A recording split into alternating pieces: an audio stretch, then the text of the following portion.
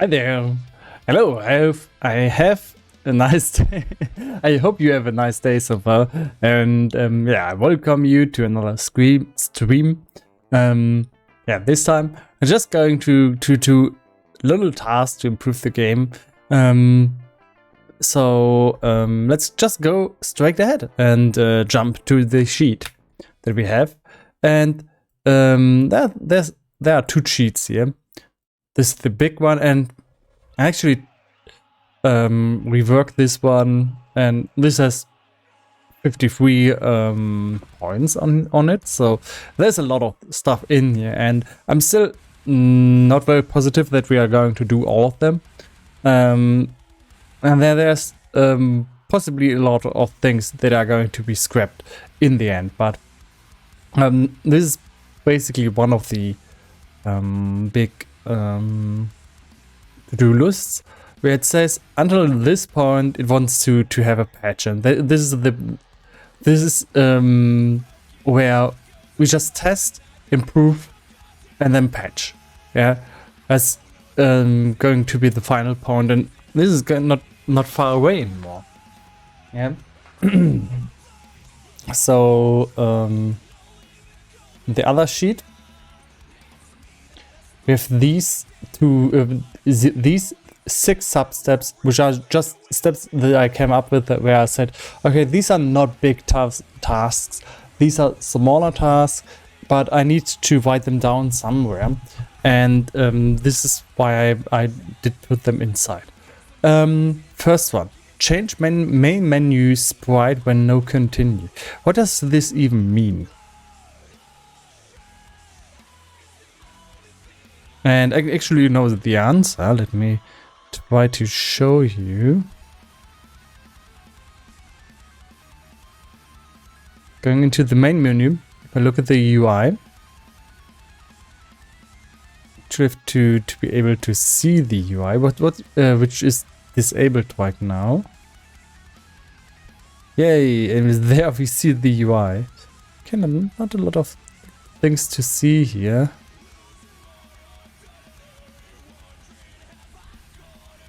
So once we enable this, we have these points here: continue, new game, options, and exit game.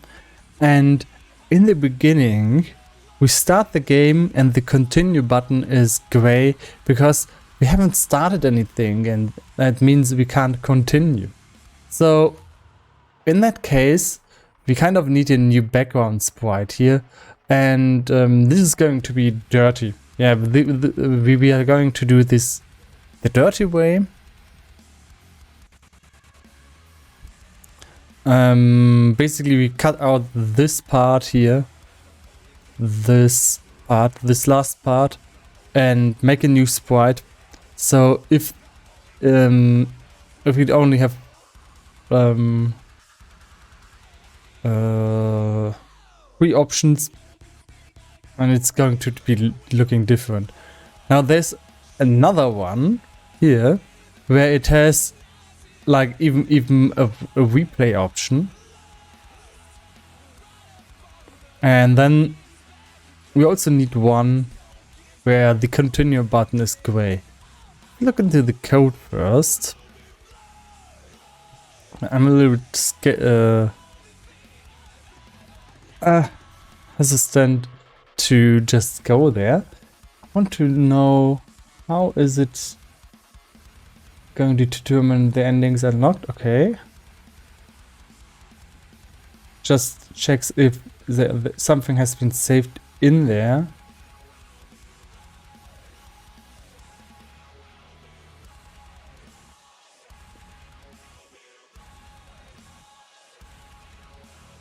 And here it's going to determine, is this loading text button signed or not. Okay, so the code is in there, we just have to adjust it a little bit. Now I first thought we are going to draw for this task, but I don't think we need to draw. We can just edit the sprite. Now the difficulty here is I've forgotten where I did put this artwork. So I need to search where did I put the artwork.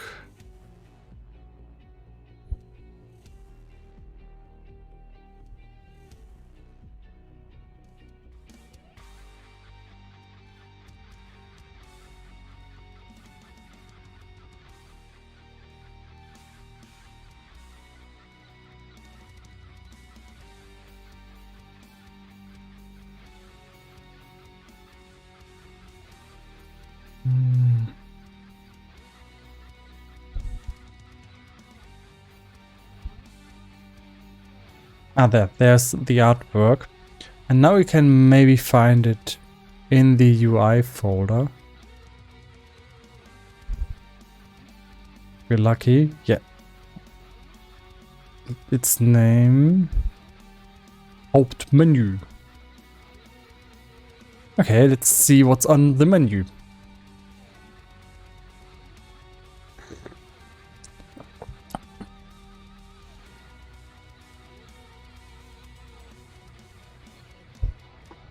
So this is the main menu, and what I essentially want to do here is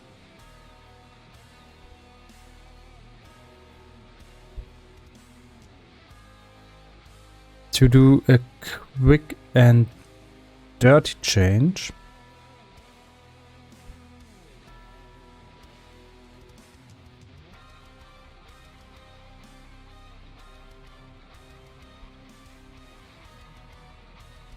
Take out this column.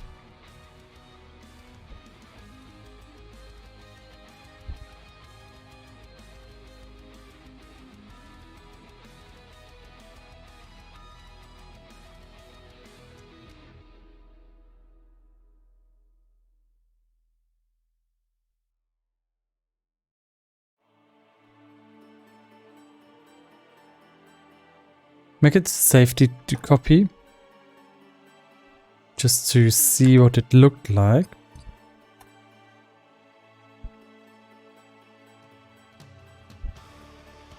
And now what I got to do is to put them back together.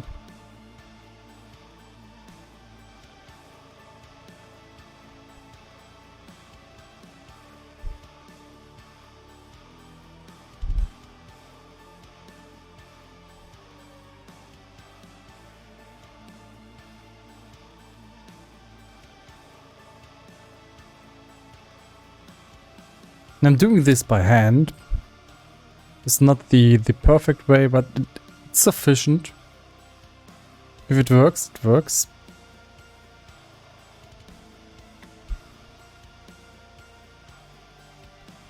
Yeah, you can... Yeah, it's precise enough. Now I can compare how it looked like.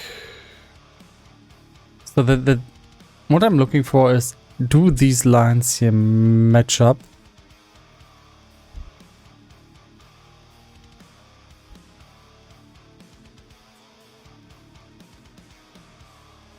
Yeah, that's sufficient. So I can delete this copy. And now what I have to do is to center everything.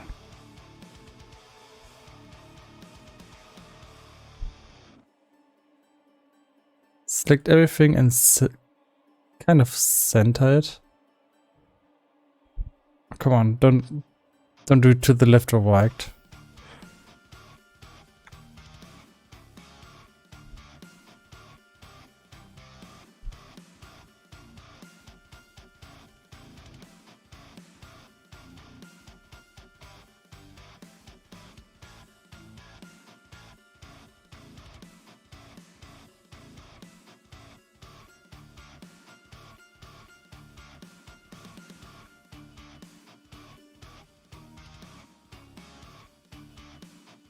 Okay, like that.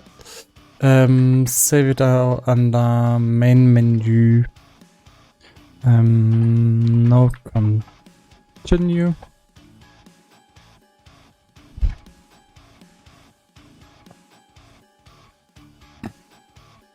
export it as a PNG.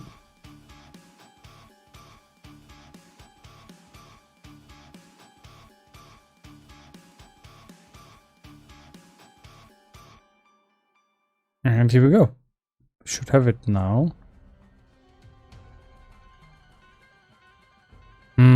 I think I've saved in the wrong folder.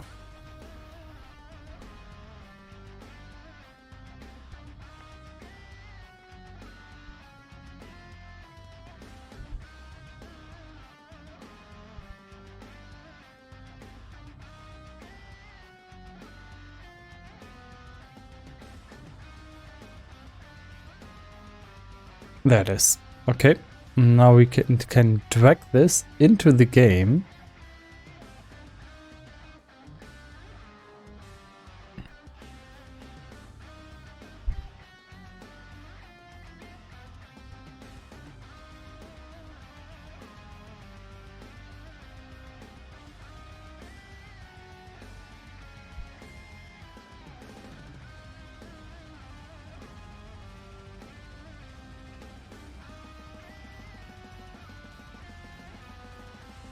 Look that the sprite settings are the same. Okay, that's good. But it looks like this sprite is different. It's in a different folder. Kind of bothersome. Okay. Okay, now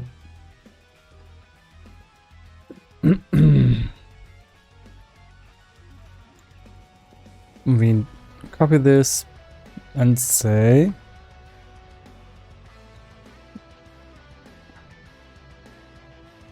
this is main menu, no continue.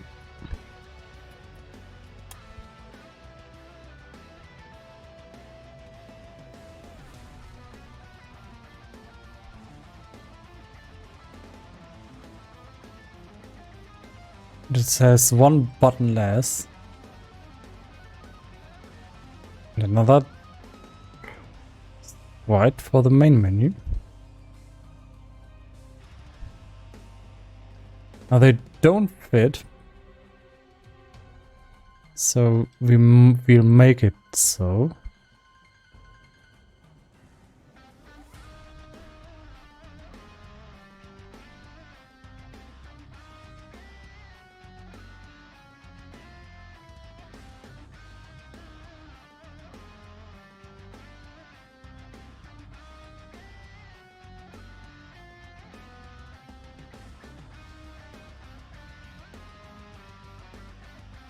Oh, it does fit. Is this an FPS? No, it's 2D adventure side scroller. And hello, Kubilalum.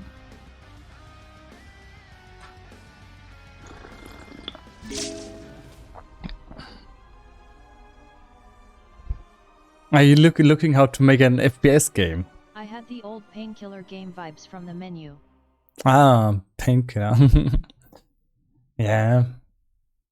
There's still a lot of work in progress, but it's a vampire game, a very bloody vampire game, and that's why it's kind of, it has a gritty feel to it.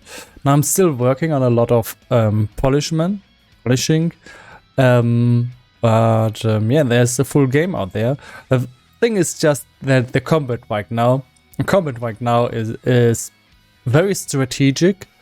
You have a lot of choices, but I feel like there's kind of it's missing a component where it really bashes the experience, where you can really smash the enemies. And strategic combat is nice to have, but it's something that naturally comes out of every game. Having combat that really feels nice, a tough balance between harsh enemies and good abilities. Yeah, and I still haven't played the full game for quite some time, so I'm just polishing right now. So now for the code.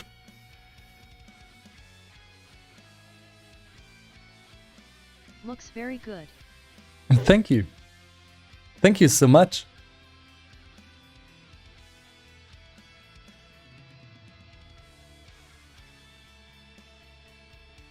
Well, the game also looks very good when playing through it. But it's just that last bit of polishment that is missing. 2D top-down Bullethel type of a game with Quake mechanics next month XD.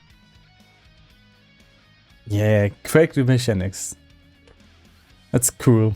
But don't overdo it like in Doom. Doom and Quake mechanics.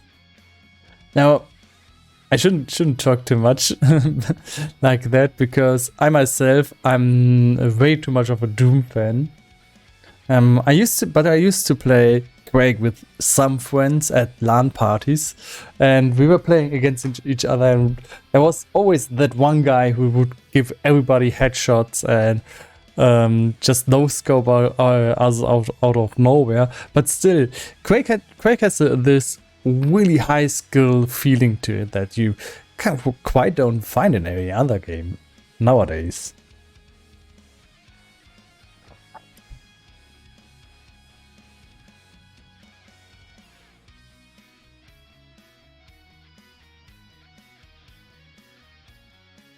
I mean, Quake makes you hate every other FPS out there. well, I'm more into role playing, so I'm more into things like Mass Effect in when it comes to shooting. And Mass Effect is really not a hard game.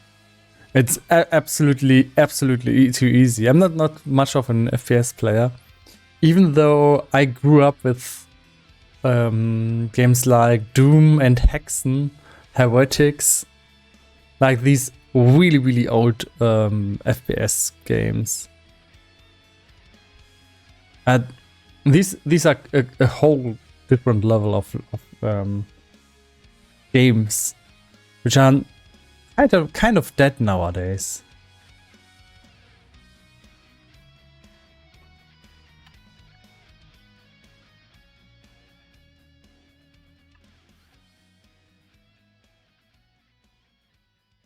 They call it boomer shooter. Yeah, for a reason.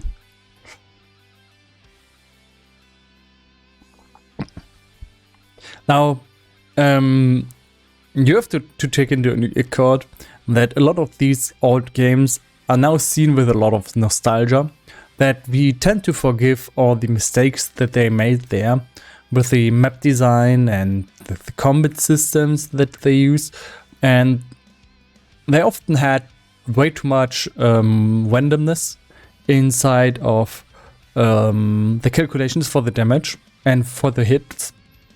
Sometimes it was ridiculous that you could hit things with a shotgun and they could make maybe one bullet would or out of 8 would hit, and then it would randomly do 1 damage, and one time it hits with 8 bullets and every bullet does max damage. So the randomness is really bad in there sometimes, but in when it works, these games just revolutionized the whole market, and that's for a reason. Most of them are really done well, and at that time there was nothing out there that was even close to that level of perfection.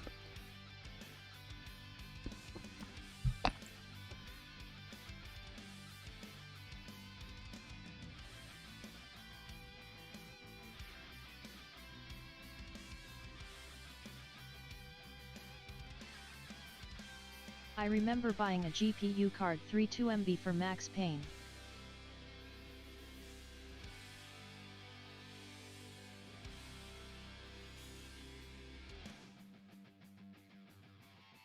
32 MB. Yeah. These were times where size actually matters. But you had to be way more efficient than nowadays. Nowadays, my little indie game here, I'm way too wasteful with the disk space that I have, and many games out there also are way too wasteful with the disk space, and it has become quite obnoxious that quite every program nowadays uses gigabytes of disk space, and sometimes I just ask myself why and how the fuck are they pumping in there so much 90 of it is bloat. of bloat. And now you would think I'm talking about games only where you have a lot of graphics. No, I'm actually talking about Microsoft Visual Studio. I was working with it in January, and suddenly on stream it gets an update, and the update is 1.1 gigabyte big, and I'm like, what the hell? Why would Microsoft Visual Studio, which consists mainly of code, have so much disk space? And I was like, okay, that's pretty much bullshit what's coming here. You cannot tell me that they have gigabytes of code inside of Visual Studio. But this is how people waste their disk space nowadays. They know we have a lot of space, so they just say, hey, then we can just choose a lot of disk space.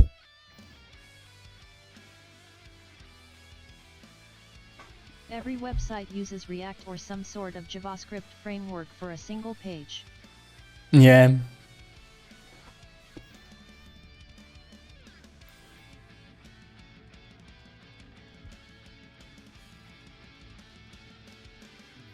Now, it's not bad to use frameworks by themselves.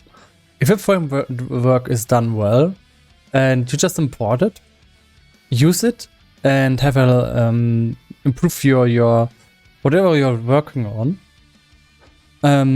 it's a very important skill for yourself and for other workers or whoever is working on the project too, to be good with importing frameworks.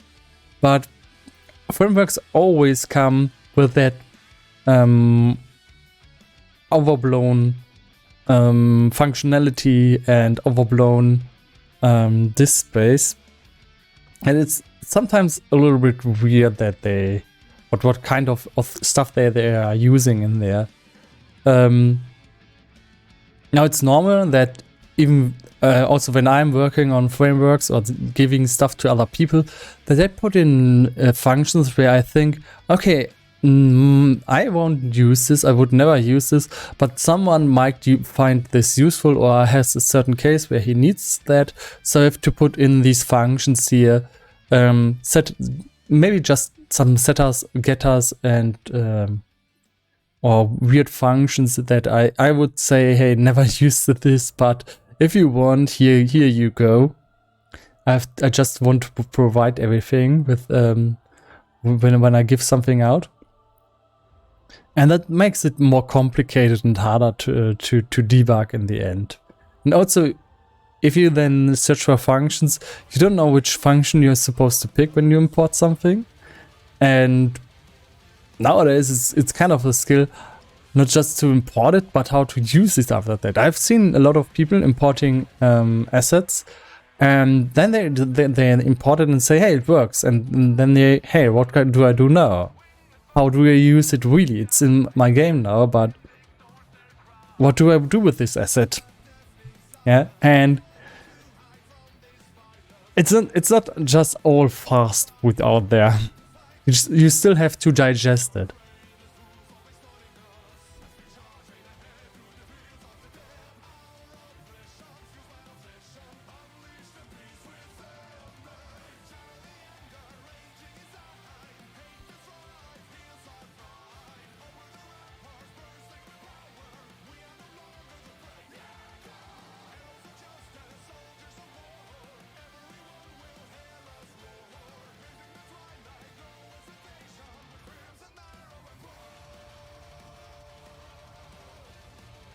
So I'm now extending the main menu buttons.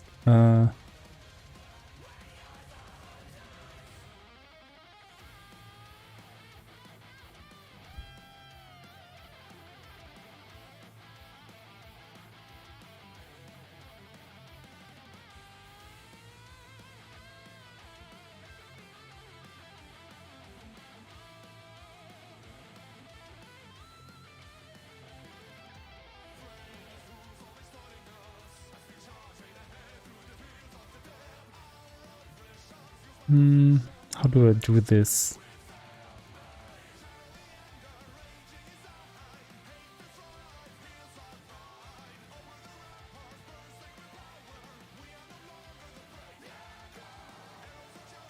I kind of have to put this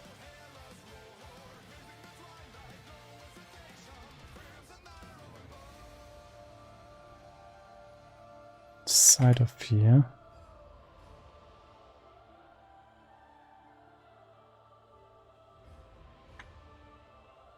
I have to change the if clause.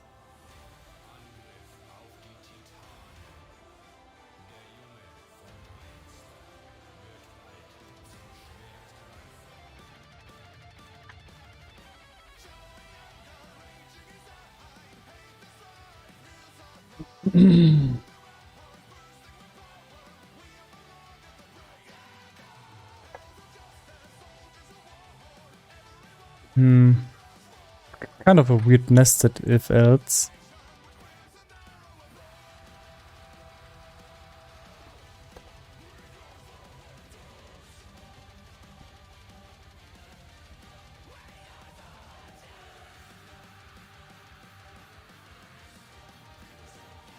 It's a little bad because in this case we're doing the same thing.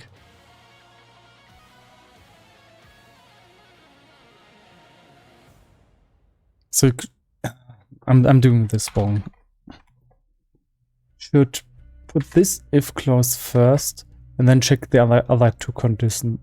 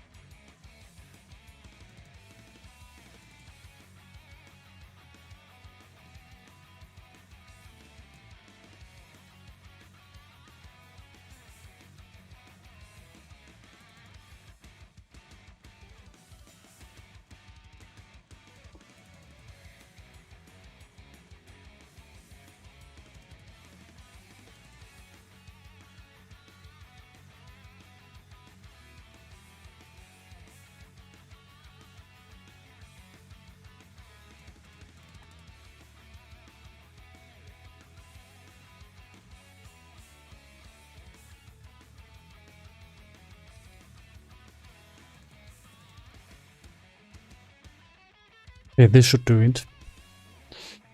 I have to assign this new no continue button main menu instead of this start menu.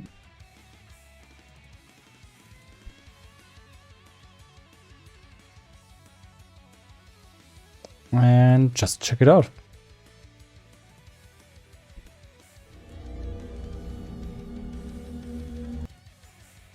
Okay, there's a null exception.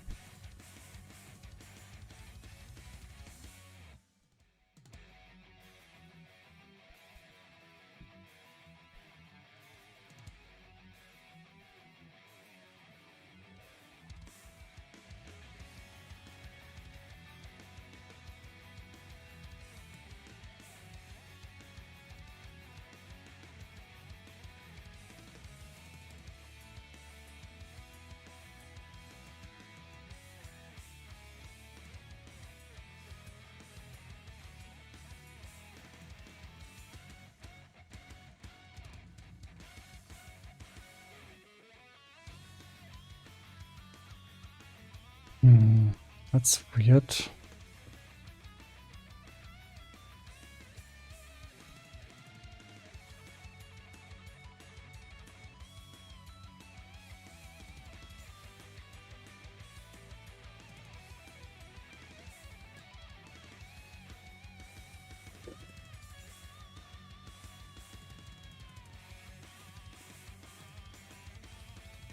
So previously this once knew when it was inside of the main menu, now it doesn't.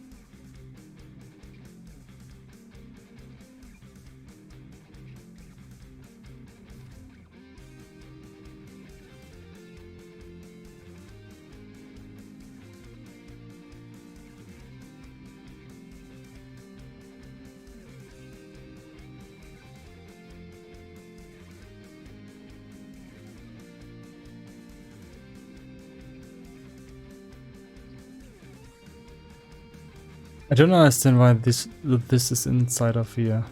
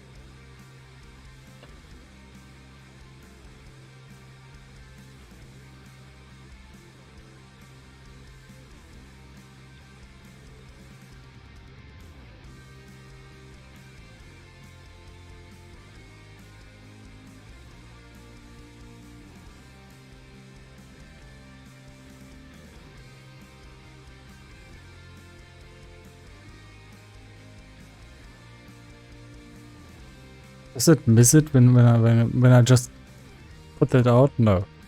Doesn't have any consequences. Okay.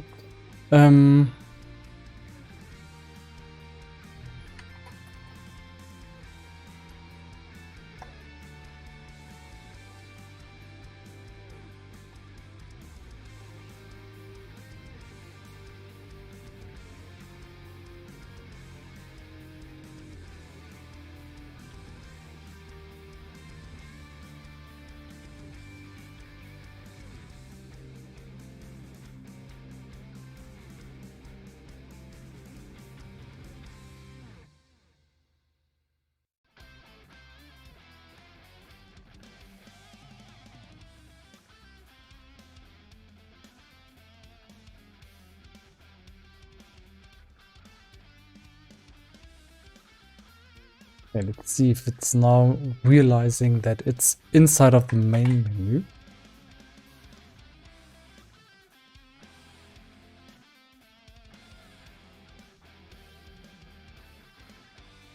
Yeah. Kind of is.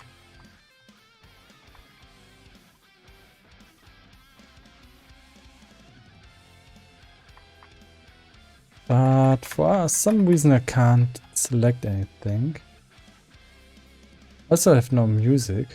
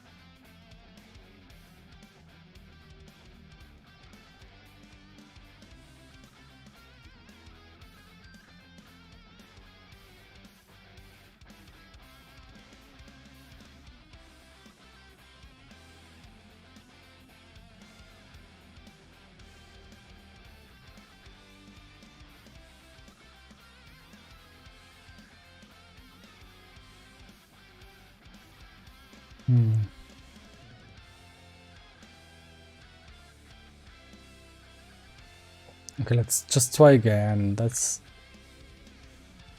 weird. Doesn't work anymore. No, it doesn't work anymore.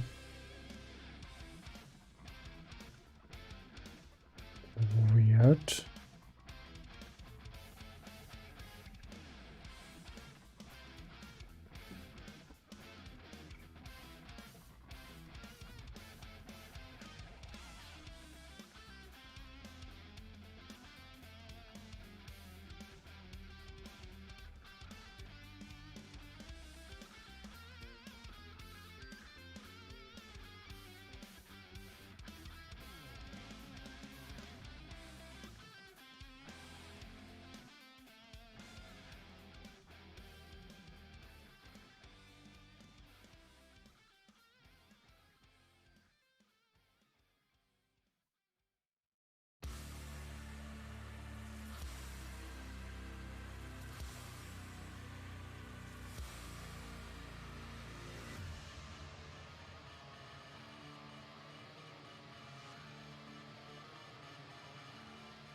Is it now bugged in every scene?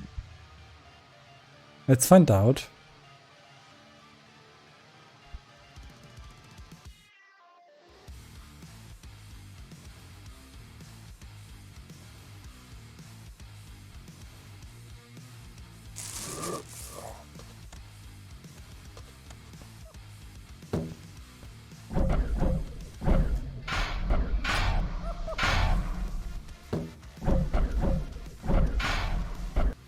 So it's not bugged in every scene.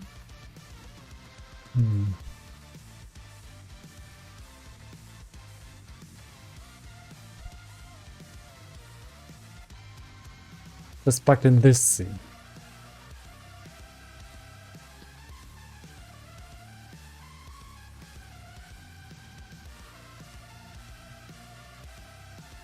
Didn't select anything.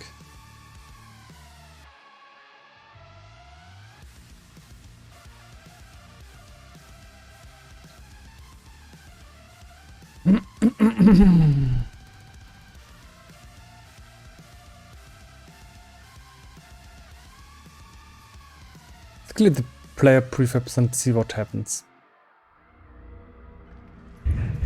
Oh, it works normally now.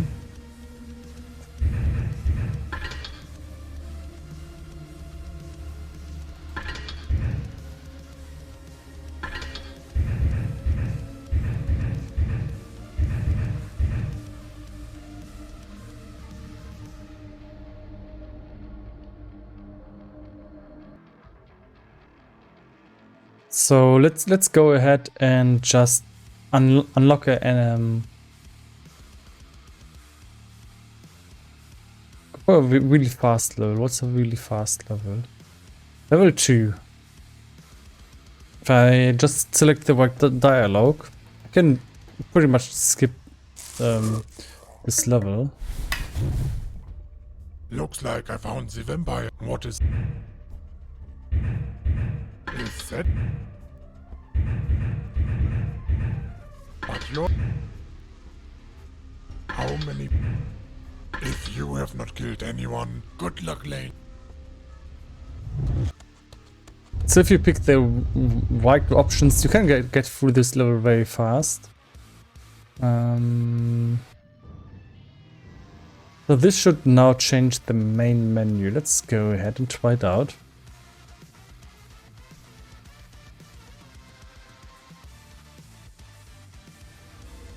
Yeah, here it is changed. And also this menu is also completely normal.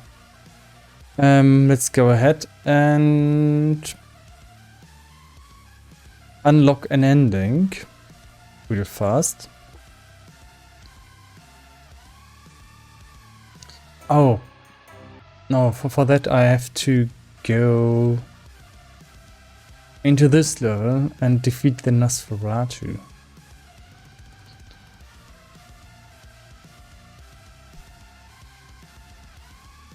Not easy.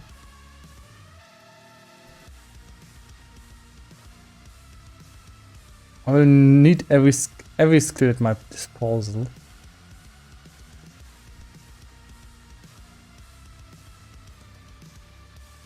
Yeah, okay, let's go.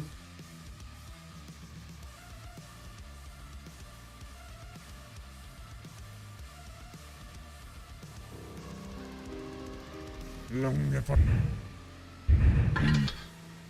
Do you? I see. Let become. Oh, that's not correct.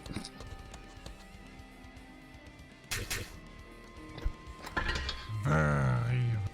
You shall now become a new being. Help our people. Oh yeah, I forgot. There's a really easy, cheesy way to skip the new Nosferatu fight. These are the mountains where the attackers came from. It is said that they have a castle in a cave, meaning they could be very powerful. I also have reports that the guards found burned bodies of our peasants. Their leader seems to have burned them alive. He must be eliminated for this. Show no mercy, Larry, for they don't show any for us. Get to the leader at all costs and show him what happens to those who attack us.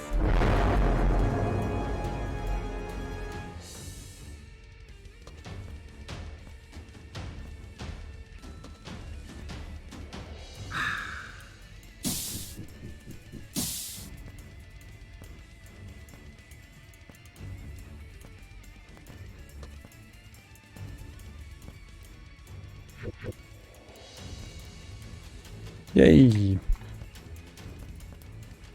But I'm not here for the game. I'm here for testing. Unfortunately.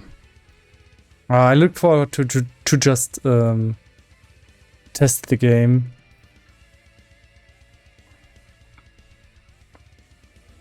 So here I have the unlocked ending menu, and no button is selected. So what's going on?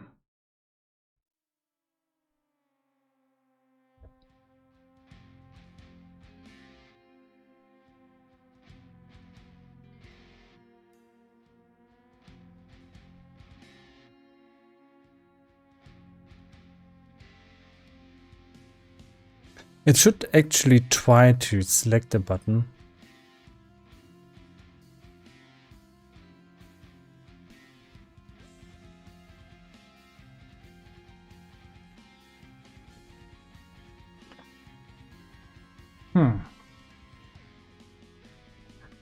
Interesting.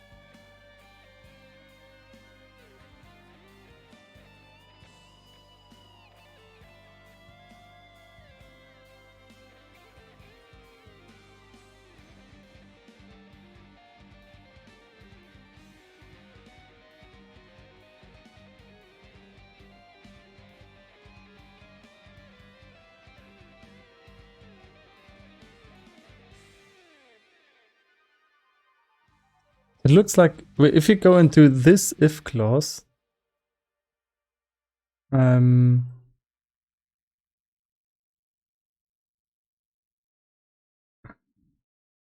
doesn't it doesn't select the right button for some reason. Oh, and I get why. Because we take the old main menu and then try to select that button, which is but that main menu is deactivated. Now this should be working. Yeah, it is. Nice. So that fixed our issue. So we can say another task. Done. Now clean up player scripts. It's not a task that I looked forward to, but I look forward to having this task done because this is really annoying me how many lines of code the player actually has. So let's get ahead and finally fix this player script. For this I'm going to the test level, select the player, and basically with this aim visualization, damage UI script, the user control, they are all fine. But now we have way too many audio sources. Yeah, I would do things differently. And now we have this huge mammoth of script. And what we are going to do is two things. We're going to split this into partial classes. This is going to be split into partial classes, and we're going to use Norcd attributes to make this look a little bit better. So first of all, we need to go into the scripts folder, which is pretty empty. I think it's units in here. Yeah. It's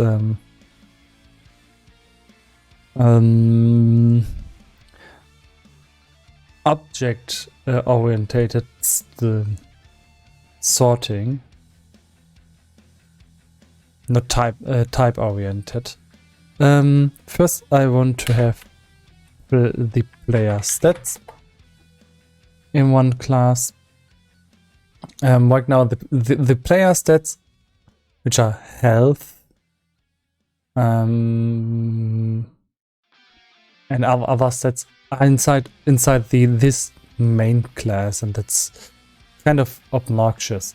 So I'm going to open this up in one window, this in the second one. I'm going to delete everything here. The player stats are just stats. And I'm going to start taking things out of here. And the only thing that we have then is going to be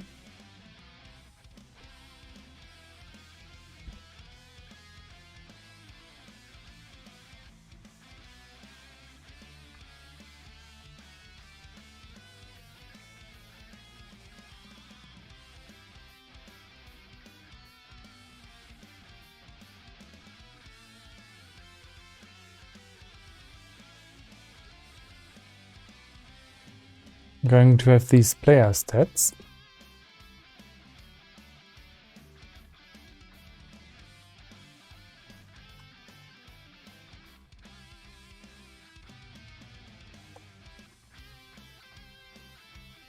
And these player stats also have to be on the player prefab.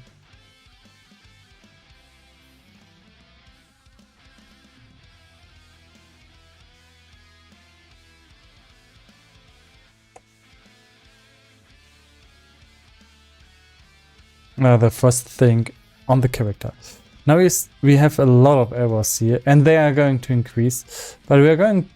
But the first thing is, I just want to go through here and just see what kind of stats I want to copy in.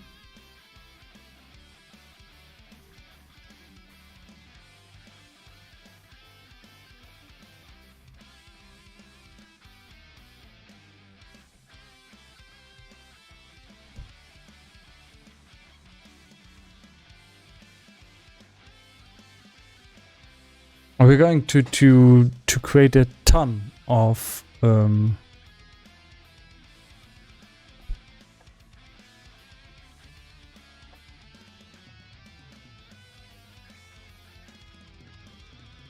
to fix a ton of bugs inside of here.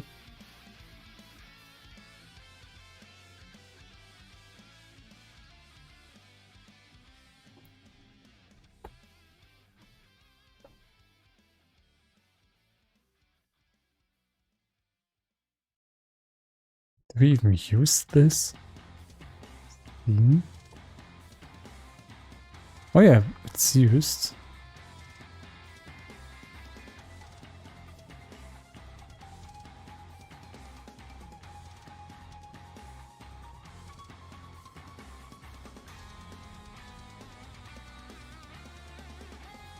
No, it's just set. Ah, okay. It's a little bit weird. I mean, we won't fix the code. We will just sort it.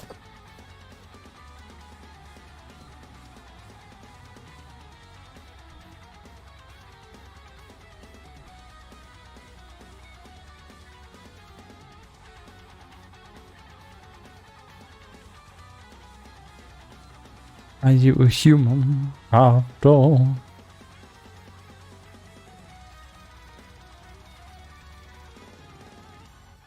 If game objects, they are not stats.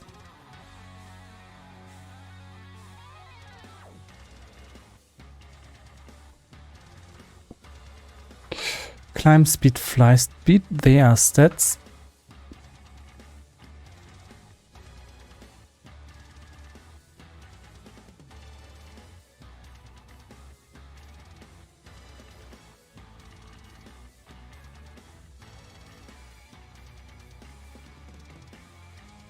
These are stats.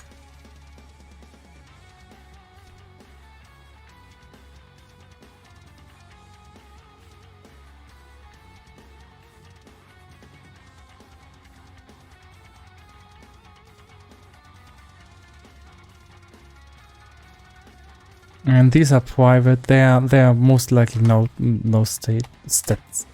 So now we have all stats inside of one class, which makes it really hard to work with. And now I'm going to translate all the old settings inside of here. So just reading them through the inspector.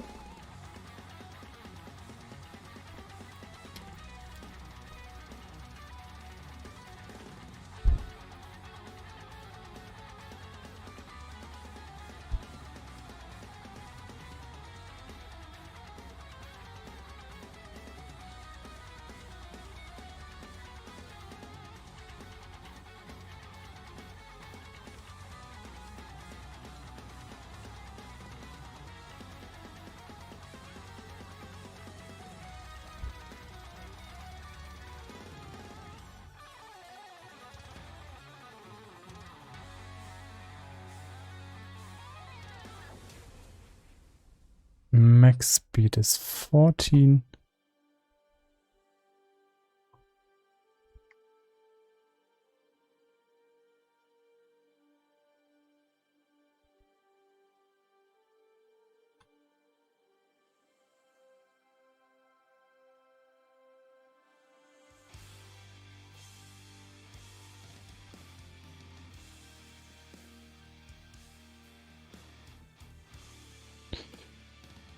Okay, that's good. Also fix how these things are named. Well, let's not fix that yet. Because there's still references that are now missing.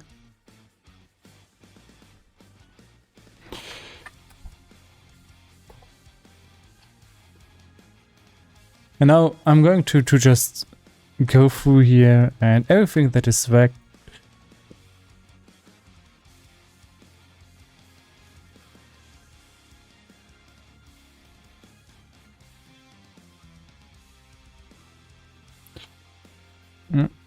Going to put all these to public for now. Might be that I put in only get, don't set inside.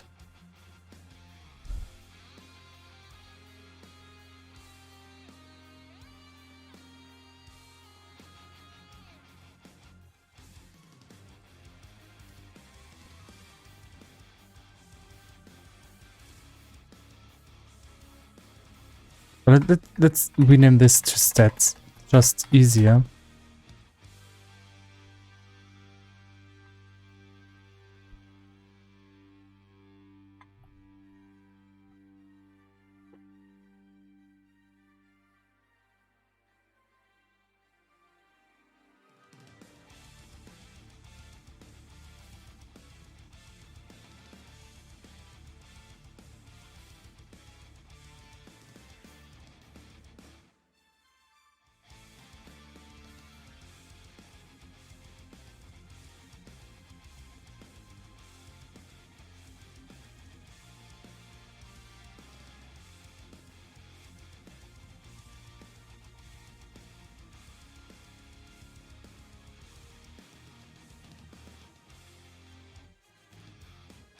And normally you would just click through all the errors, but since it's 54 errors left, yeah, I can just scroll through here and find all the errors because there's references to stats everywhere.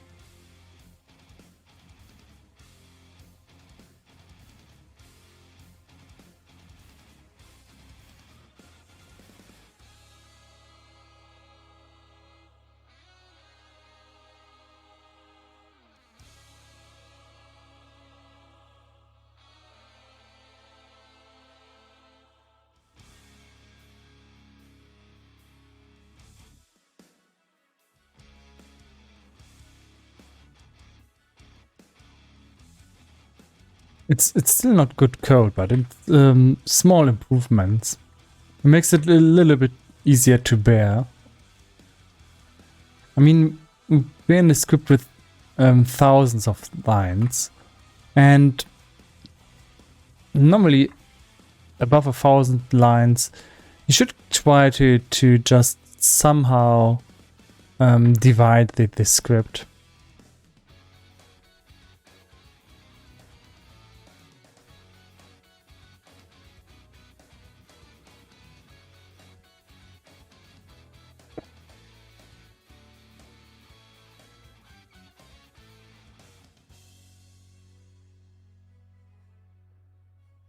And we're through here. Okay, now the next one.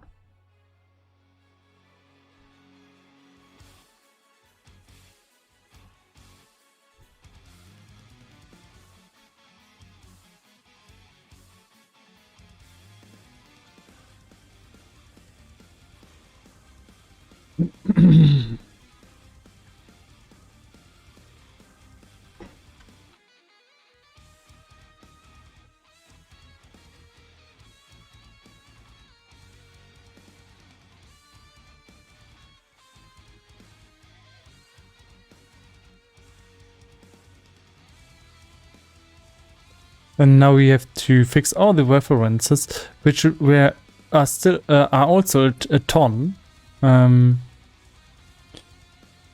Where references to all the stats of the player have been made. So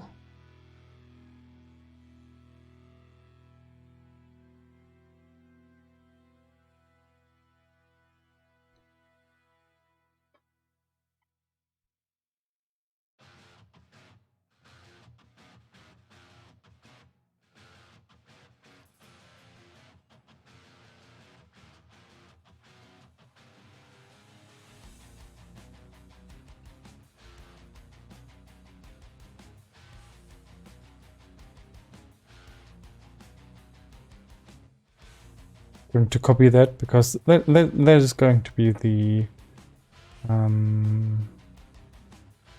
easiest way to fix this.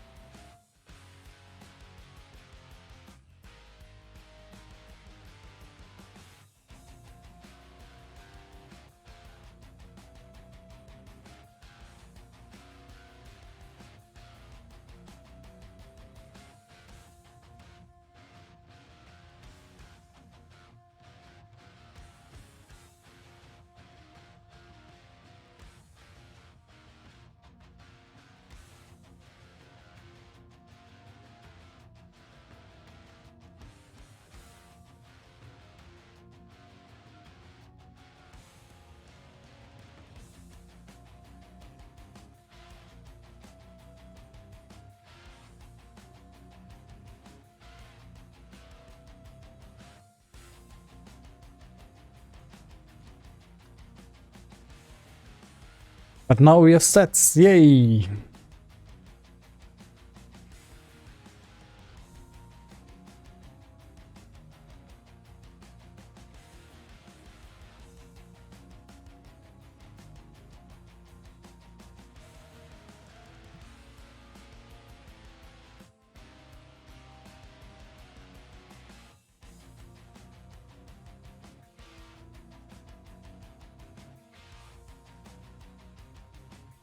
This one needs a variable.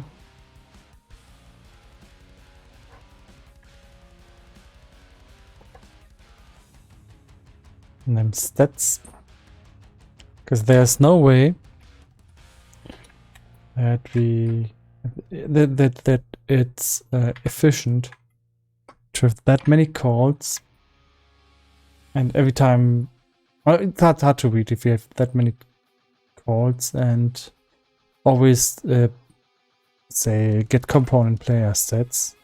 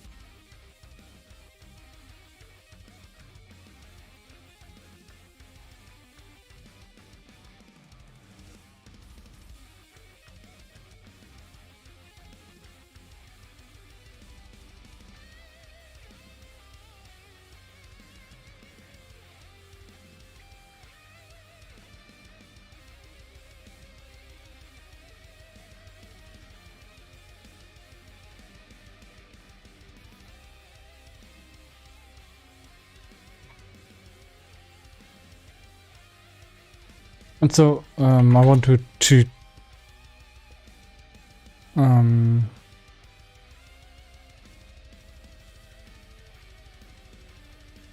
specify types of variables here.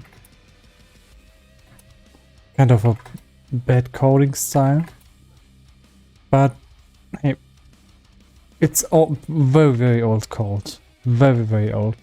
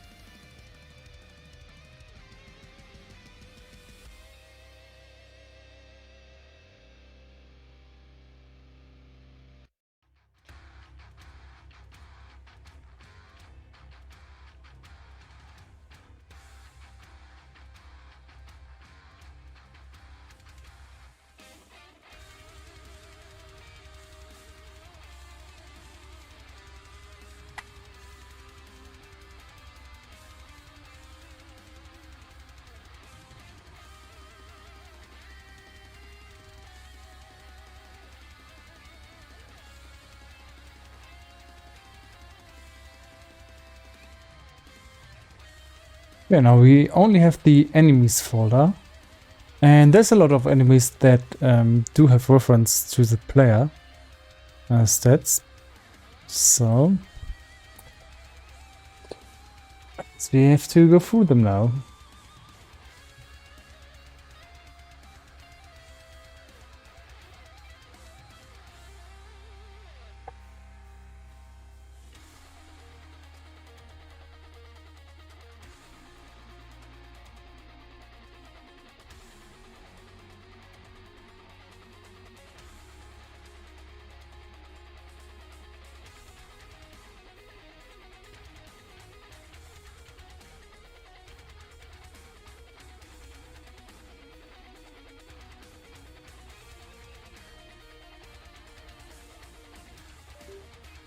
And here my keyboard broke down. To plug it in and out again.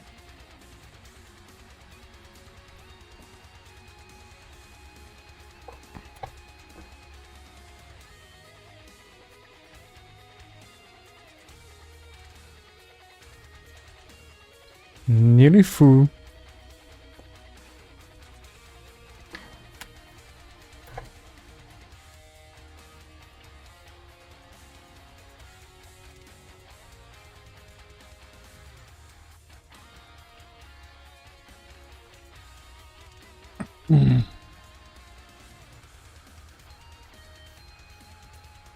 Nearly there.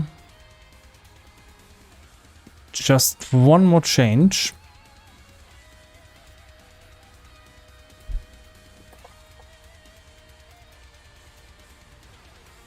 And let's see, is there anything wet? No. So this should compile. Yay!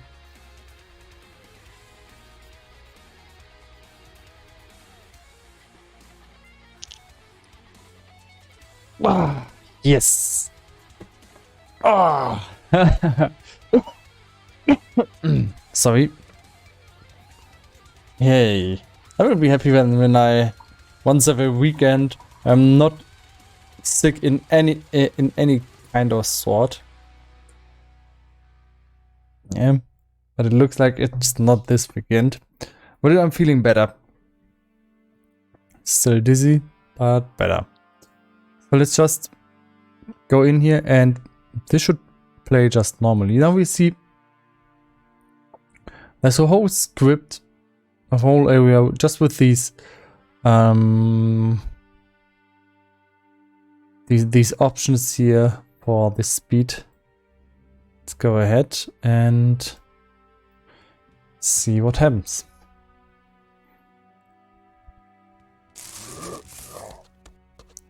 Looks normal to me. And I'm dead. So I can still take damage normally.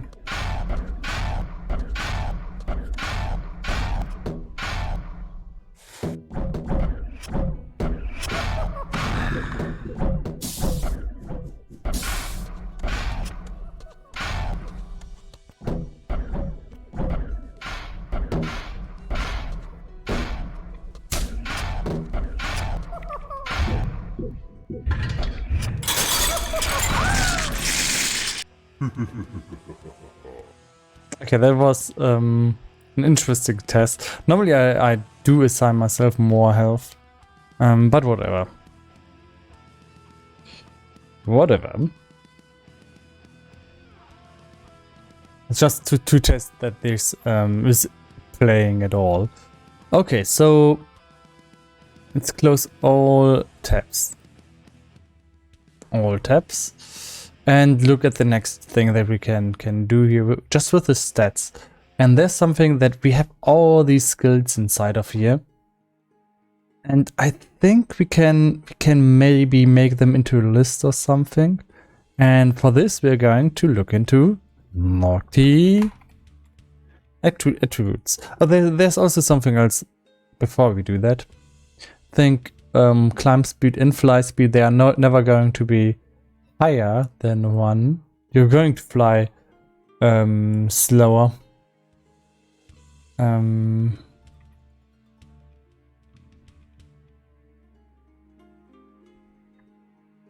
Then you're going to climb and fly slower than you normally move or walk.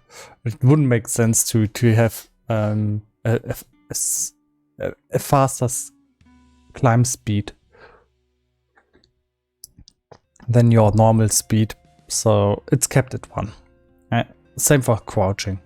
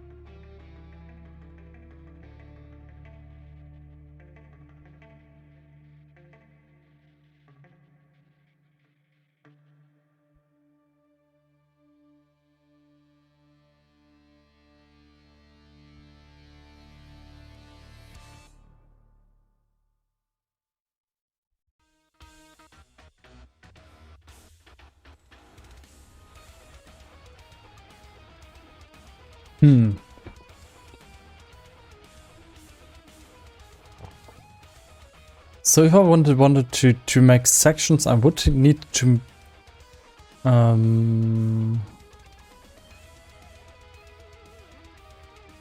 create scriptable objects, and then I can expand them. Is there not another way around this?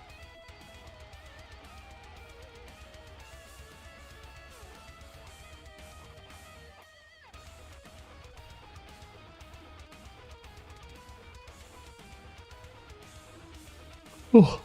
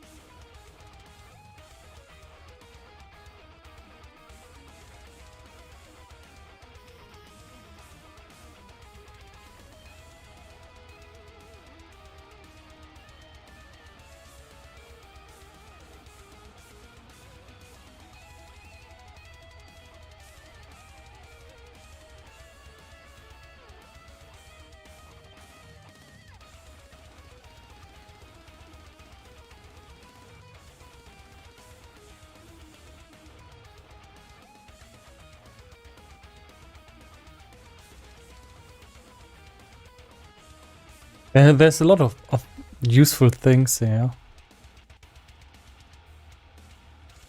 I can make box groups. Fold out. Yeah, that's what I want. Let's give this script hell and make this into a fold out.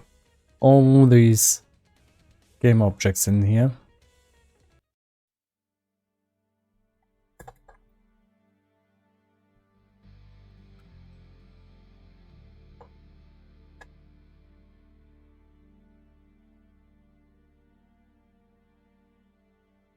Fold out effects.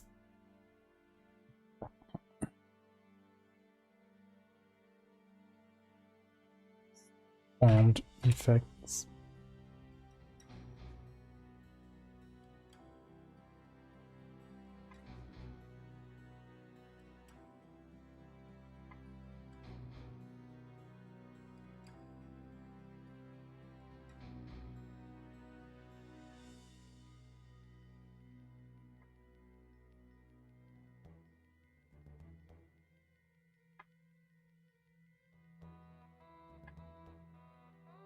Let's just see what happens. Oh, hopefully not everything will disappear now.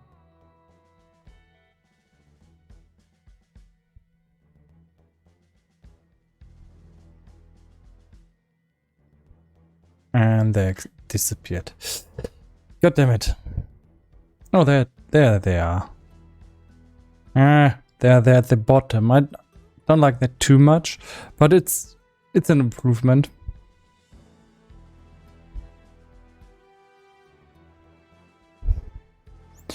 And for those skill choices,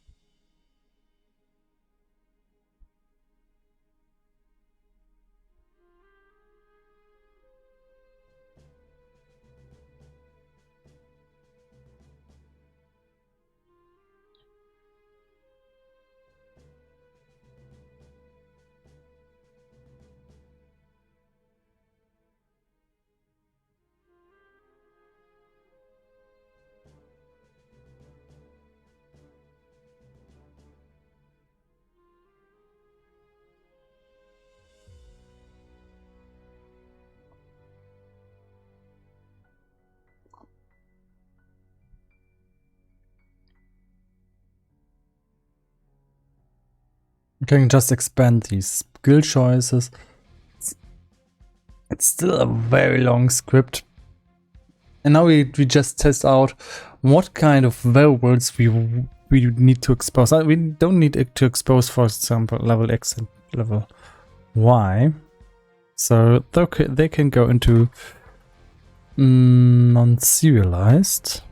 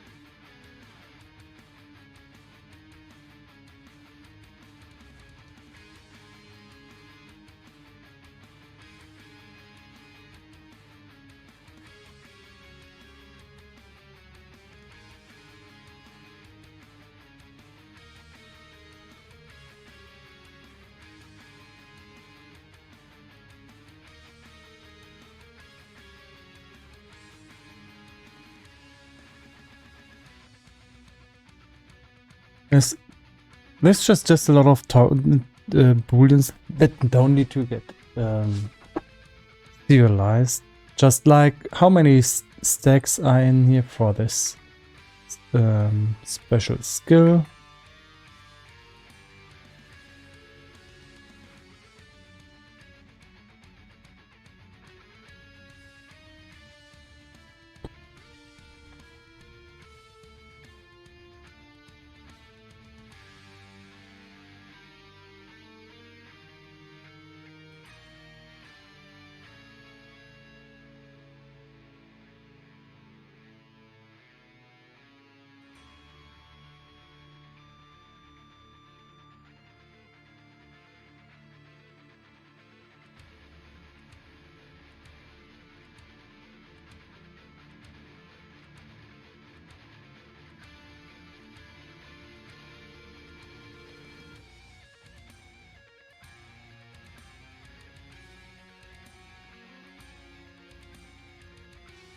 I think with this scene, we don't need it.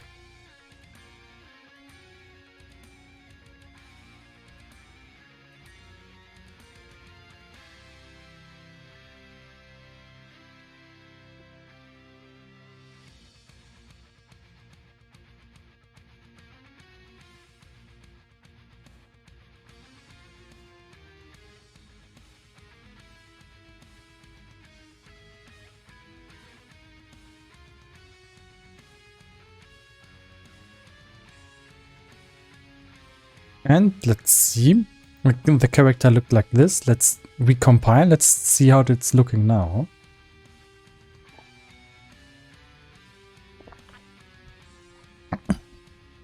And it's way more compact. Now, this is something where you can actually find things. It's still a lot, but it's less cramped than before.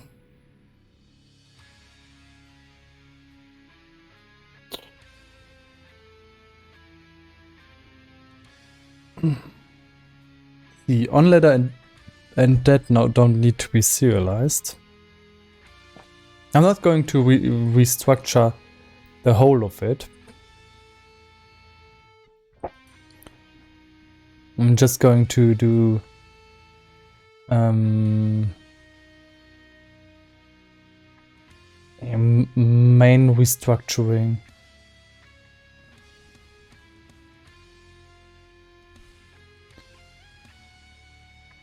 Okay, here we go. Now if we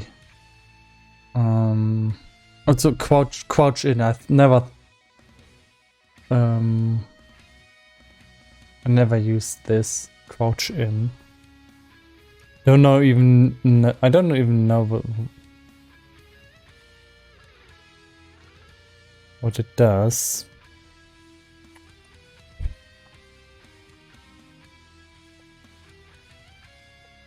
So.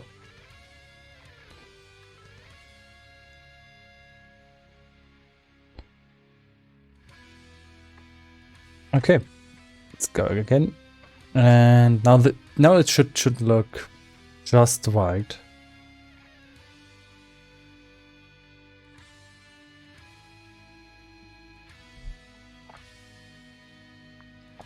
And now all these things here, they are the things that you can actually toggle, and in some levels. I don't have bloodthirst UI when there's when you become a human, you don't have bloodthirst anymore. So there's an instance where you need this, and everything else. Most of these here are physics settings, but they're things that I actually use on a regular basis. So I think this actually makes more sense than what I had before. And all the skill choices are in one list. Spawnable effects are in one list. Can be expanded. Now, it's still a lot of effects, but hey, like this, no problem. So that makes it a little bit easier to work with. Now, if we are going inside the script, it's alone 100 lines of code just for variables. They're sorted, but yeah, it's still not perfect. But you're not going to get perfect with code like this, where every audio source is written down like this. And we have to just accept this, that this is way too old code, and cleaning it up completely would take too much time. But there's just some things like splitting it up into small chunks at least, so you don't have too many so that I'm not too much afraid to show this script.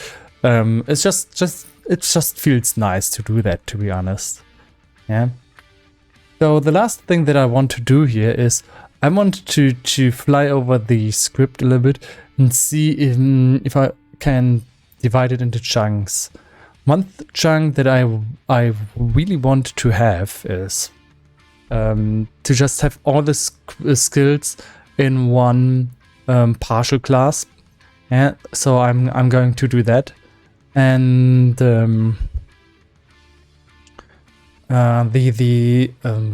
other things, I could imagine that you could put on all the movement functions in the partial class, but they're in the update function, and that's kind of annoying. So I think I will just for now put the skills in a subclass, and then I will read through the code automatically and see if there maybe is another thing that I can do to improve the quality of this script. Because the main problem is this script was 3,000 lines of code, and that's too much. So I'm going to do partial class. Now I'm normally not working with partial classes, so C# partial class. How do we do that?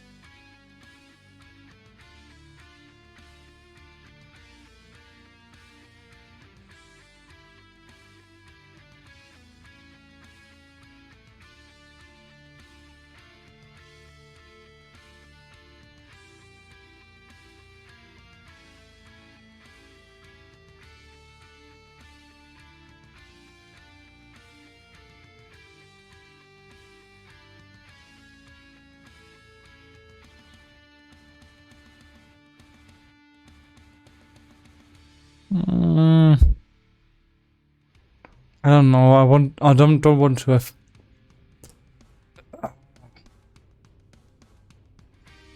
to split this class into different files.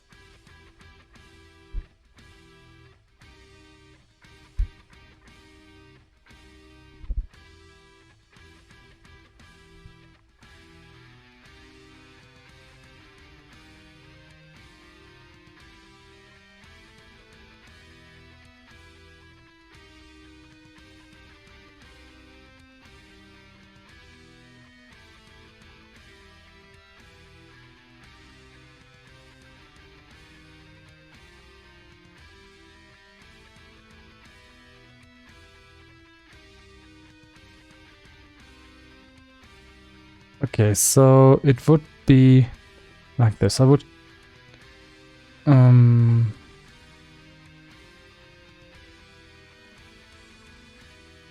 click this, copy the name and say this is the skills.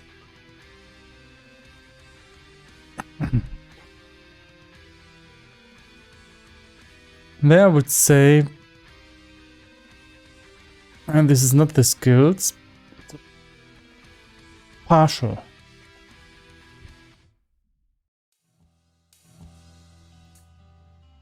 And also this class now is partial.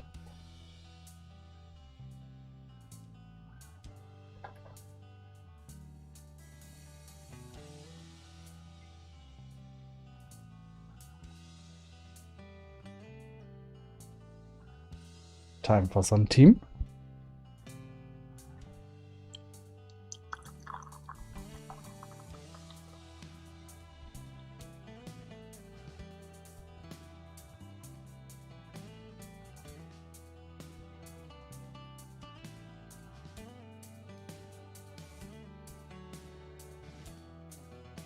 And we are now in the red. Why is it red?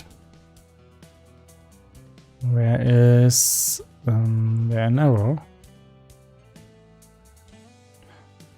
No, because we have the same member twice. Can get rid of that. Okay, and then it's, I think, just transfer one thing from one class to another. Got it. So let's just go through this class and see. Let's maybe fold it. Let's just go in here and see what kind of methods could we get over. Show prepared detachments.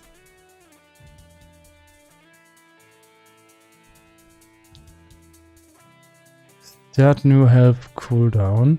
This is the skill.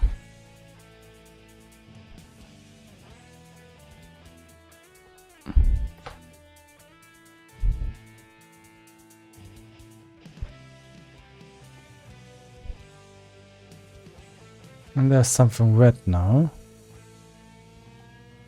Oh, okay.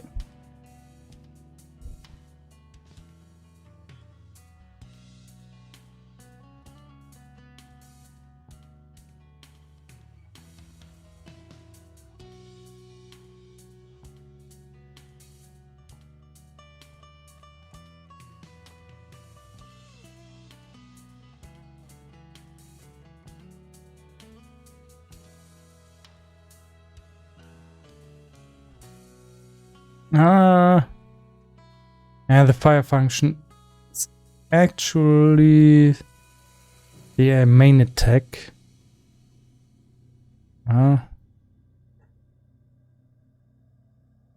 Aim, stop aiming, dash aim.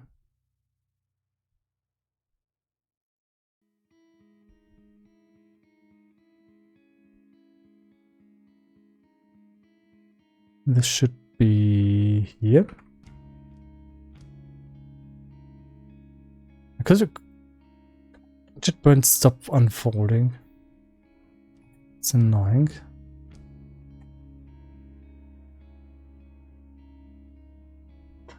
Fold.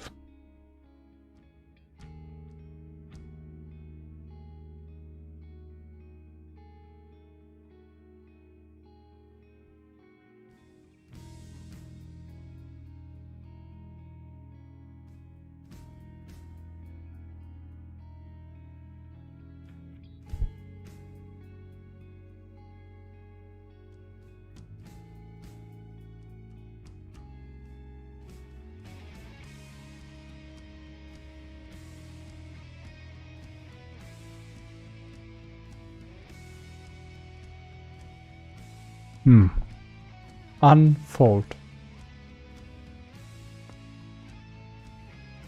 Oh, come on, let me void. Okay, unfold. Okay, I can't set this. Don't know, I could Google this now, not in the mood. Okay, that's definitely skill.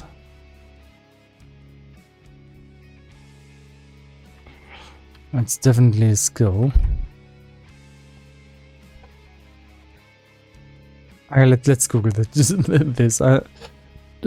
JetBrains Wider do not unfold copied code.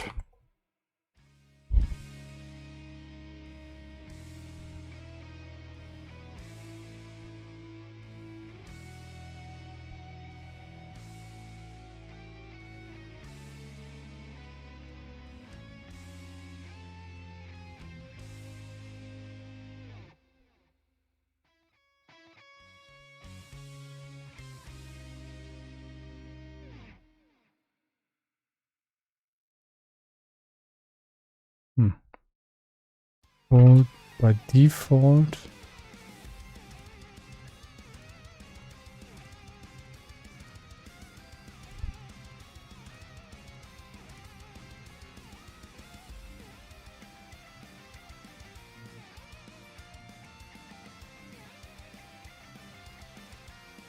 Method buddies.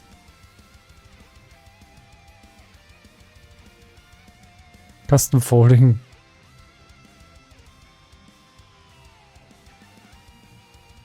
Okay. So now it should fold automatically.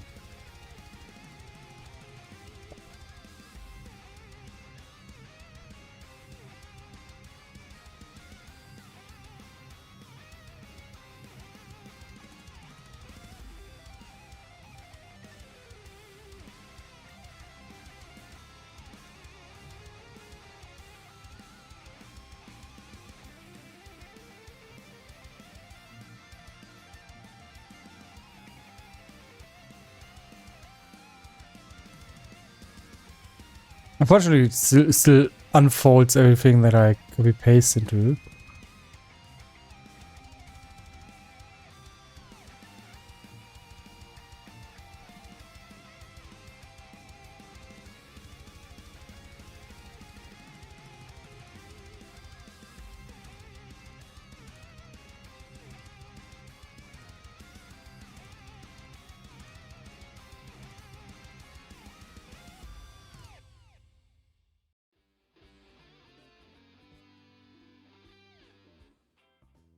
Also interconnected. It's kind of annoying. Hmm.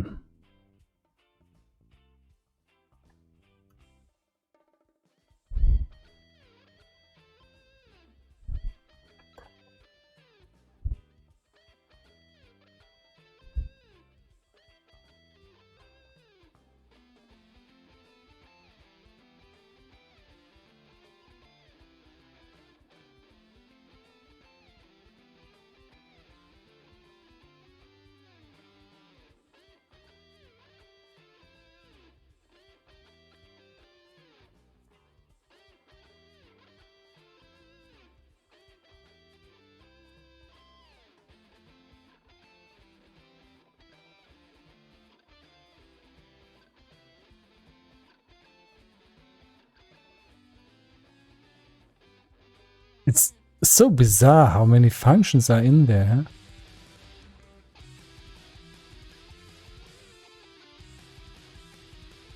And still, most of the skills inside of here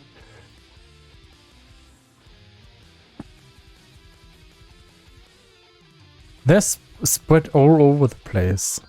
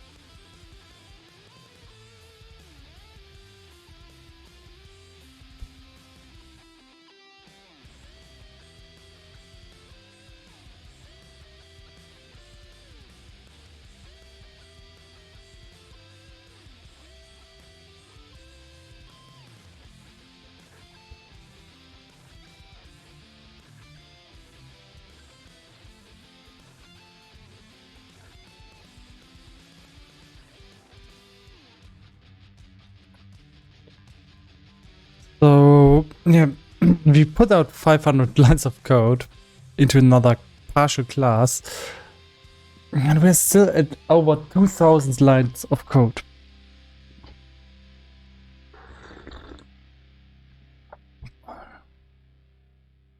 So these are just skills now, but it's hard to actually make more subclasses. Maybe one thing that would be is being hit.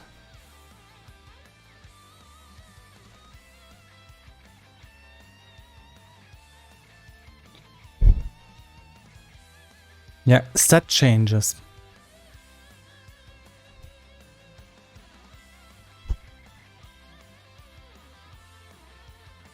So let's make a new class, and it's going to be named Stat Changes.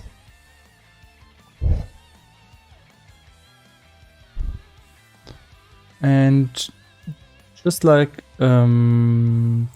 this class here, it's going to be a partial class.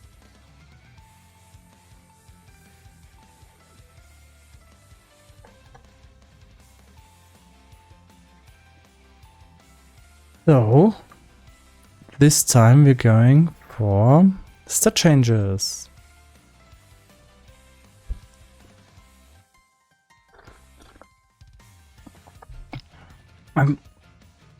So what is a sealed class? I've seen that.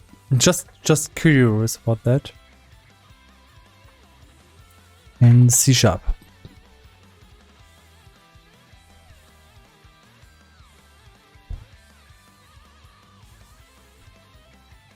And then no one can inherit from it.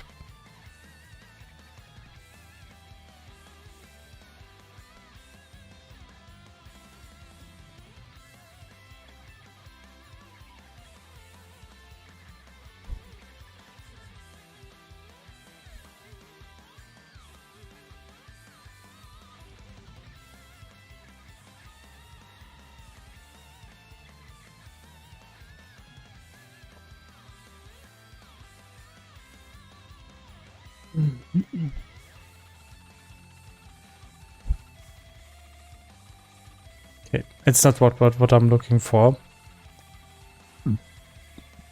Sorry. So all these hit functions there, they are going inside of here.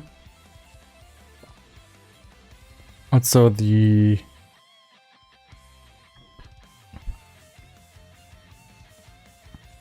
handle hits functions.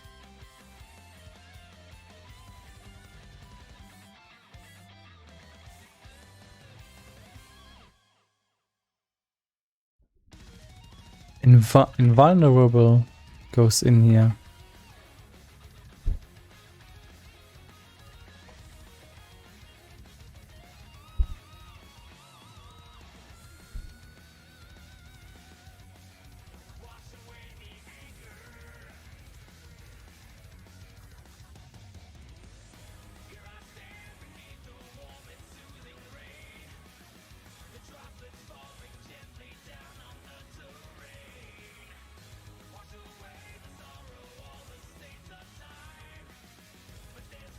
Just a few lines of code less in the main script.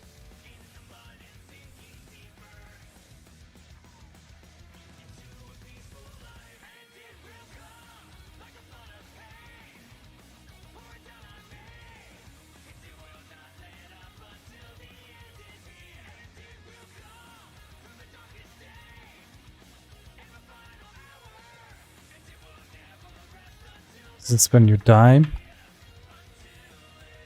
The death function also needs to be in here.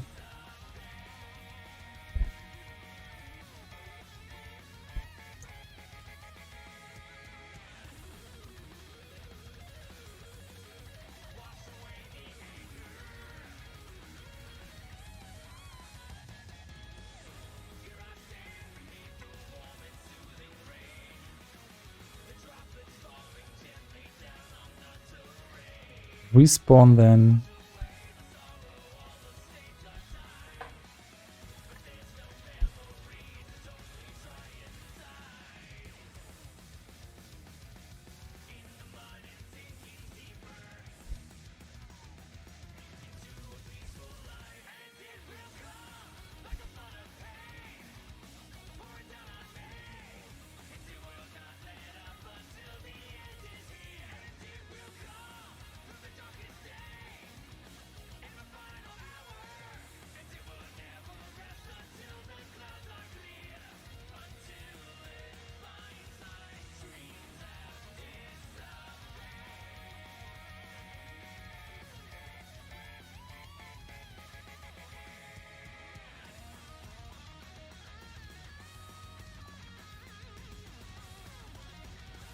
And we're now down to 1,800 lines. So we took out 1,200 lines already.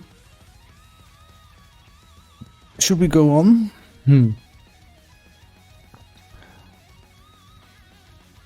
Yeah, we can make one last class for attacks. Oh, there's an error. What this?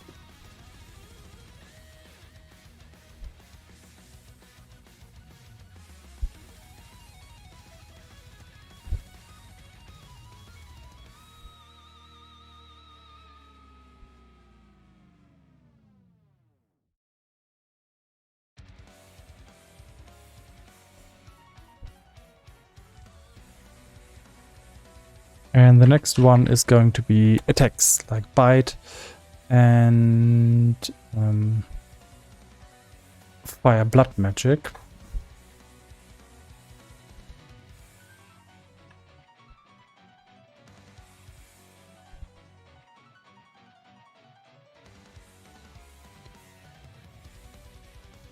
Let's rename that into main attacks.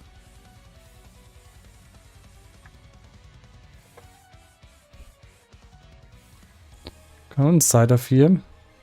Don't find the file because it has been renamed. Go back. open it up. Now it opens in another window. Be right back. It'll just take a little bit of time.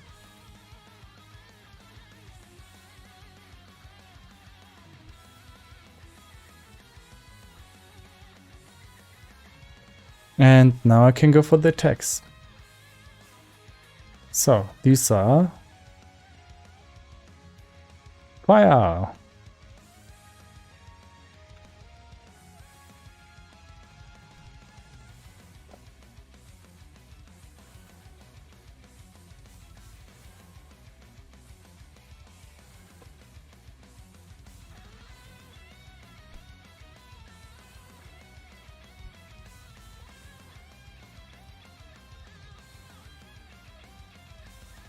We cast blood magic. Fighting and all its extra methods. Yeah, they are in here.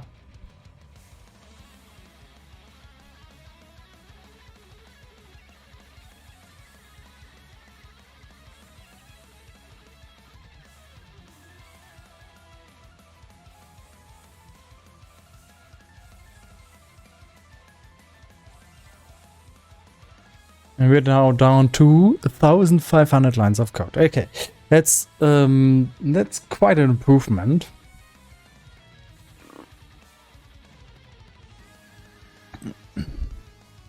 Because now, if I want to work on the byte functions, I can immediately find all of them. If I want to look at the set changes, hey, there's still a lot, but at least 500 lines less of code that are cross-referenced in there. Makes it easier to work with. Yeah. No, bloodthirst. I don't know.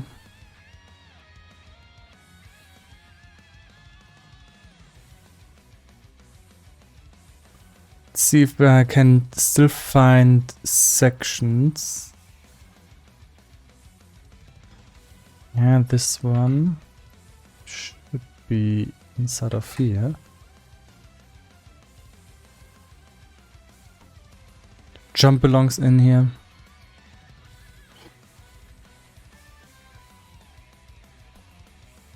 These are stats.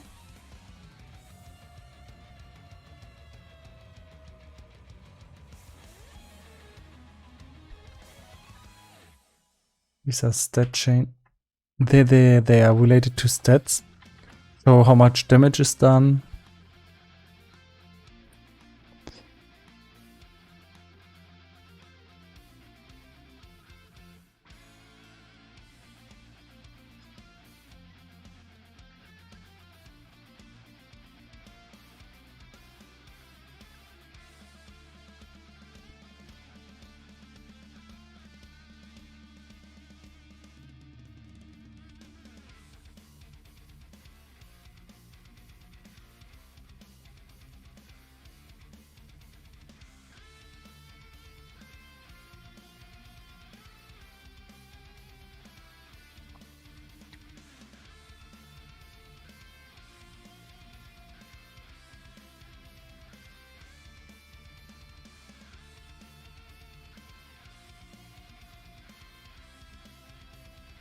There's 4 methods for aiming.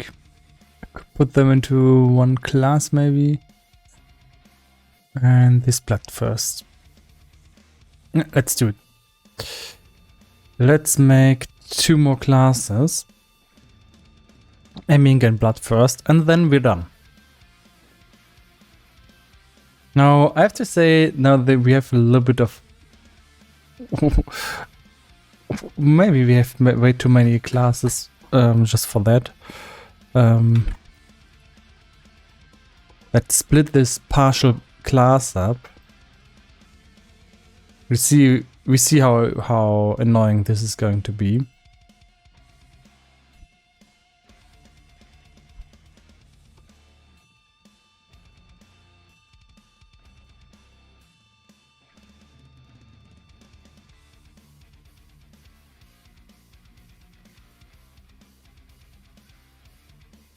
Come on, I didn't do anything. Why do you compile? Don't compile on me. Thank you.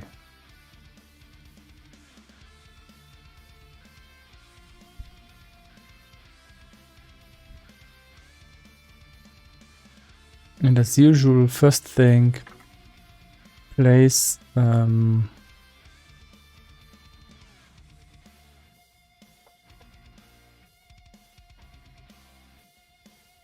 the what the come on, stop it.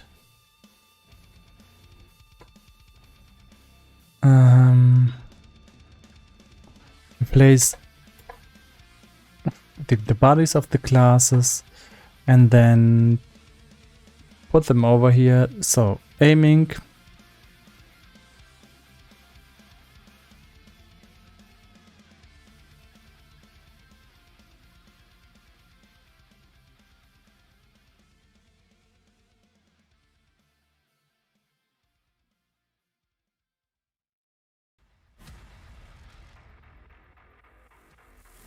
aiming goes in here.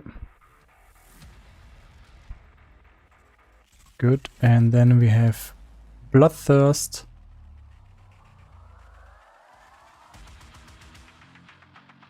And for some reason the bloodthirst region just got opened up, which I don't like, to be honest.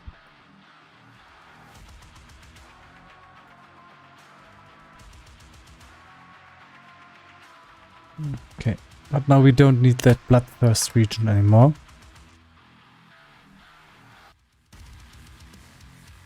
Okay, now let's take a look. We're down to 1,200 lines from over 3,000. That's good. So this is a vast improvement. Just to, if you scroll through this, you get a rough idea what this is doing.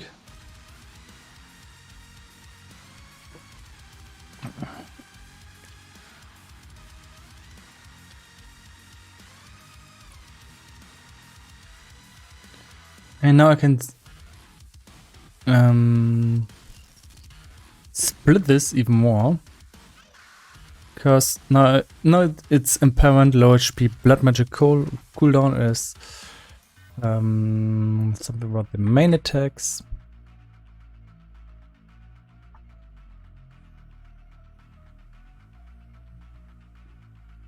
And in here there's mainly just movement things. Mainly. There's still a little bit of mass. Change attachment.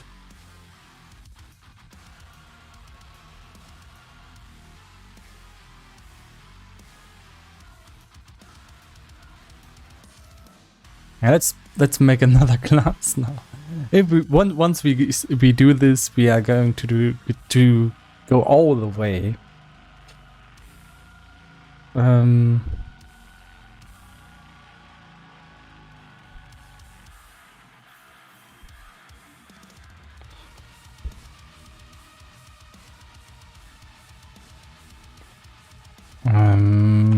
Hand attachments.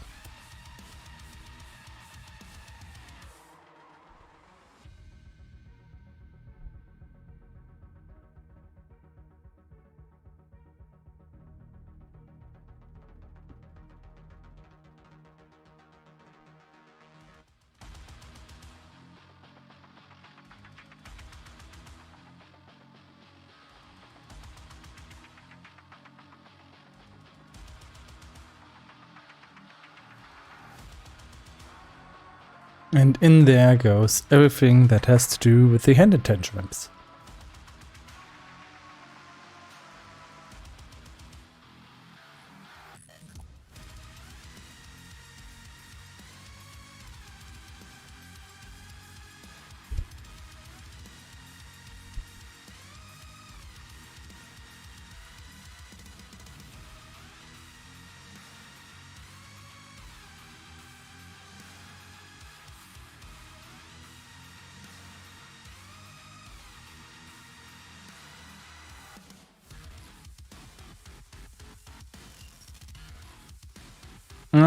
That's in the main attack section.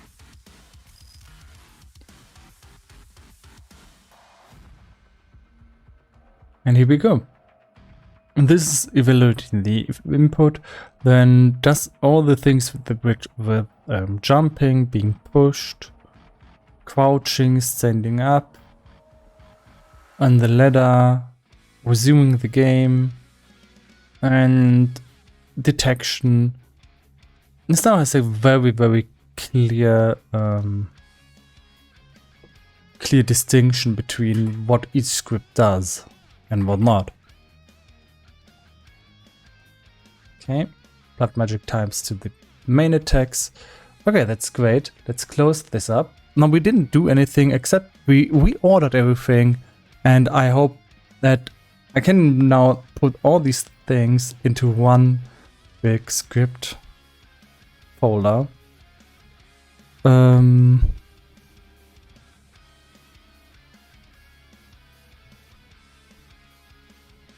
Main control scripts.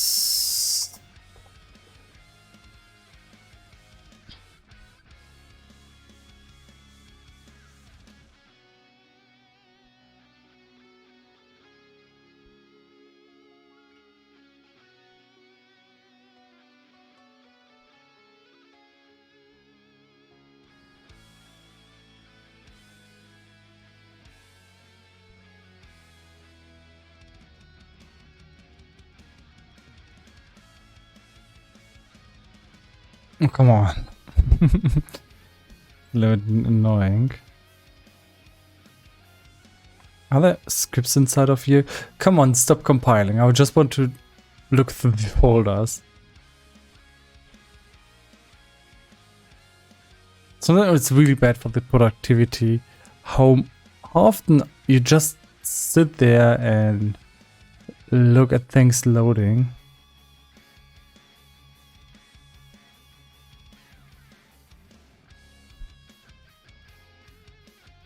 Let's put this inside of here.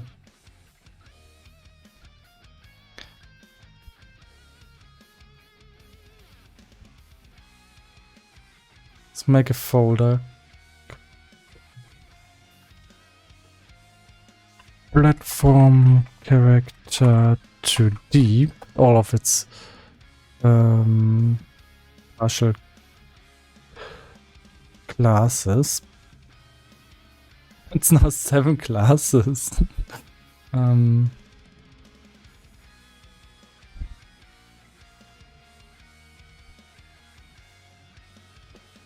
Main prefab. Oh, come on, I wanted to create a folder. Not going to compile.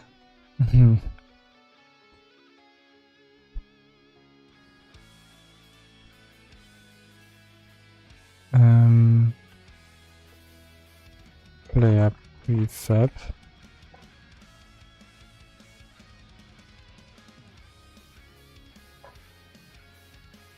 And then put these inside, this inside, let it compile. I get it. We name this into skills.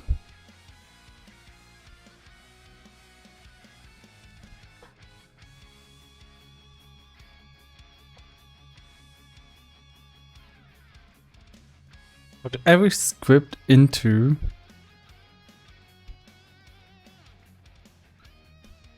the script folder.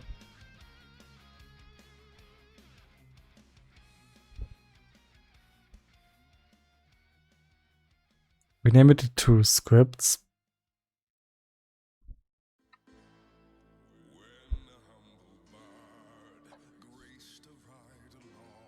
Go in there.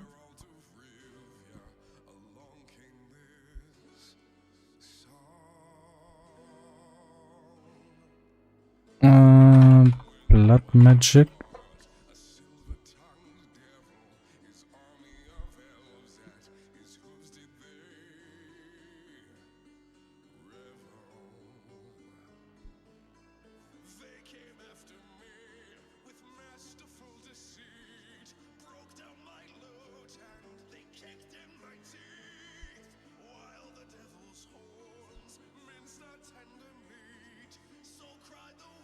This has asset usages. This should be in the scripts folder, honestly.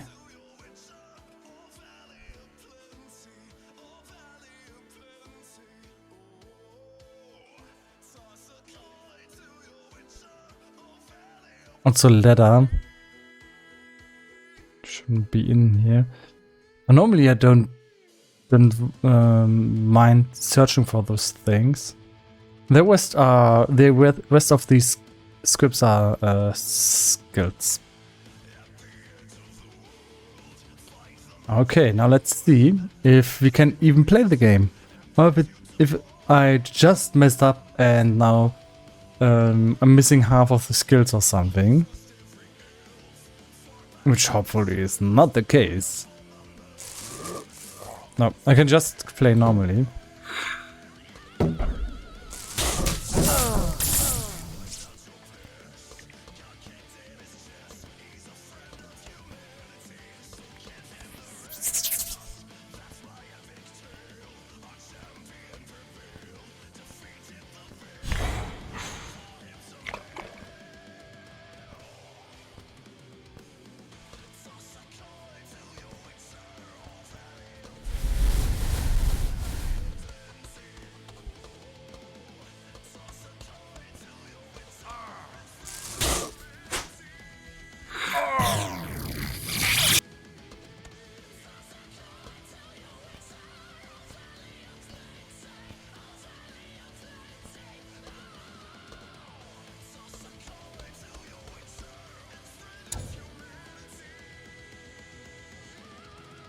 Okay, now yeah, that looks like it's yeah, that's it. So we're not going to dive any deeper. That's the cleanup of the player script, and it has been way faster to do that task than I thought initially. And I'm very, very happy for that. Yeah. Ah. Woo. Ah, yes. Feels good to get some tasks done.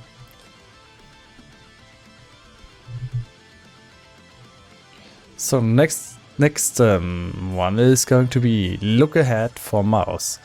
So if I put the mouse anywhere, I want the camera to actually be pointing there.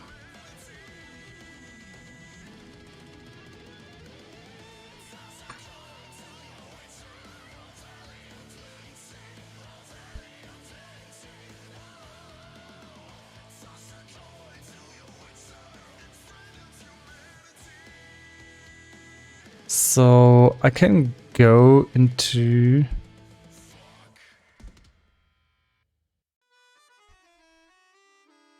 this is something like player control.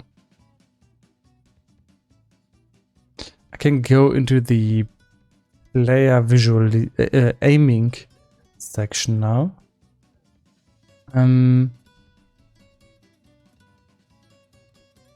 Unfortunately, I can't see the full names. It's a little bit annoying. Yeah, like that. It's that is much nicer.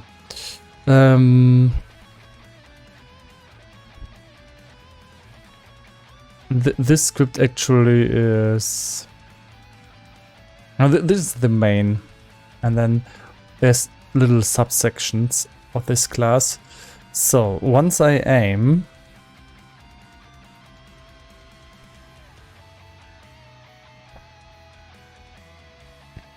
I kind of want to have a reference to the camera aiming system.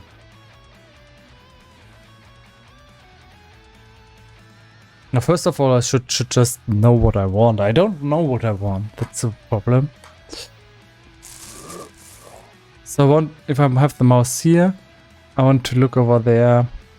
That the camera goes into that direction. It goes over there. It goes into that direction. Now you see that the camera does this if I walk. But if I walk and have the mouse cursor over there,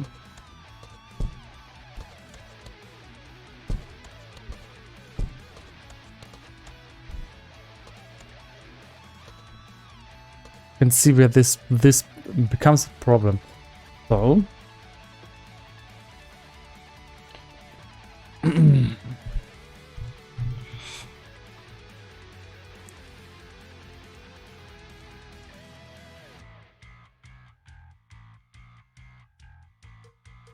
let's also put the witch somewhere else. She's annoying.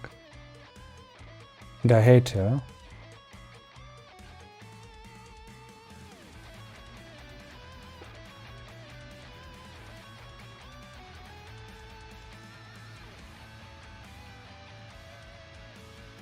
So once we start aiming,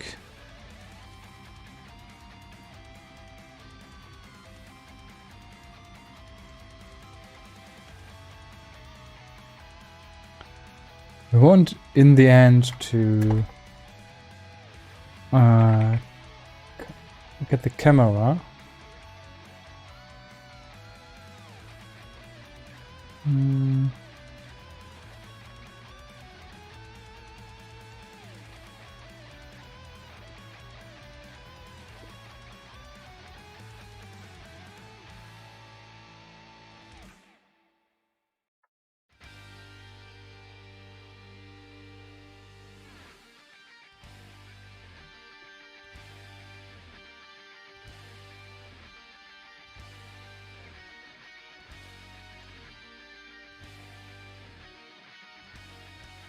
And activate a function. We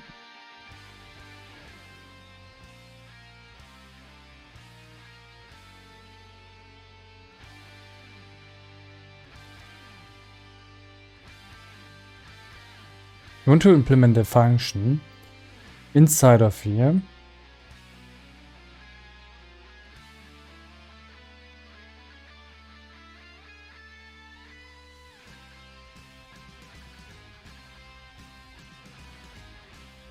It's under update and is public void look into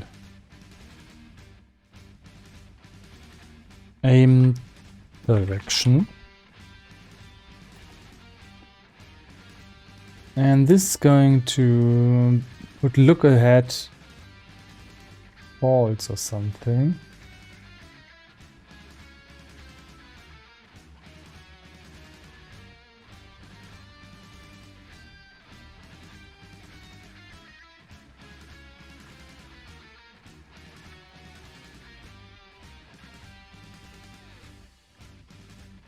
And I expect a vector 2 direction.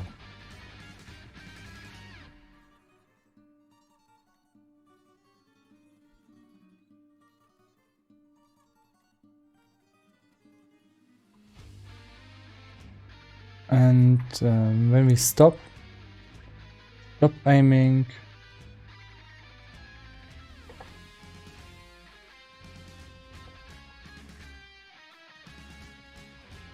want to make sure this boolean is put to false, but I want to give this the direction that we are looking in.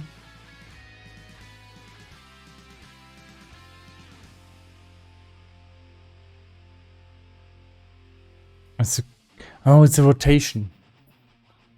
Aim direction.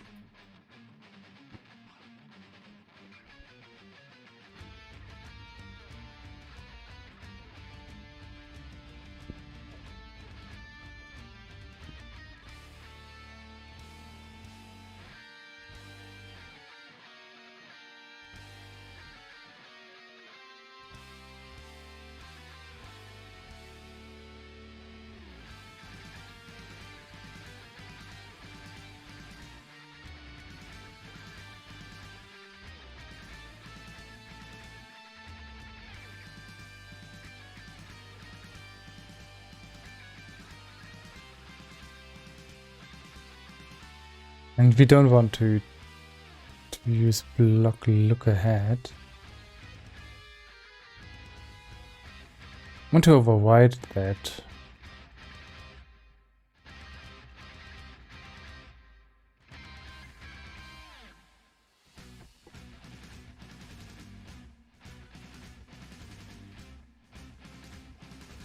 Look ahead aiming.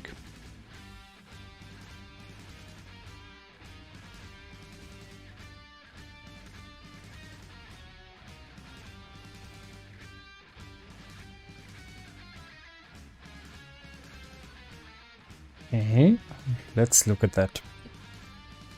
I want to work on my first screen now because it's just a little bit better for my neck. Not just look into one direction all the time.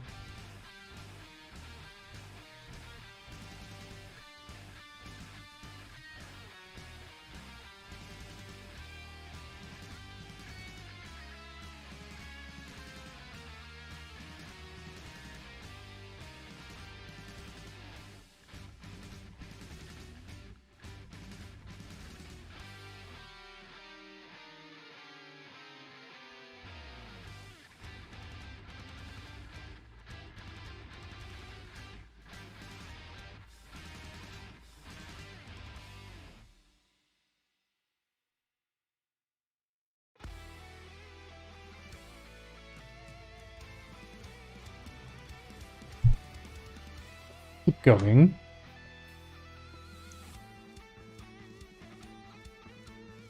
And just look at what we kind of functions we have. Need a vector 2. Private.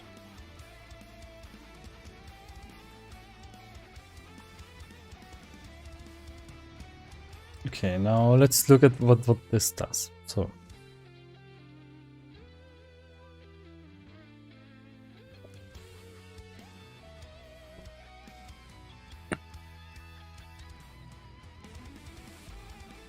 first of all, then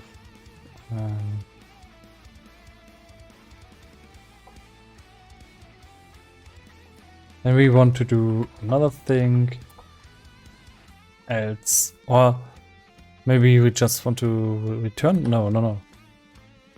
Else.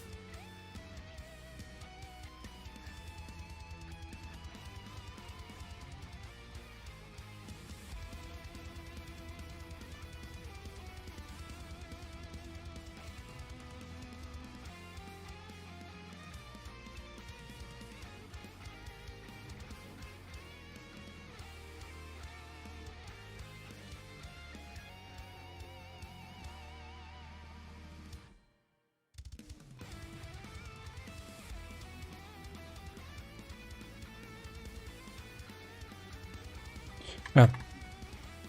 So we need to calculate this vector 2 in both if clauses.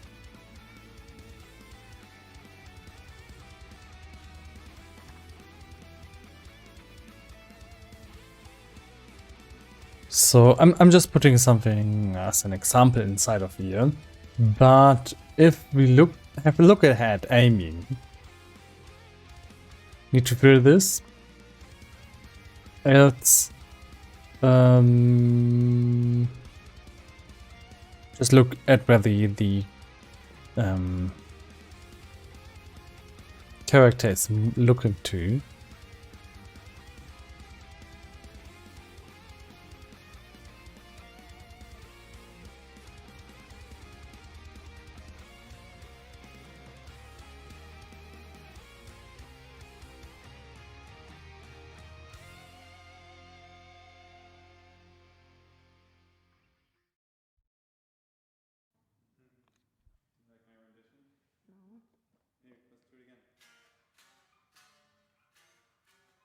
It's also if you shake the camera, because we had problems with the camera when it was shaking, not use the new pause. Why? just a little bit easier to work with like that. Okay.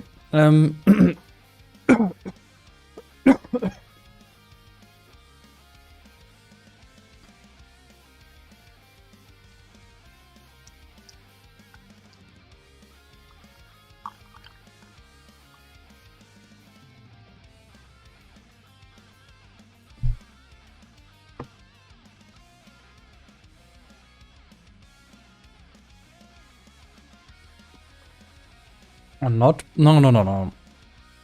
And then the camera will just pan over there immediately. So if the camera is shaking,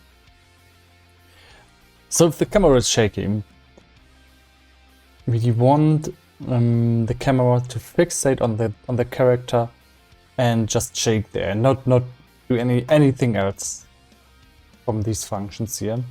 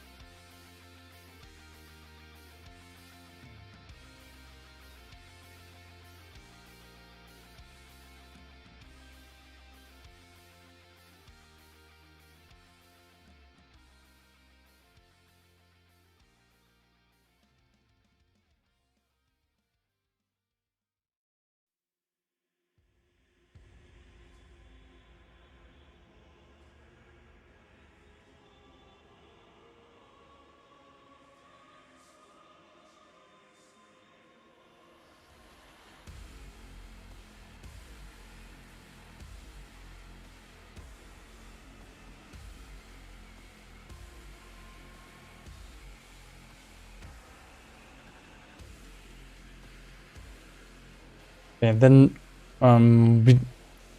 we still need to smooth it down. So the camera, when the camera is shaking, it's not immediately going to the shake position. But this now is smoothing it. We will still need to test this. Could be kind of annoying. Okay. What's a current velocity? It's never initialized.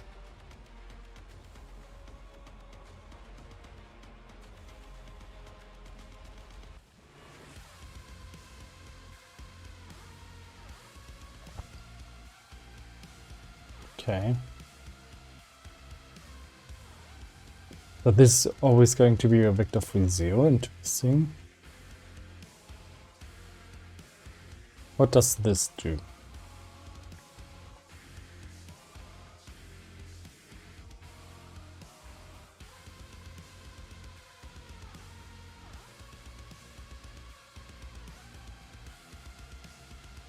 Okay.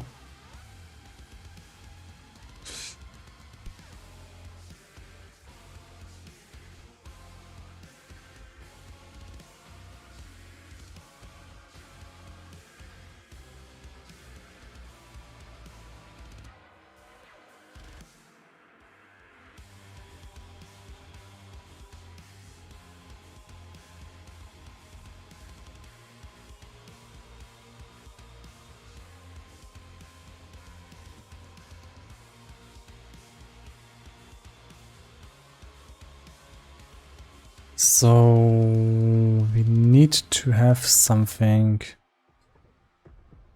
that is public.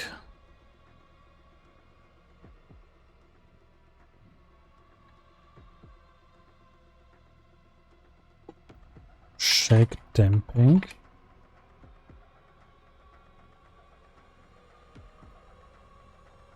Just for earthquakes. Have a different damping.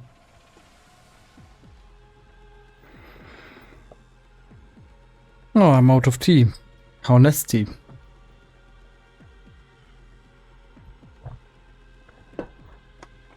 Okay, let's go ahead and get moving.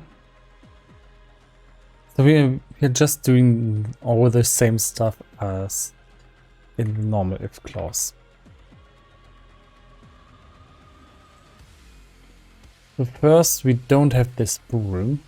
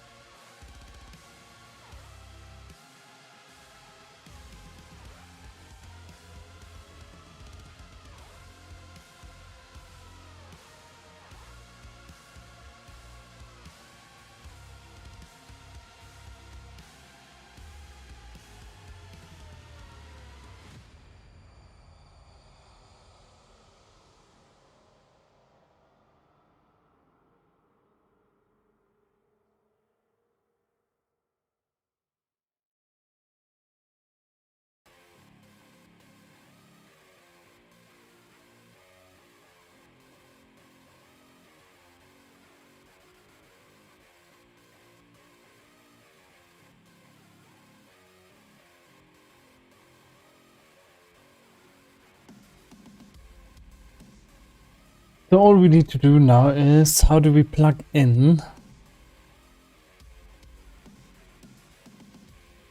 our own function here. So we don't need the delta.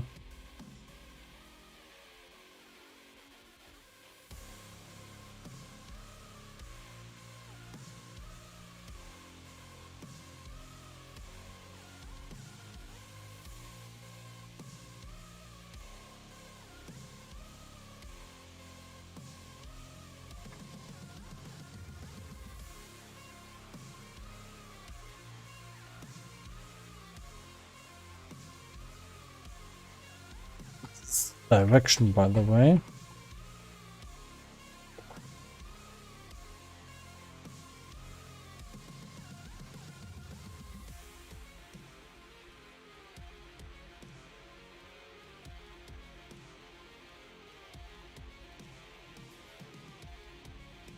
Okay. So let's test it out. Maybe it just works like this. Plug in the direction and hope that it works. I'm a little bit skeptical something will go wrong, but let's just see what happens.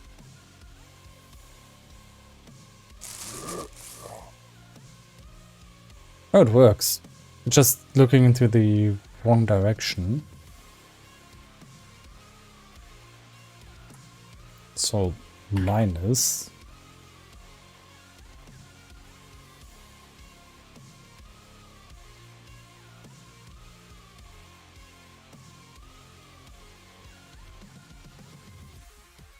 Also on the camera to put the shake damping to 0.35. Just be 0.35. Just have a very low density shake thing.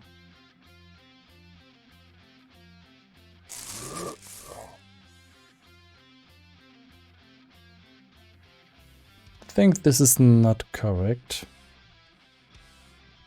Cool, but...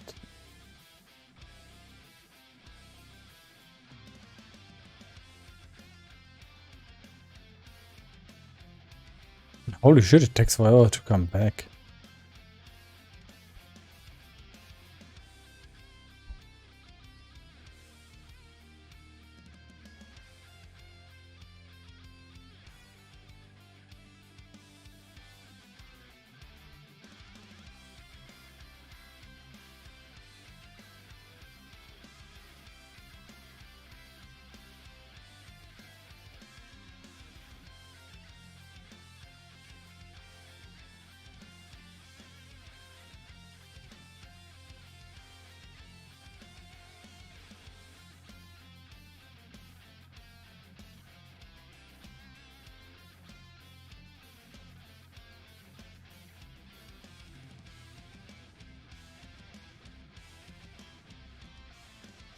I don't know.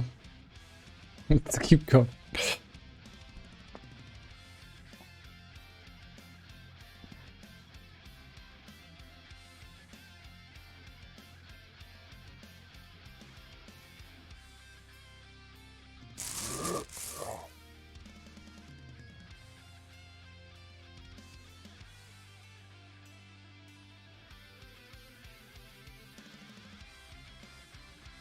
And off you go, camera.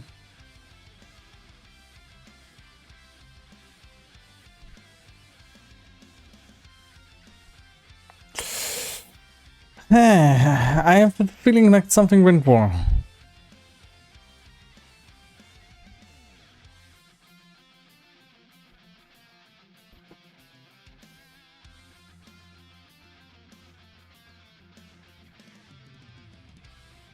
Can't tell you what.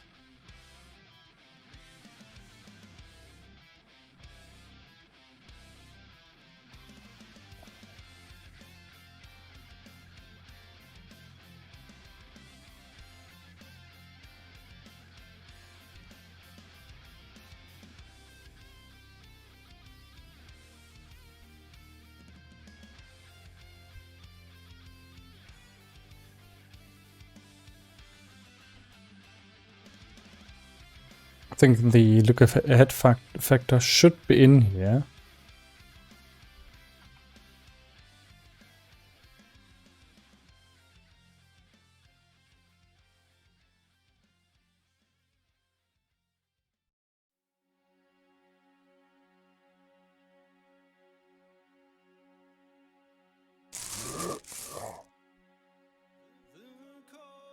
Holy shit.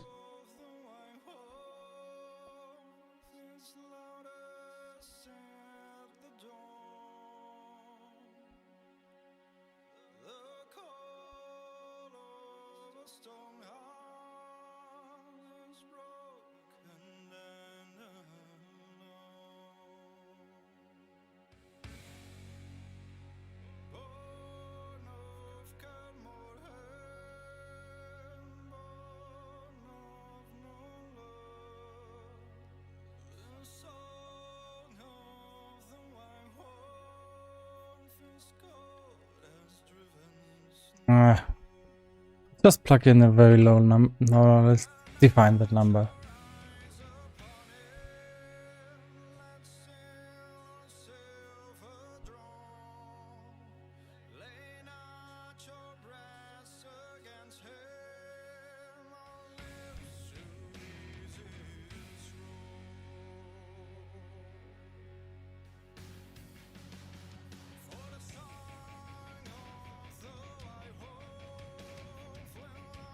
Okay, actually, one thing that I should change is to normalize this vector here.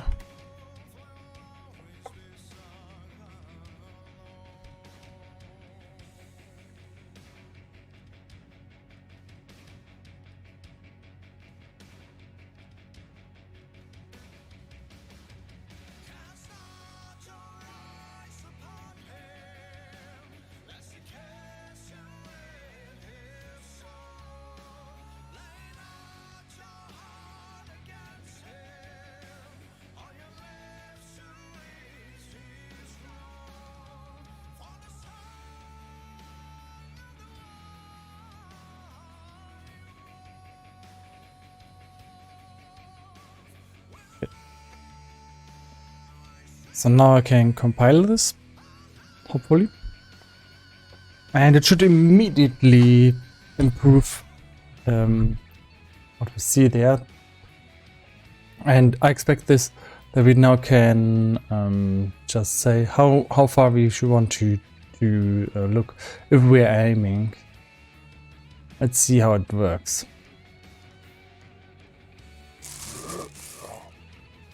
Yeah.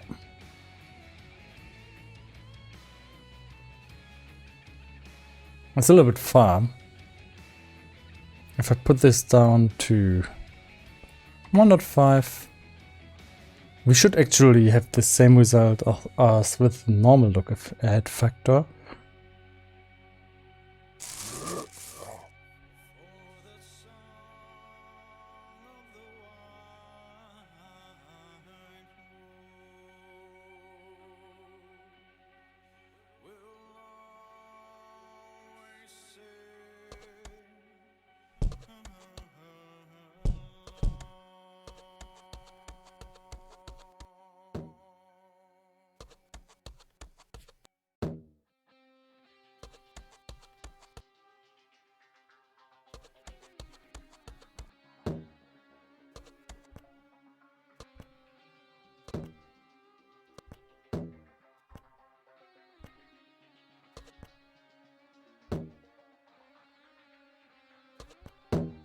Can I fight like this?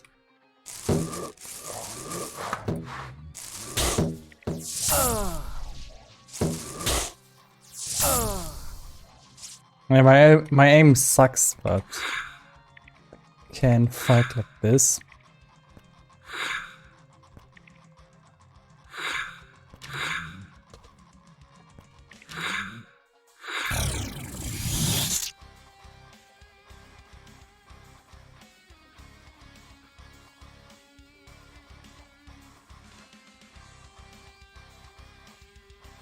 I'm getting a little bit dizzy from this aim.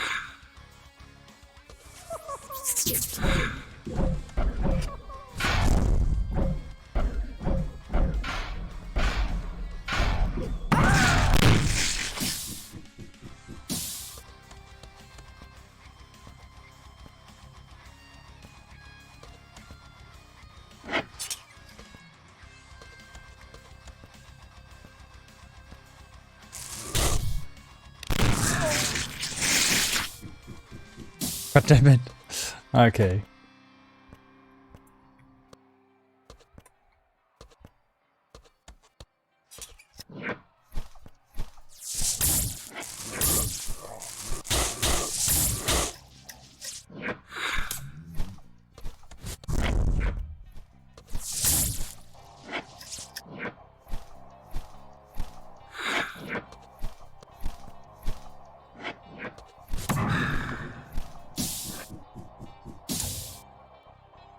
Okay. So what? So we want to use the same lookalike factor like in the other function actually.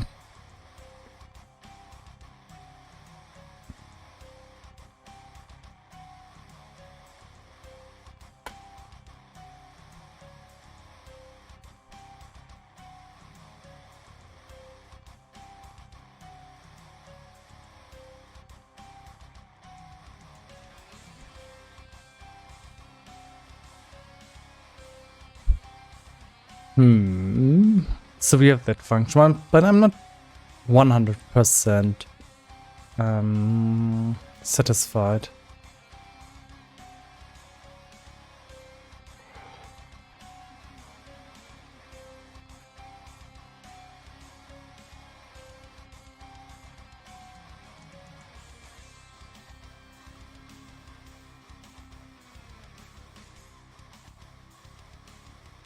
No. It's okay.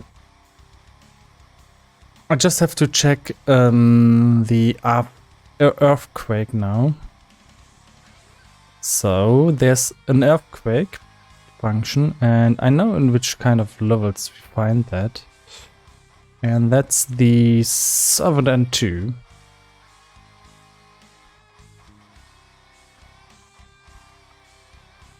And there I problems with the camera shaking, and I want to rewind that.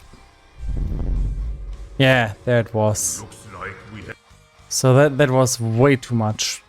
That was actually the camera shaking, and that didn't work out, I would say. Put this way lower. Could see that the camera would just, yeah, shake way too hard.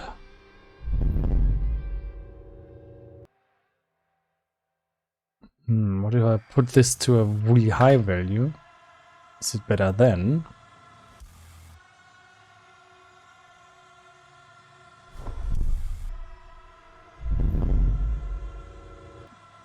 Okay, and it puts it to near 0.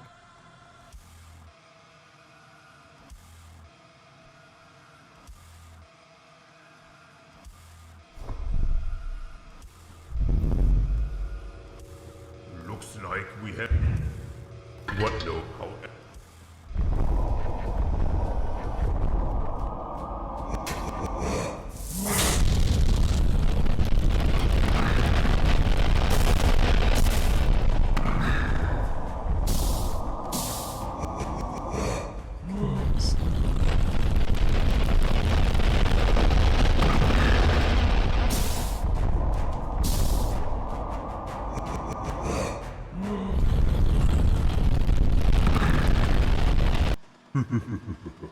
So I don't understand why the character is just way too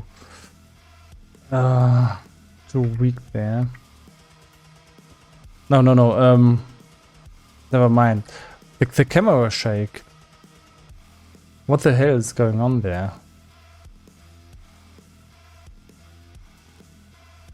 Let's put it to 0.2.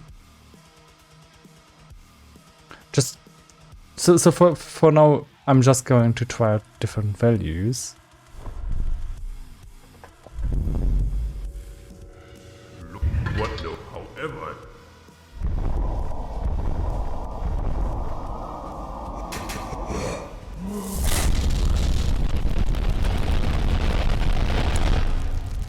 With a really low value, the camera just shakes violently.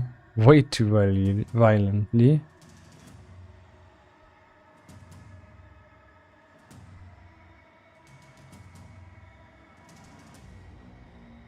And maybe I need to... Yeah, I need to have the target position Y inside. That's why. Transform position Y. Sorry. Yeah, that's stupid.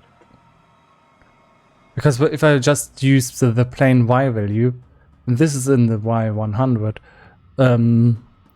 it will point down way too hard. Okay, let's go on.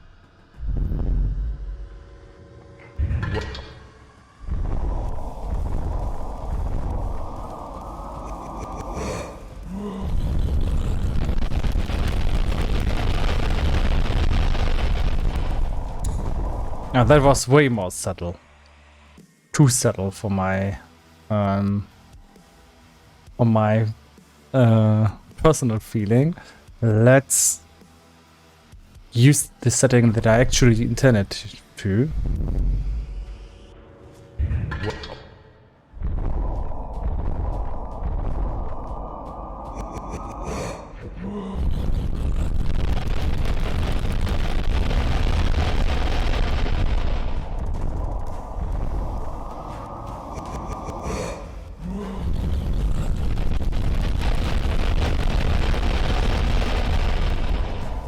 Now it will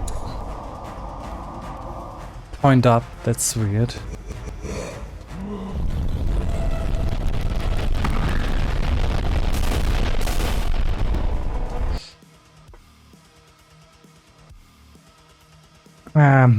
Because I cannot reference the own position. I need to reference the target position. Because the own position changes every frame. And then it will go either up or down. Yeah. Okay.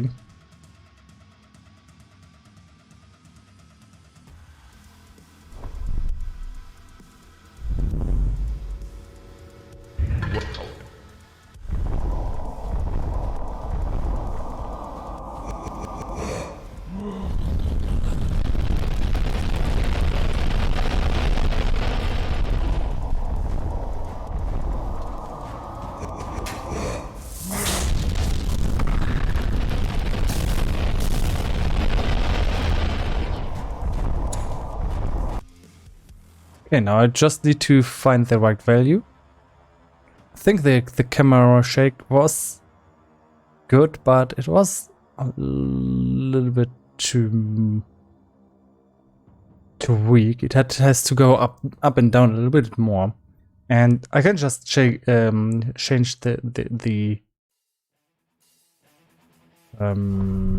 damping a little bit and see what it does. Okay, now with the high damping, it seems to be even lower.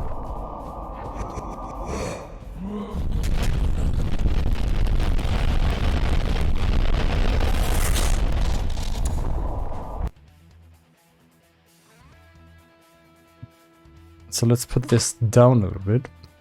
Now I think with 002, I might be satisfied. I might be. Let's see. Looks what, however.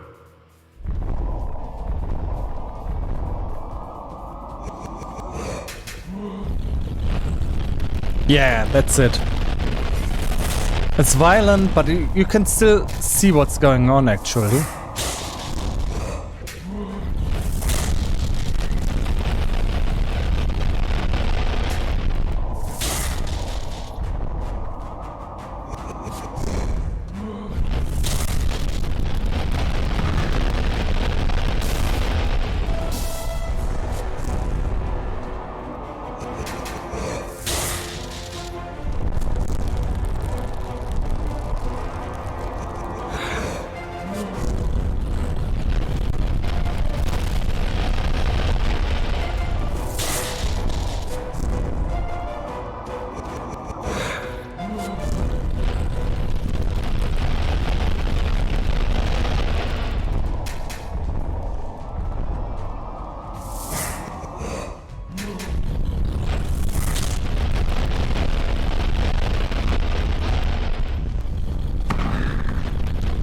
Ouch.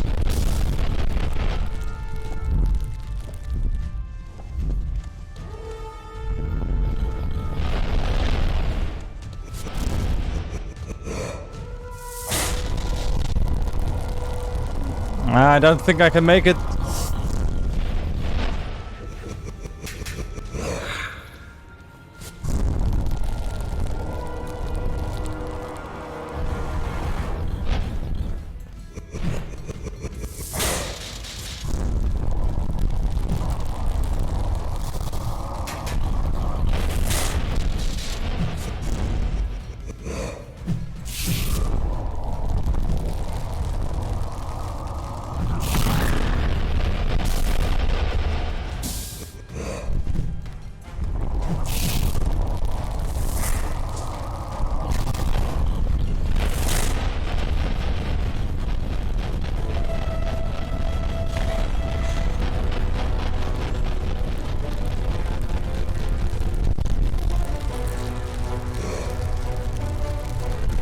Okay, it's great that I can now look into the air.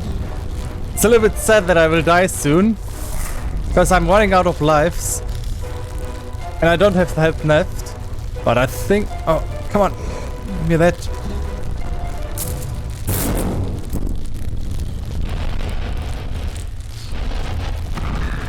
Ah, that's it. But now that I can actually look into the air, it's way easier to fight that guy. Okay, that improved the fight actually a lot. And I would say another task complete. Now we work crossbowman and noble upper body. Yeah, thank you for watching so far, but I'm going to do a small break because it's 7 p.m. and that means for me normally that's going to be my dinner break. Yeah, so I'm going to have my last meal for today, and after that I'll be right back. See you.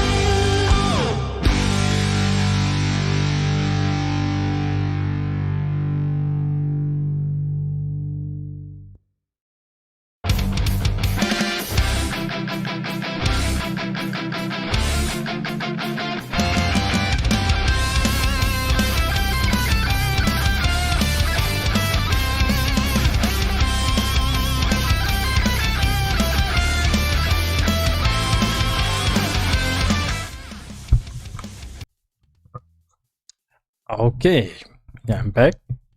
And we're going to make our next two reworks.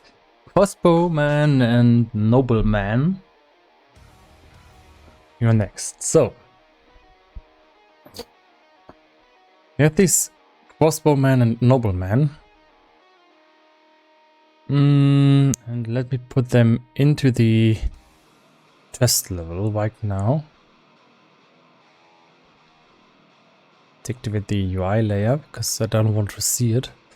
And go into the test level. Oh no, did I apply the changes with camera? Let's take a look. No, I didn't. Apply that. Okay. Now, don't save it. We didn't do anything. So, first of all, I'm going to change the crossbowman. So let's find his prefab.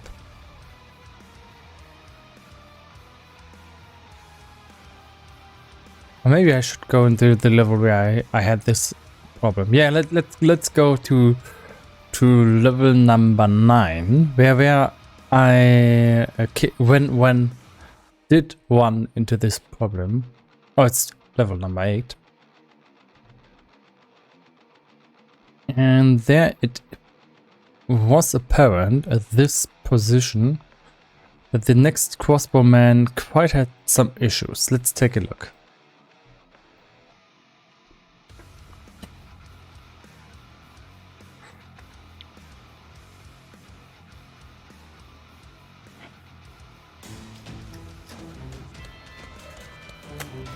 Arch.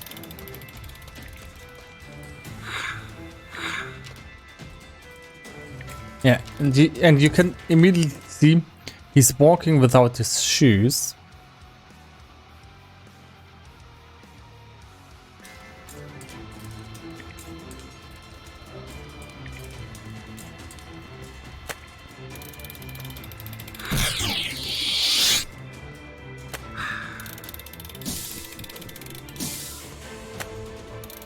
After that, it seems to be fine. Yeah. So, what's going on is when he's not inside of the screen, his upper body is not animated. That's why he's walking without an upper body. So, how can that be?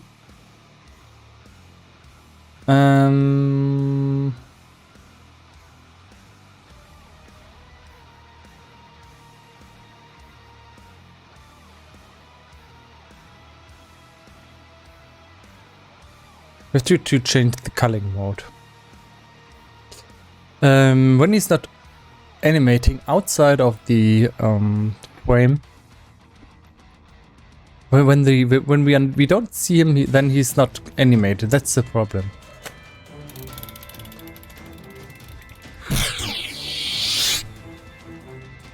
And now we can see his feet. That's nice.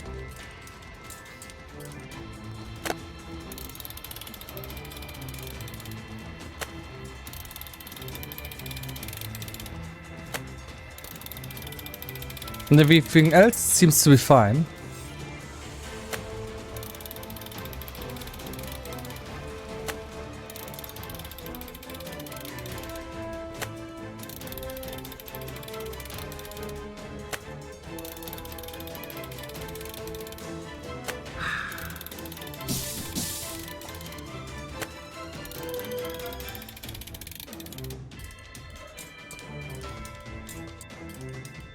This baby is a little bit weird.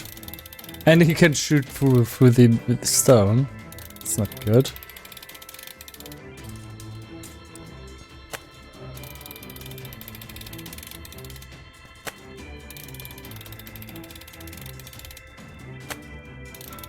And when we change,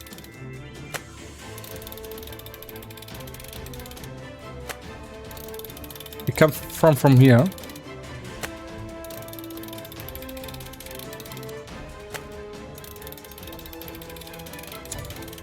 His body was pointing in the wrong direction when he was flipping.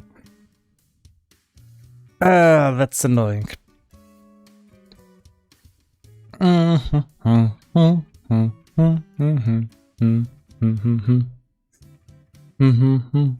Oh, I hate this script. This is dum dum dum.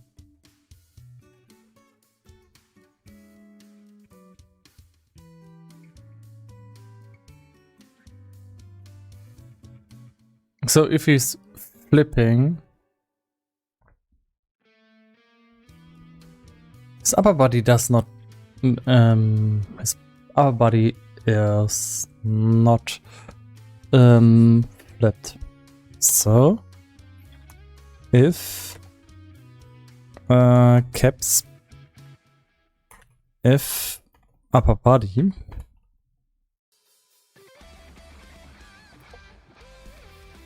child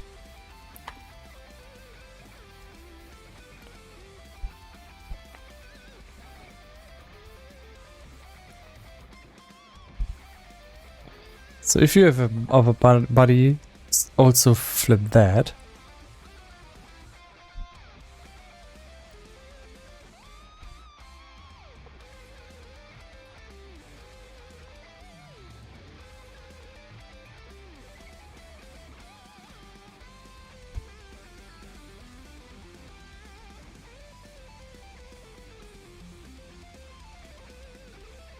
Okay, let's see if this is fixing the second issue.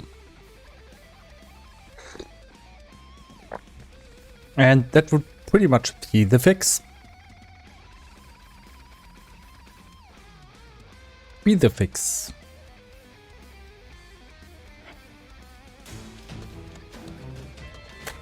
Ouch. No.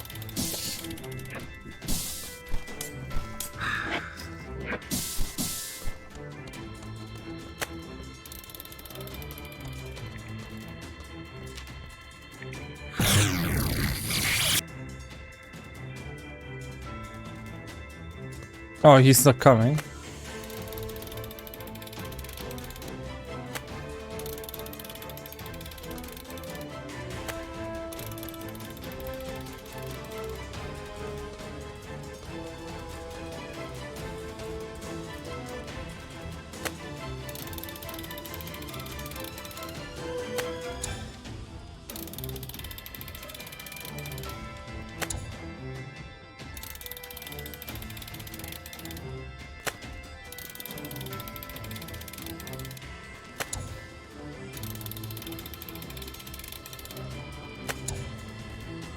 Okay, let's look into this. We see him.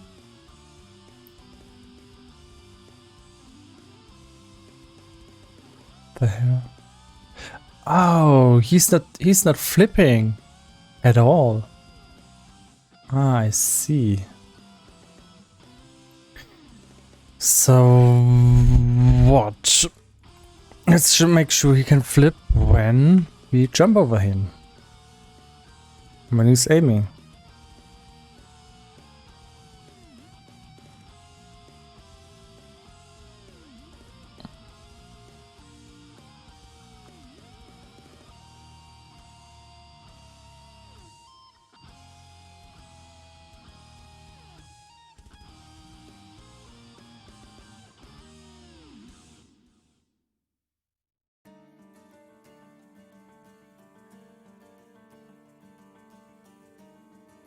So this is where he normally flips.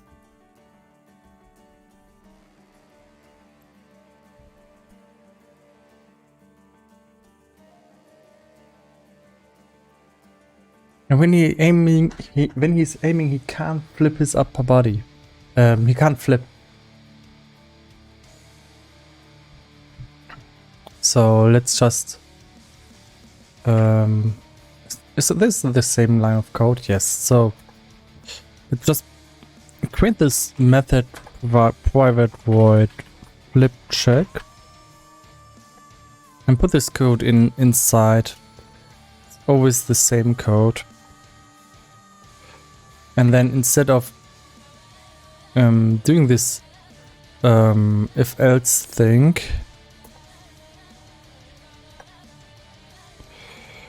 you just say do that flip check. And now that makes it easy to also put this inside the rotate aim function.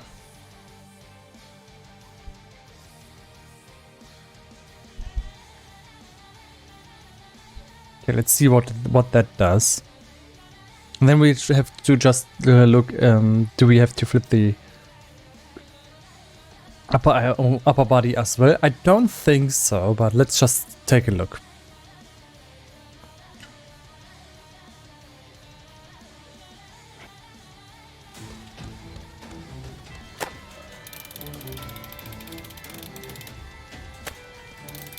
Looks fine.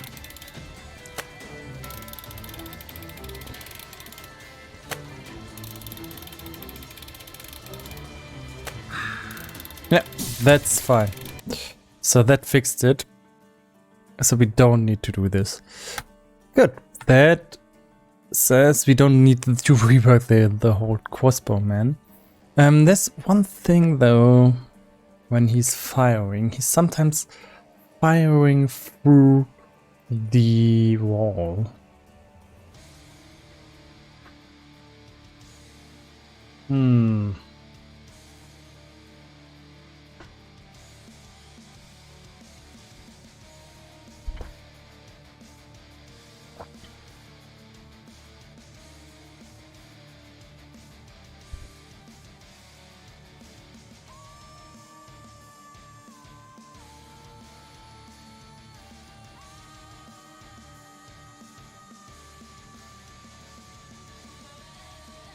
Let's make sure.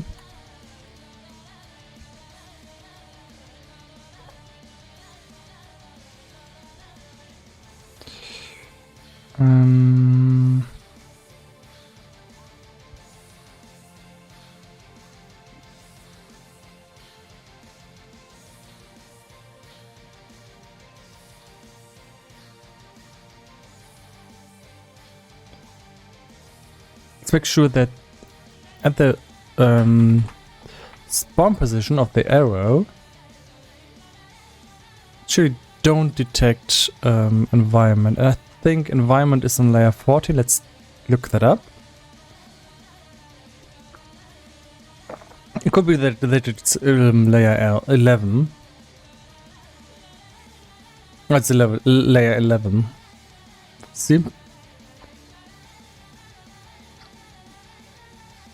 So if he's sticking his crossbow into a wall, he won't fire anymore.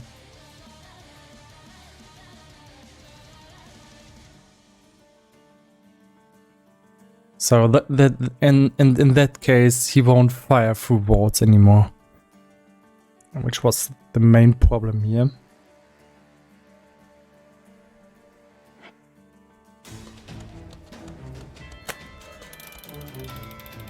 Come on, get over here.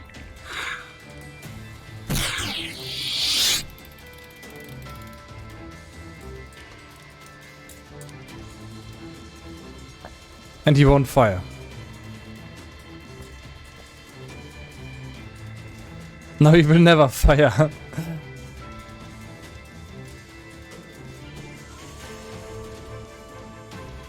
Okay.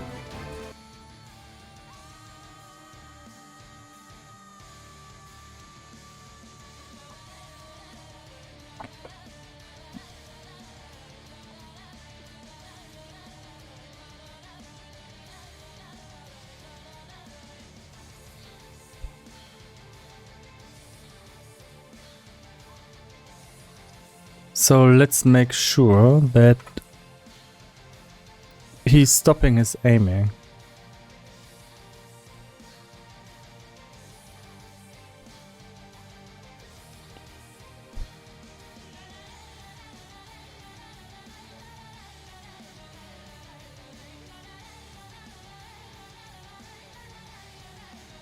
But first, if let's make a return here.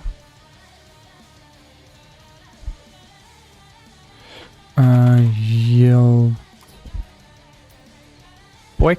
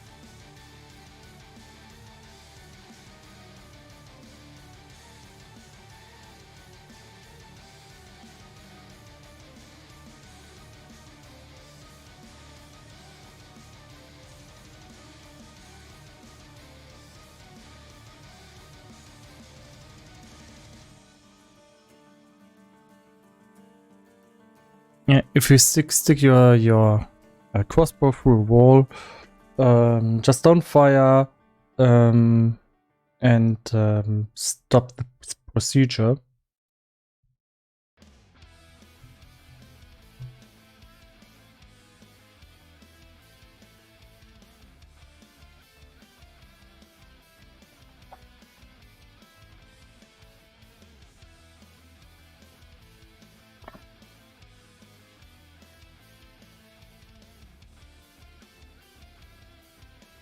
Let's see how that works out.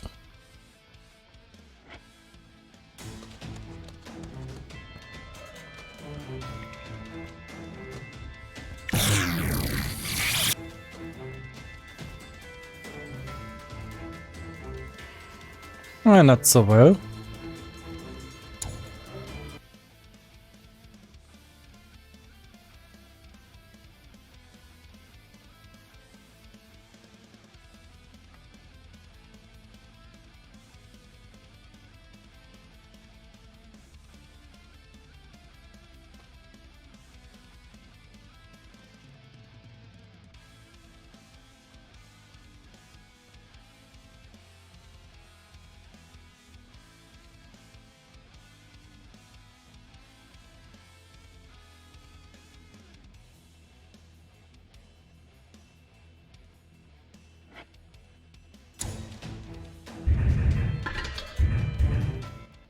Now, I really like the music, but after sometimes you get sick of hearing it. Okay, let's get him over here.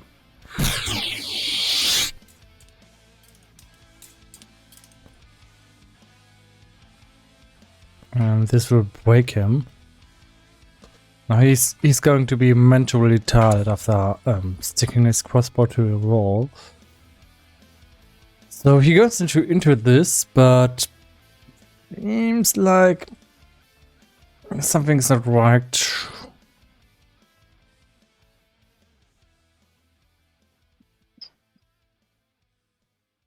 What is it?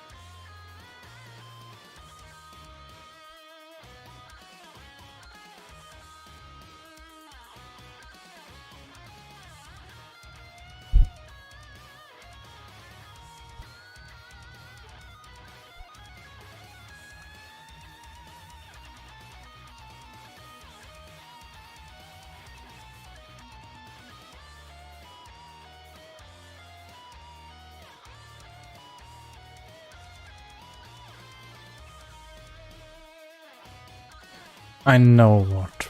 Rotate aim is still on. So...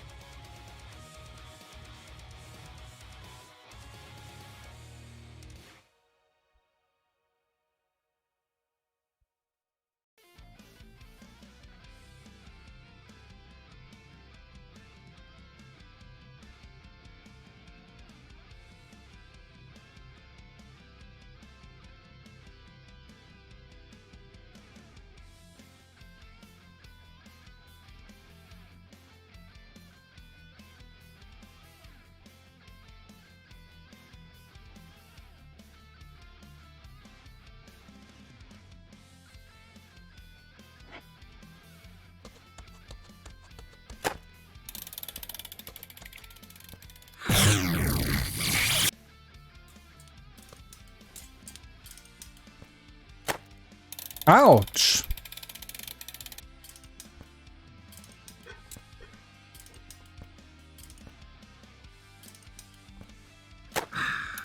Ouch! He's not supposed to do that.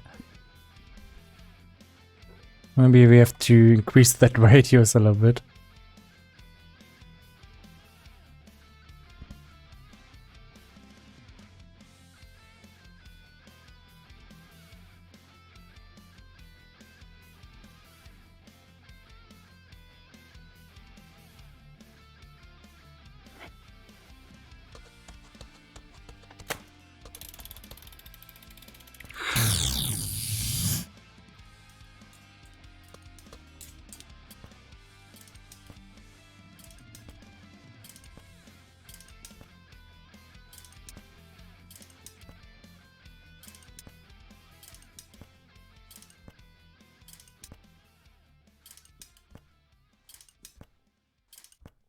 So he now stopped being retarded and trying to shoot me through the realm of existence. That's good. Okay, I would say crossbowman upper body, we were complete. Now we go for the noble. I want to save this. I don't know. No, I don't want to save it. No, I didn't. Oh no. I don't want to save. This is not supposed to be the start position of the player. No. No. It's supposed to be over here.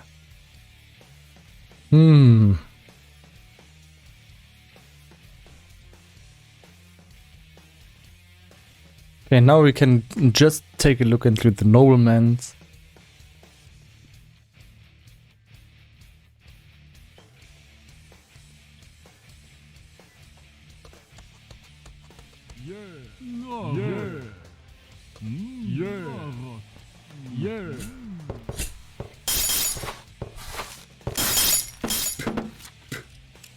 So there's supposed to be a problem with their upper bodies.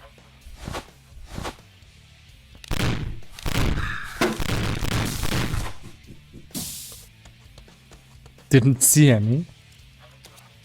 Not yet.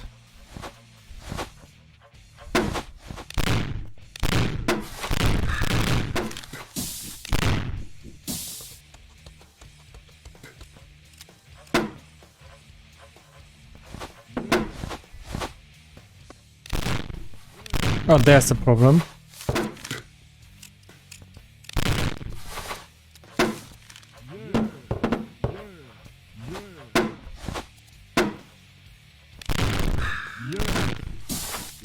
It seems like there can be cases where the upper body is bugging. Yeah, just like that.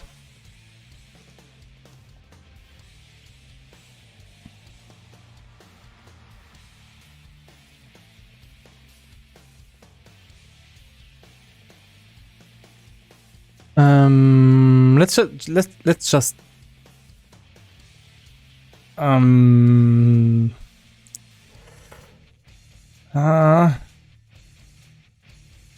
Just go for it and say always animate. I think maybe for all the anime prefabs you should put them into always animate again.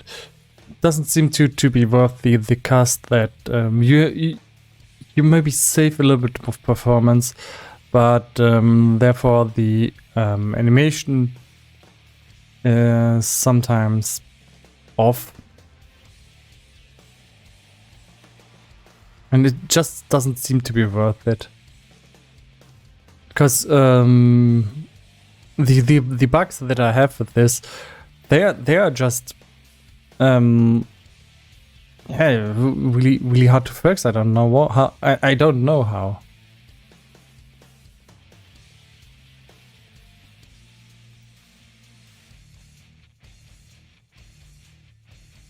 So I once put them to only animate when they're not on the screen. I think that has been a mistake.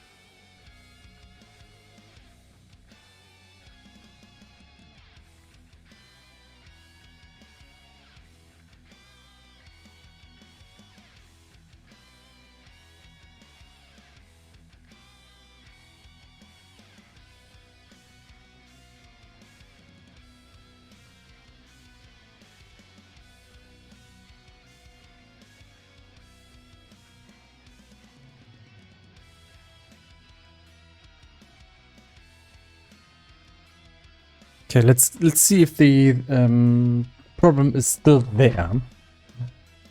Then we have to kind of try fix this error.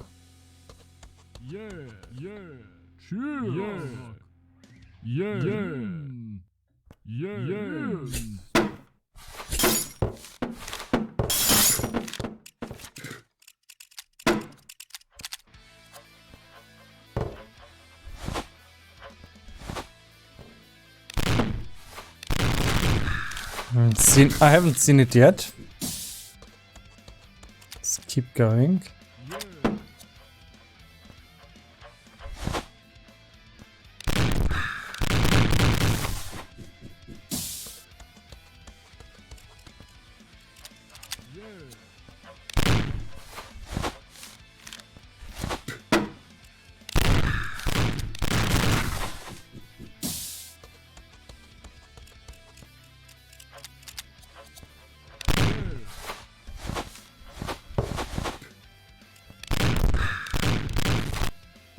No. So I'll keep an eye on that. I'm not completely convinced that this bug disappeared, but it looked like. So for now, let's just erase this task. And there we go. Our sub-step to-do list is finished. So I could just say, hey, that's it for today, and that's it. But no, I think I'm going to go for this big list, and let's see. So we have done the start button for the main menu. We still have to adjust glow brightness. That's done, but we have still to adjust 4 levels that are playing at daylight. That it is this level here. This is playing in broad daylight and still using settings for not broad daylight. Oh, I put that up.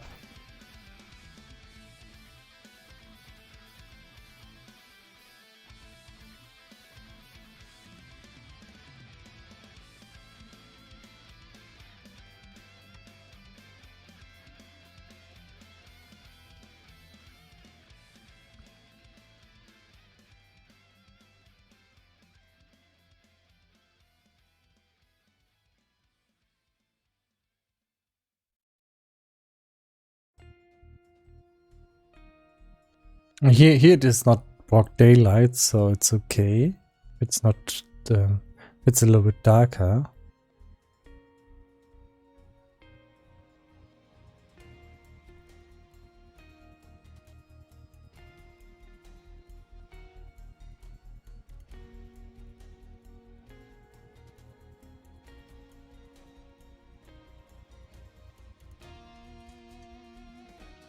Oh, so also that goes for this level.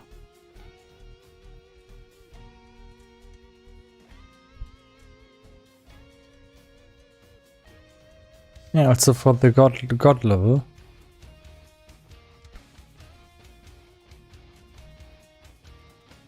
Yeah, this has already been taken care of, so new color settings have been adjusted. We've also put the new assets into the maps. And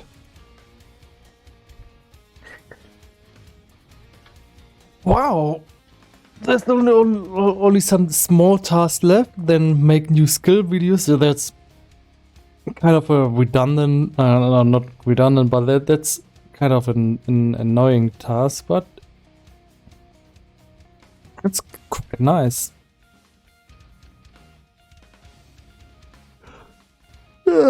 Yes.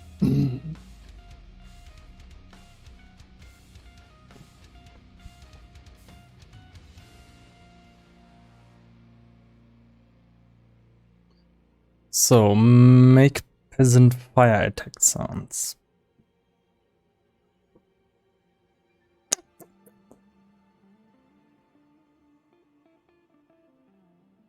Okay, Audacity.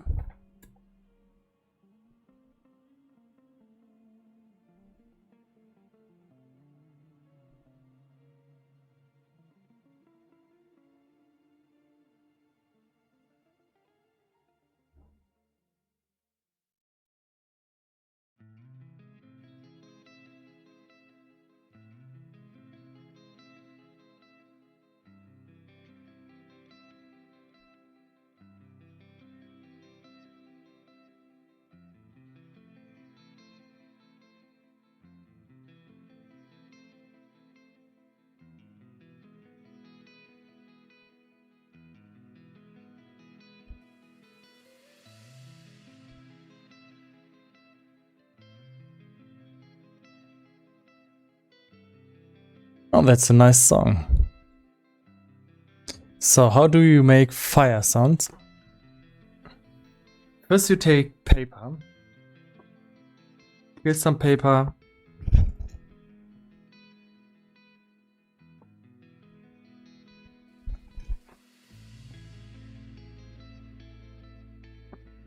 Let's just try it with that. So for this I need silence, so the mainstream music, even though it's quite pretty right now, has to be paused. And now, let's see if I take the right recording device. No, I'm not. Let's first try the HyperX.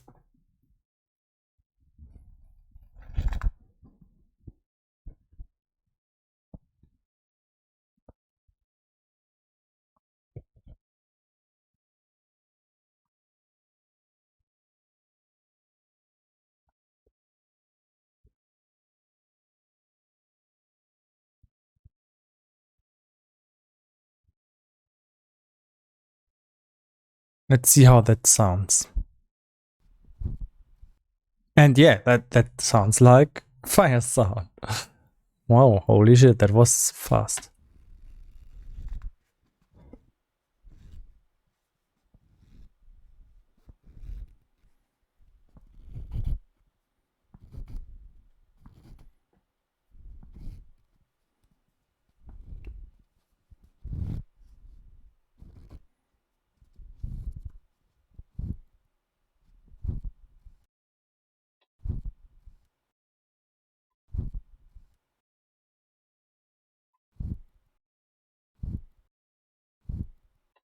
Okay, that sounds nice, but we have a lot of background noise.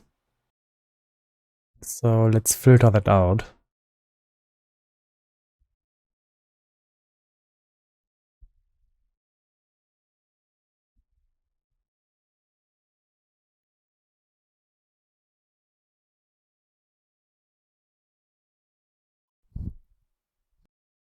That was not aggressive enough.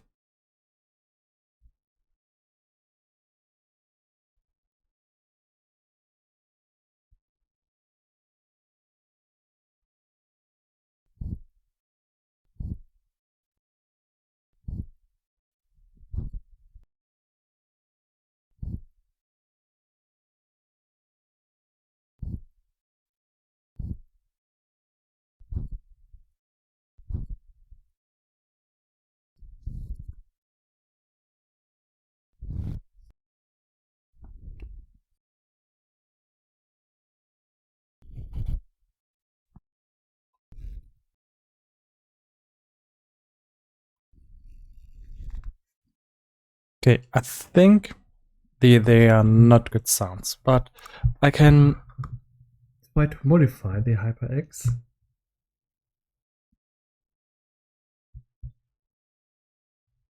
No, that's not what I want to do. I can put it into another position, but I can also use my other microphone. And let's see if this one is working. This is the MK4 microphone, and now I can finally sit here with two microphones, and it has a purpose. So let's put this as recording device, MK4 digital, and see. Test 1 2, test 1 2, test. Not sure. Test 1 2, test 1 2, test. Okay, it's recording. Huh. And for this, I'm going to this might cause a little bit of hiccup, but I have to disable the ventilation of my laptop.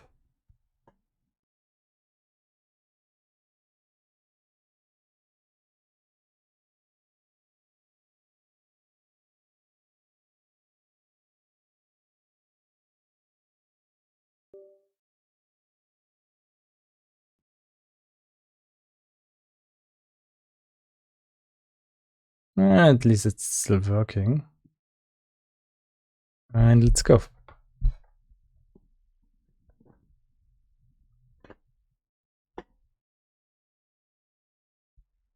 Oh, and it can't find the device anymore. Okay, that's too bad. So let's try again. Audacity.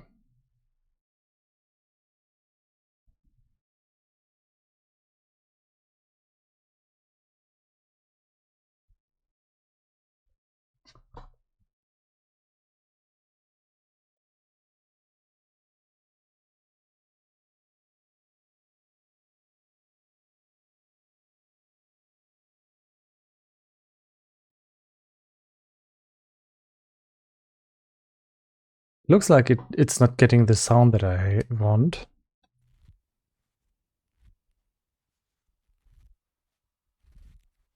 Oh, it's actually, it would be a nice sound.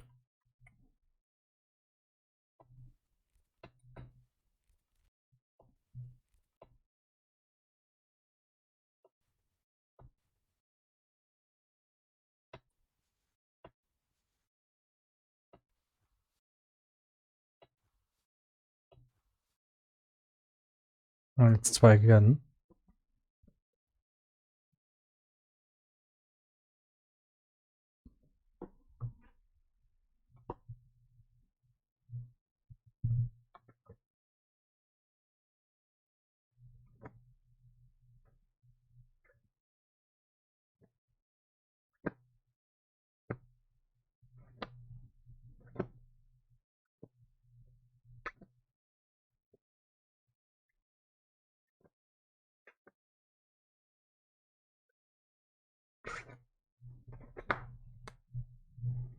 And first of all, I changed that between second 4 and 6. I didn't do anything, just so that I can analyze it and get the noise profile.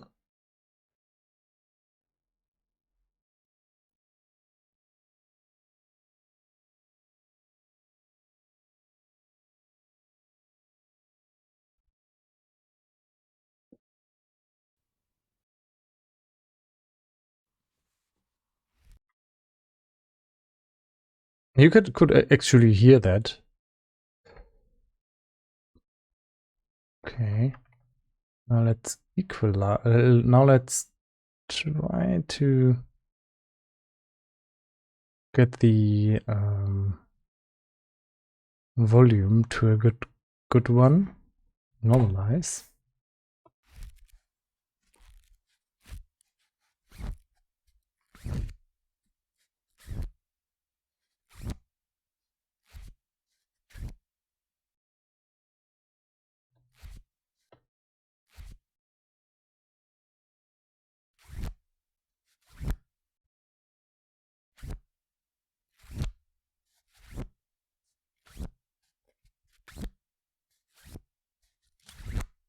I didn't think that you would hear the individual sides so hard.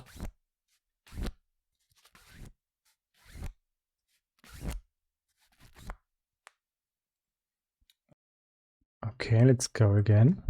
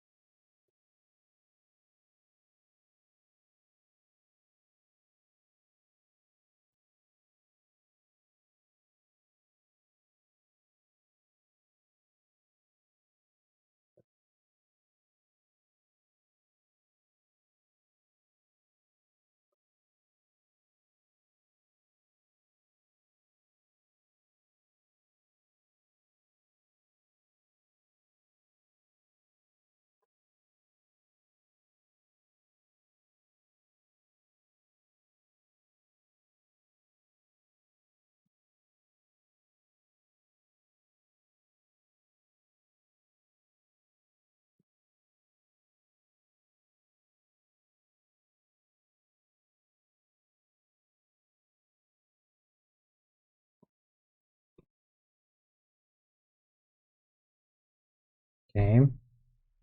Let's see if something of interest is inside of there. I'm not very positive about that one, but I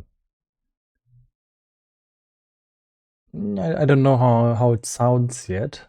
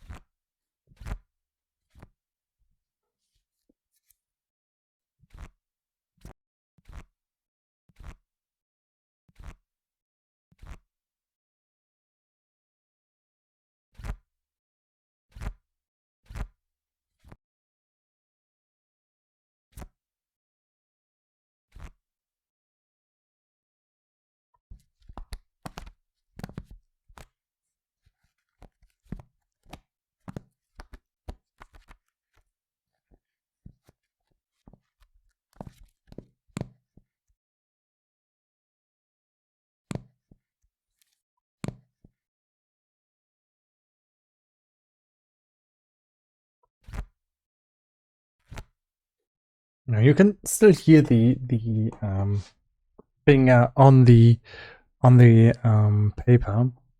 Let's try it again with the other microphone.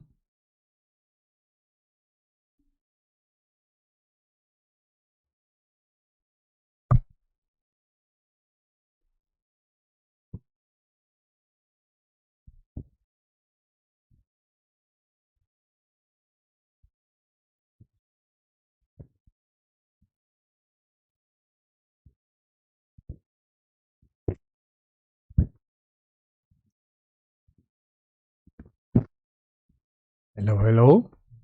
I'm not positive that this is the right microphone. I don't hear shit.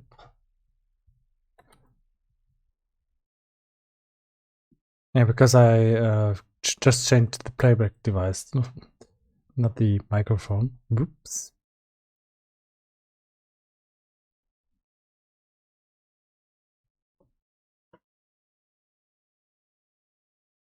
Hi Luna, what's up?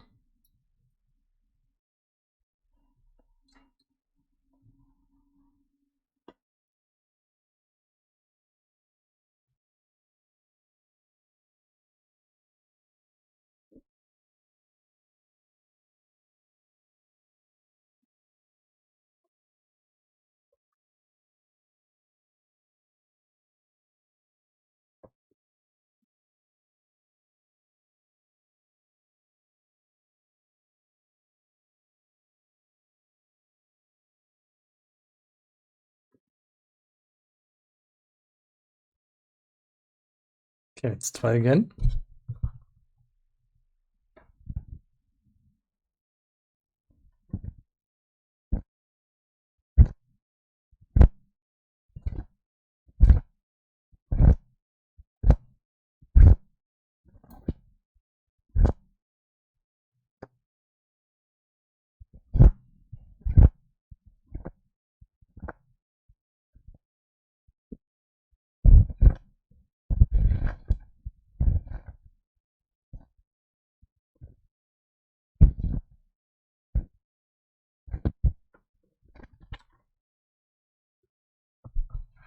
Okay, that's enough.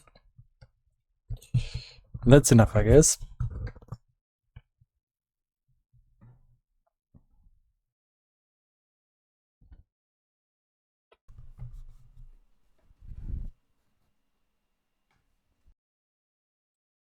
So we take this for the noise reduction.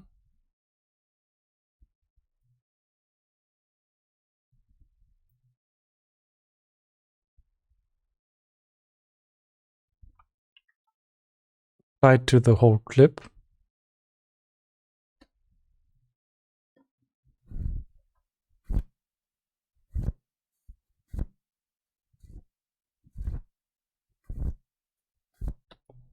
I generally find that these sound much better.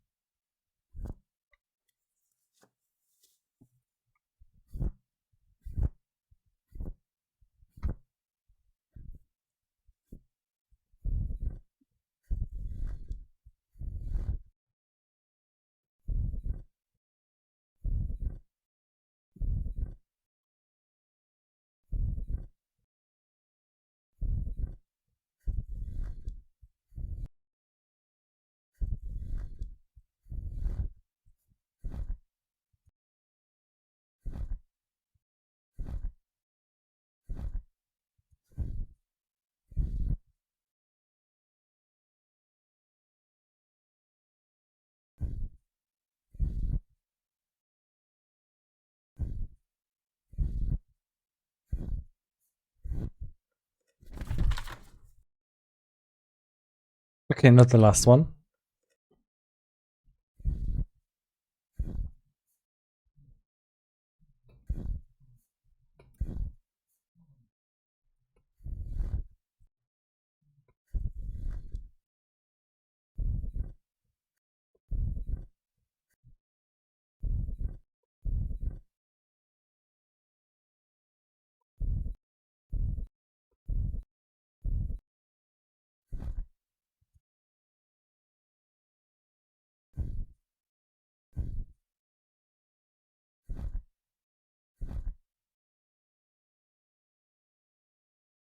Unfortunately, the noise reduction doesn't seem to be as good in this with this microphone.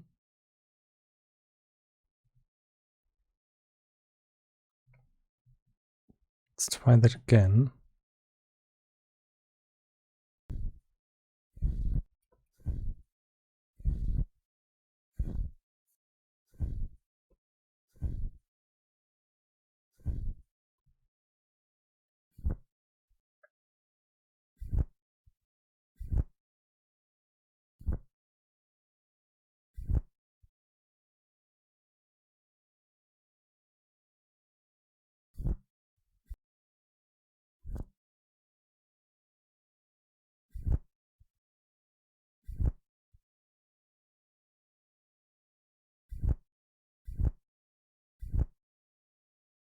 So I like this for an attack hit with a melee hit.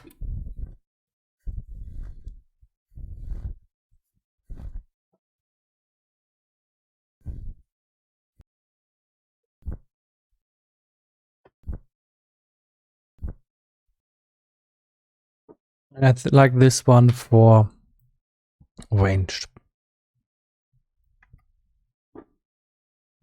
Okay, so let's now go and find the actual sounds that we use right now.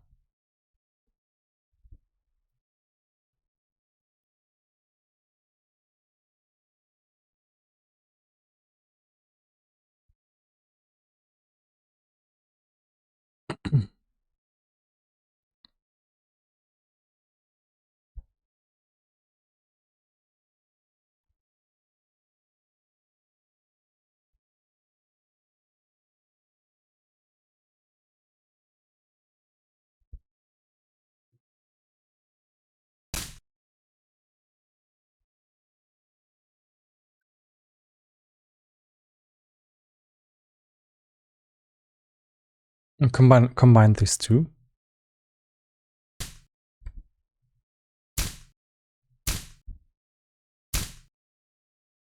This one is much louder than this one, so let's normalize this one.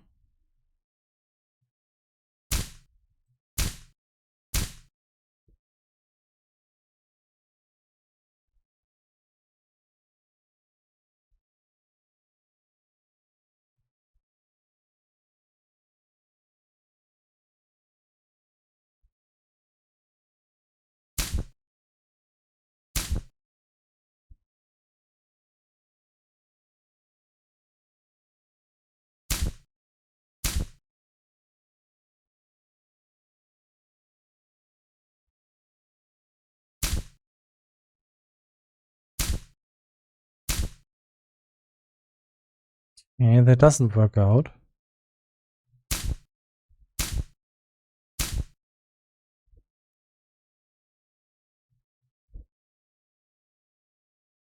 If I recombine all three.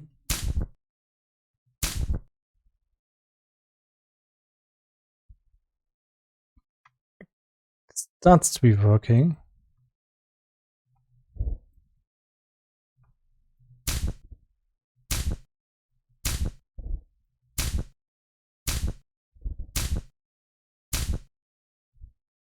I want this to be a little bit lower in the pitch.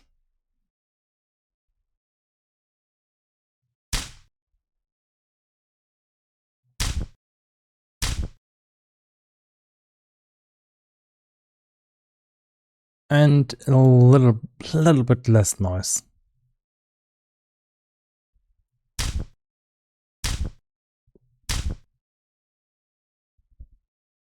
And that could be it.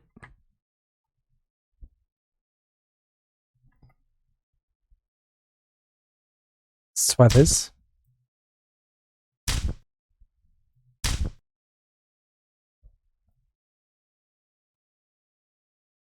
And export as MP3. Oh no, I hate this structure. Why? so hard to find anything with this kind of file browser. Can't just put in a file path here on top. So why I don't like it.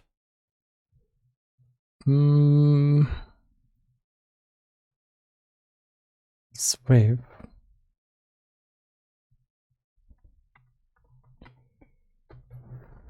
And this is now with fire. And then take that out.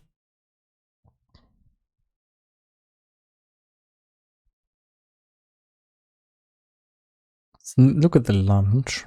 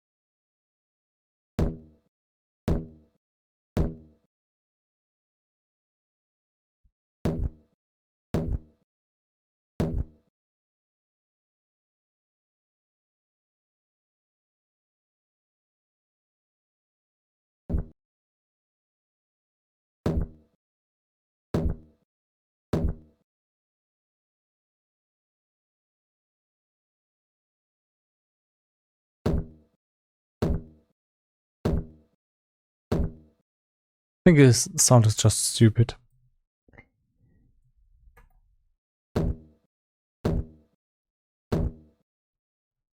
Yeah, okay. I need my alt sounds back. Need something longer for the launch.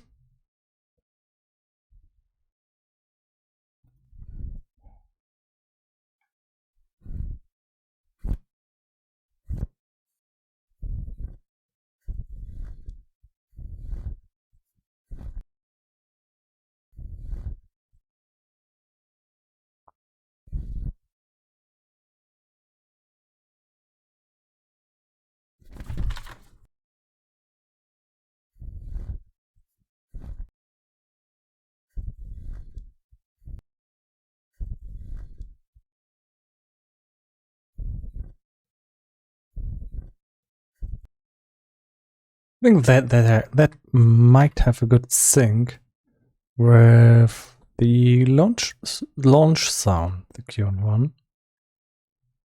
Let's try that out.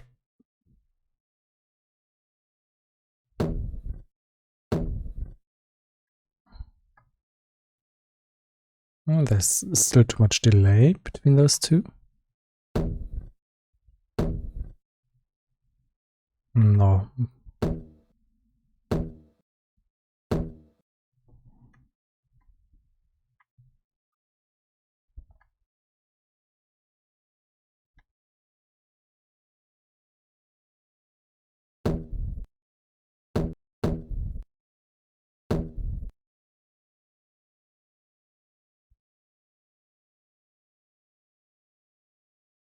Just edit this so it's really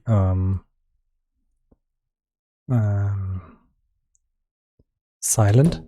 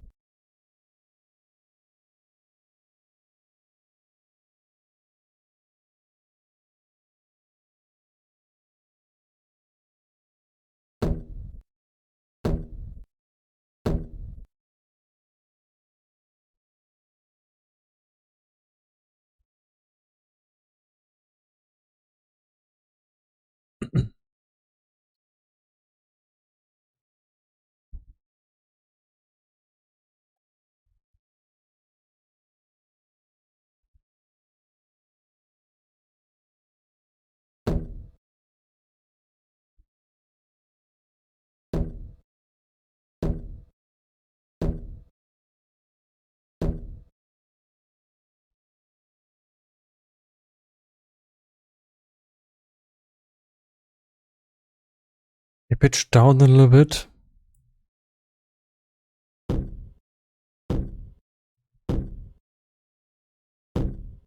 Okay, that sounds scary. Holy shit. It sounds like a bow from hell. Maybe I should not go that much down with the pitch.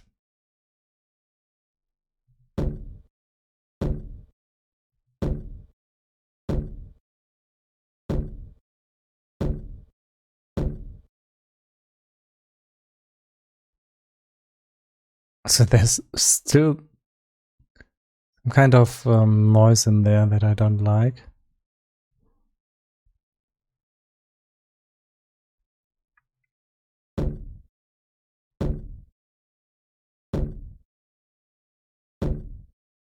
Yeah, that's much better.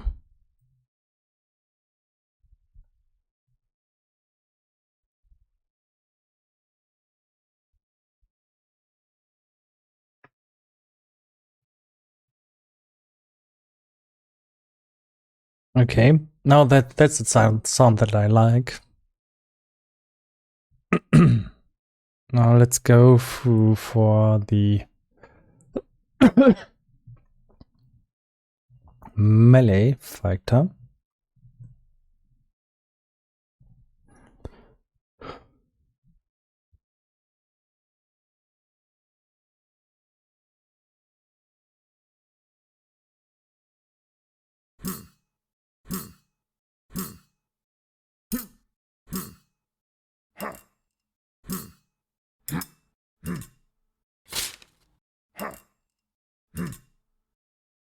Okay, now first for the hit.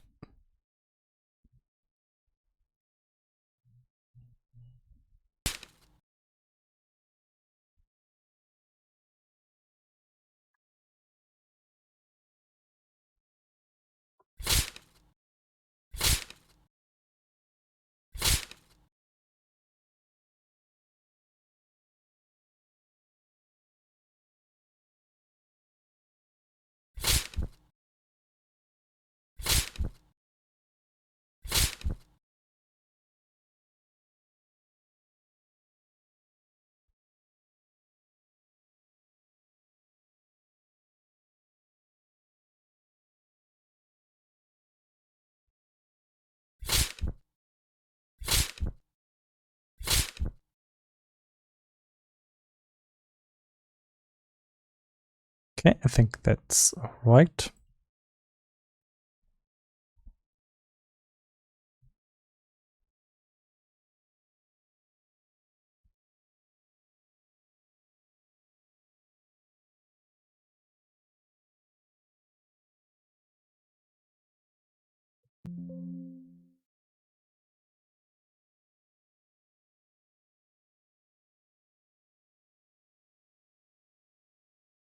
Yeah.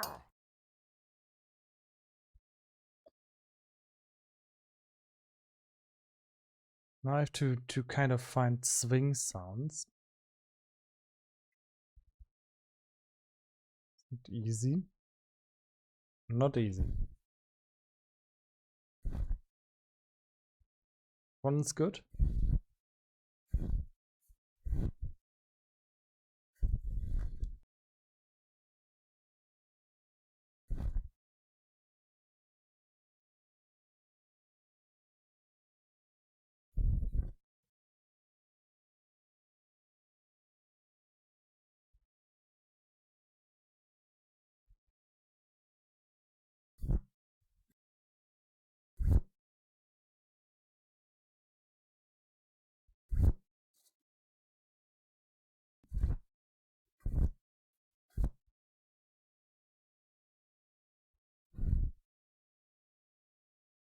This one is one that I also like.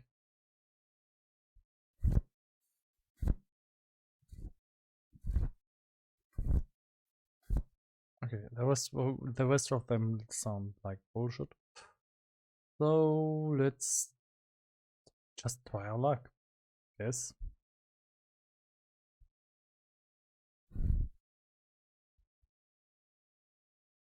See how it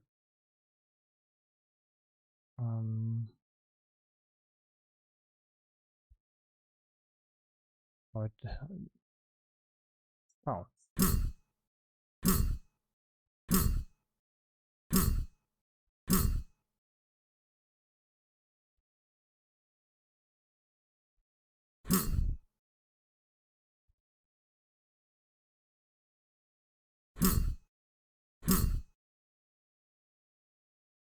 That one is right.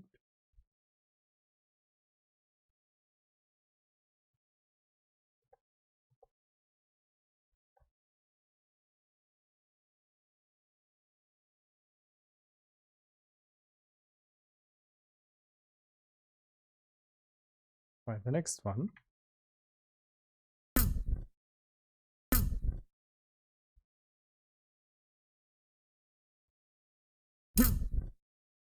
Okay, that one is too long.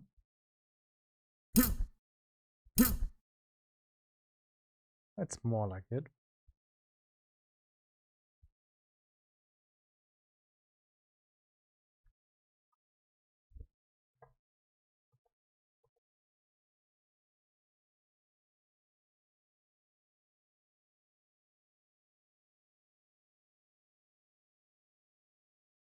That one looks longer.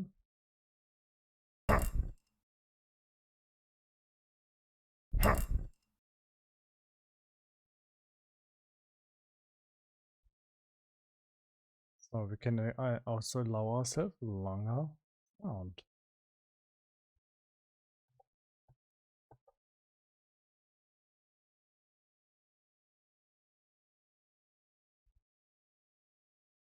Same goes also with this one.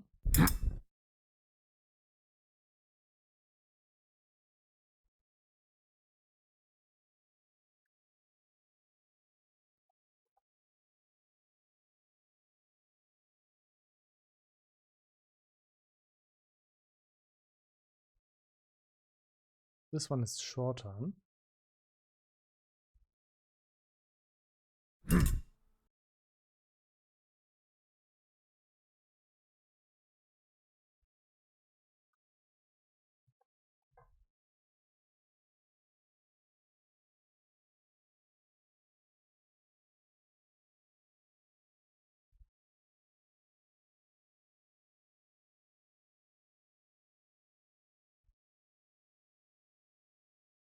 And the last one. Yeah. Yeah. Yeah.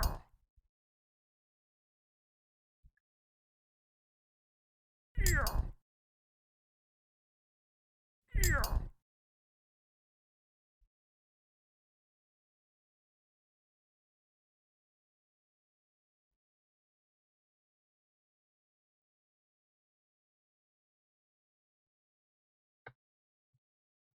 Yeah, so it sounds like, it looks like we have all the ingredients that we need. Just like me.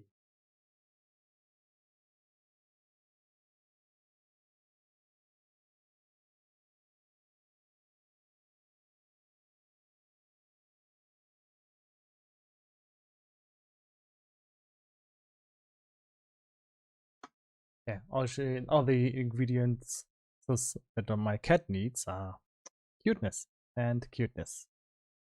Maybe some cuteness. So let's go on and go to the test level.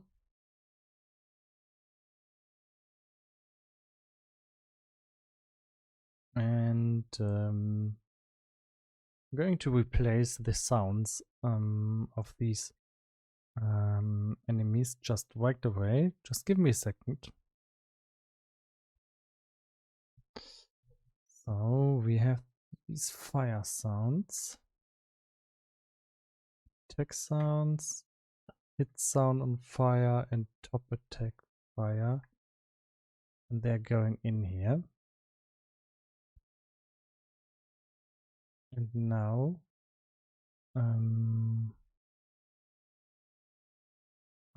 let's just assign those right away.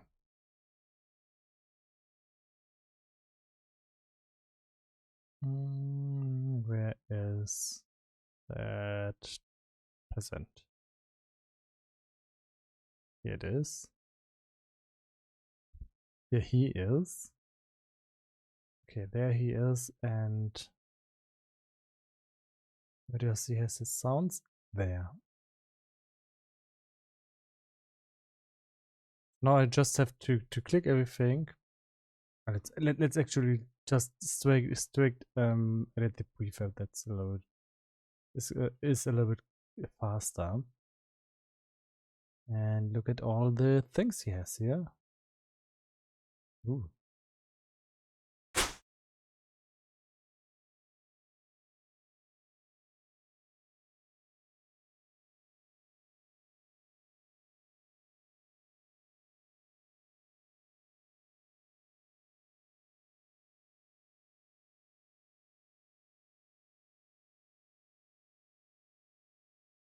Now I will make everything into a fire variant.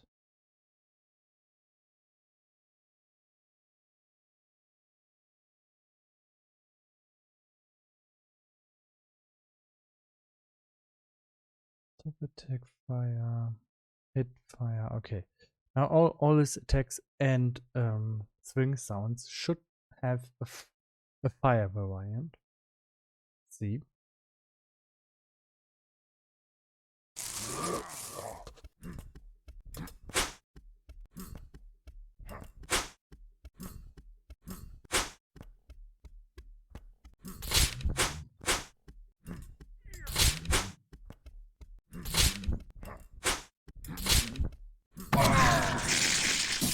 Okay, you could hear it. It's not too loud that there's fire in there, but you can hear the fire. That's okay. Now I think I could have gone way more over the top with that, but it's okay. Now let's go to the peasants, and first of all, they don't have their sounds important yet, so we'll have to first go in this folder here and import the new sounds. Until they weirdly load.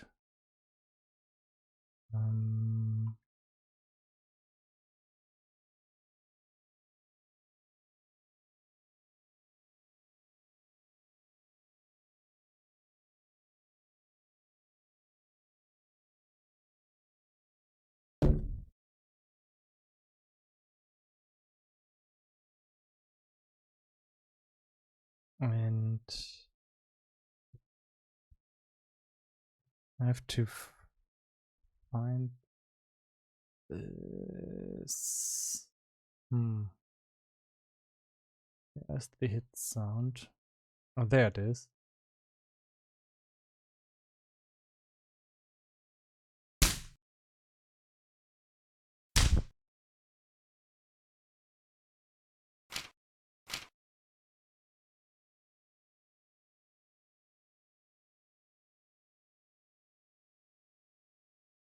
Okay, let's go and see how it sounds.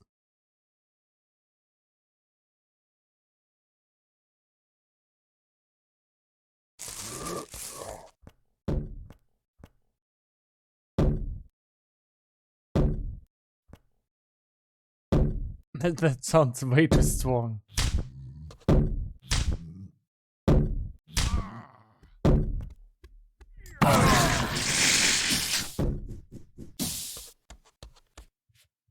Maybe it's because my speaker's so loud.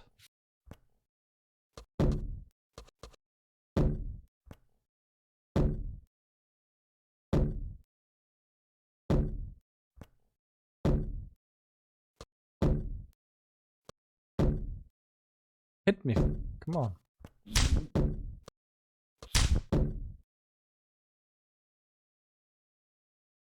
Okay, now we'll have to edit that launch sound. It sounds really good. Sounds like what I expected the other sounds to actually sound like, but they're a little bit too strong.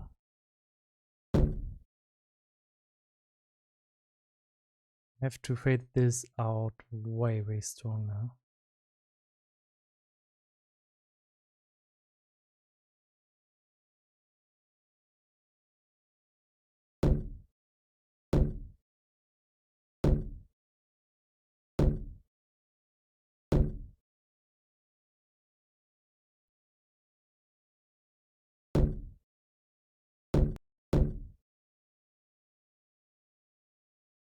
I think that sounds more in sync.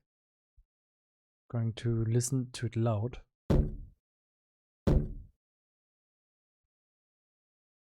Maybe this is the fire part is just a little bit too dominant. Let's just de-amplify it a little bit. Now I think there's a balance.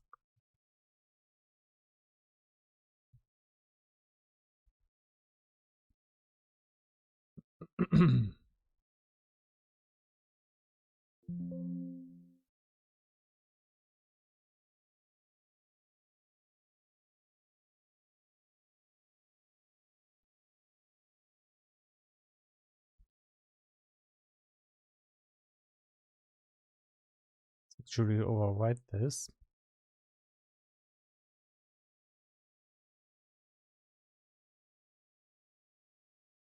Okay, let's try again.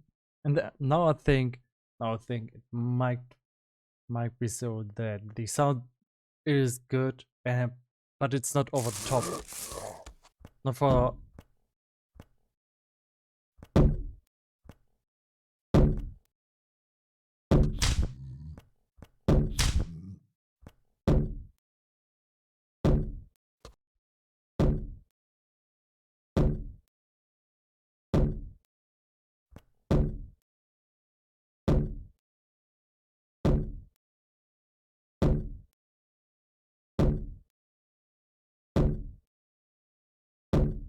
it's still dominant, but it's not as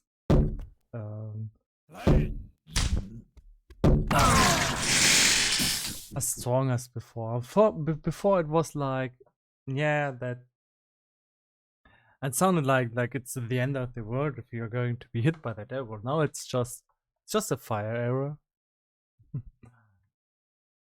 way better. Okay, so that's it for the sound.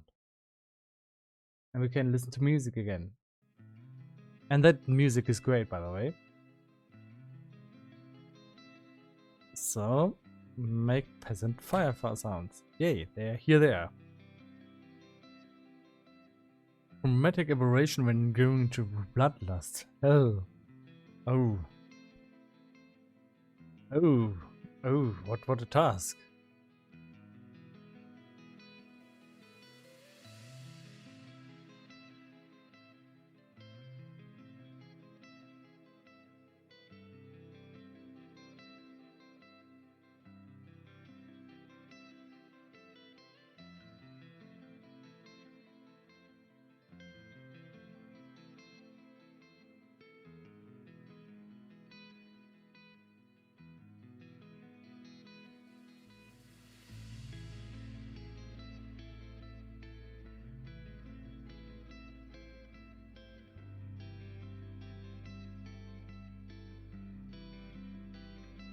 Yeah, this is chromatic aberration.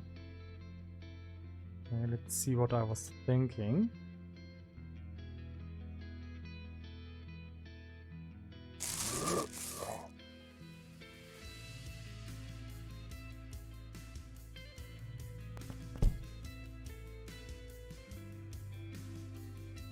That's a little bit of a drug mode.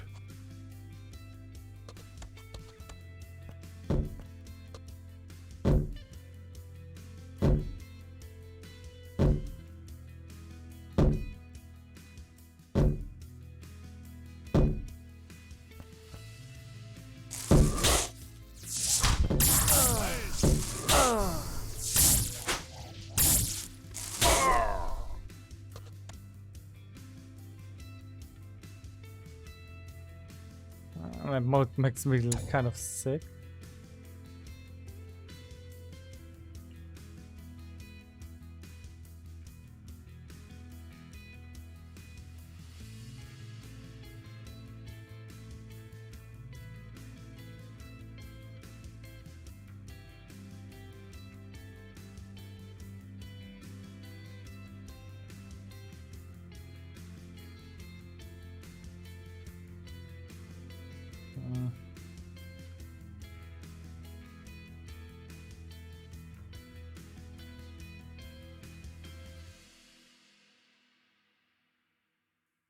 It's more like it.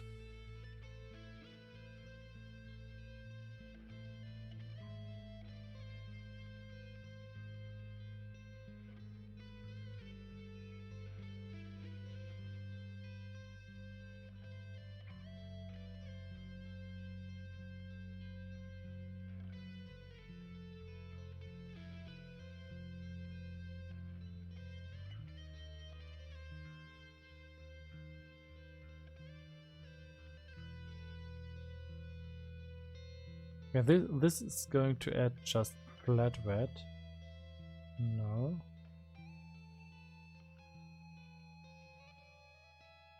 Oh, the gamma. Quite nice.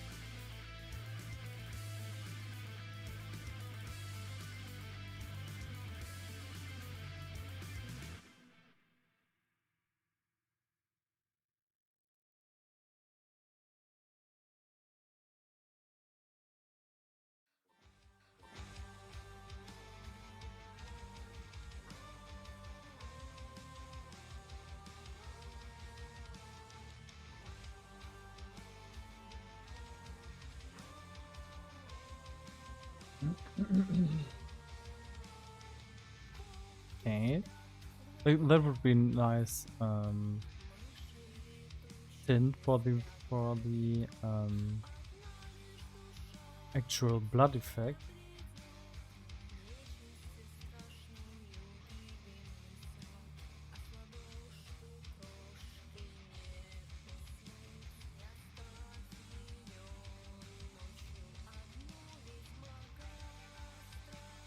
I'm just trying out some values now.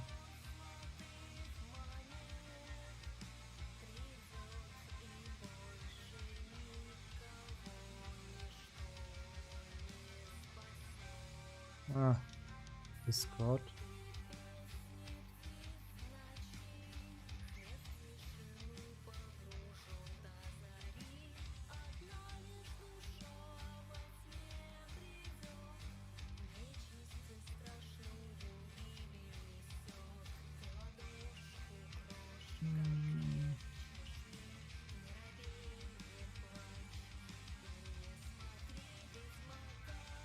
So there are some kind of new effects in here that I didn't see before. Interesting.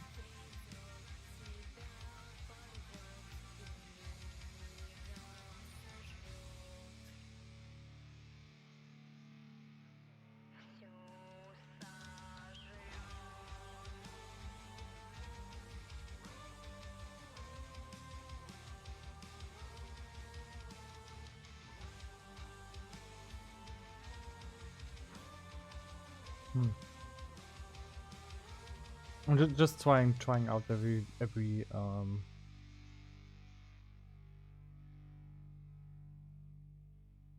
every setting now.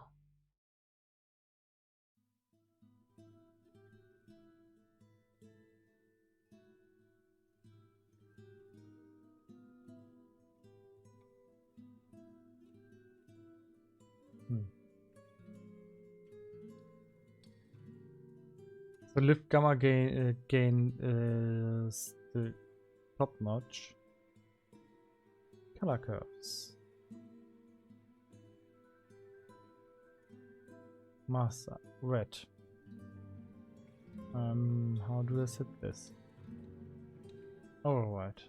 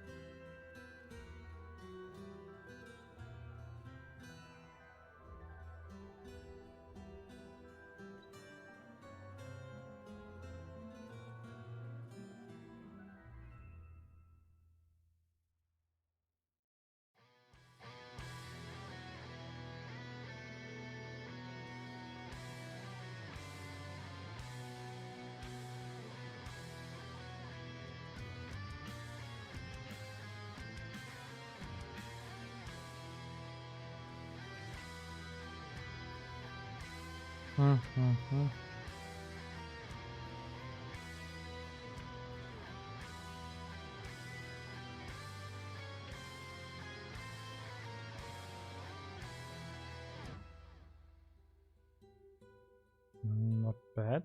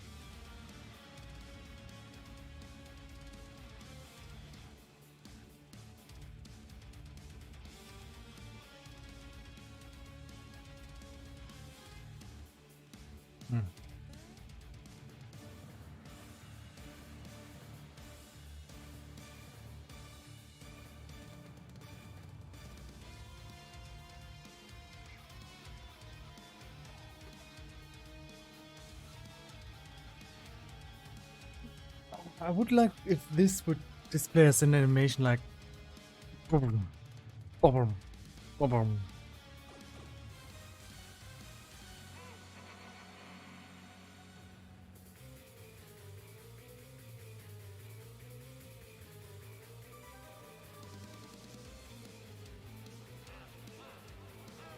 Better don't mess with the scale. Let's just see if I can edit this via script. So on the player,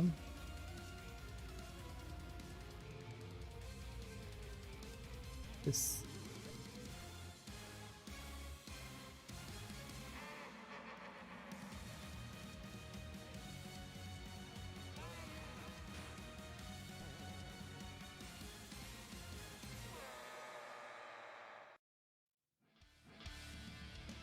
I wonder what if I open up this script now? What will it open?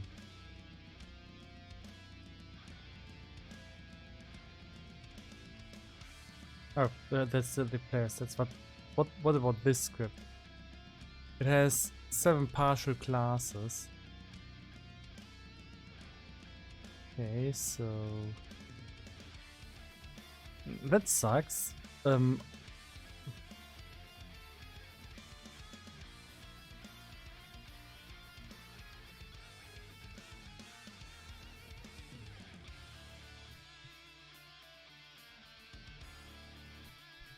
Just like my preview.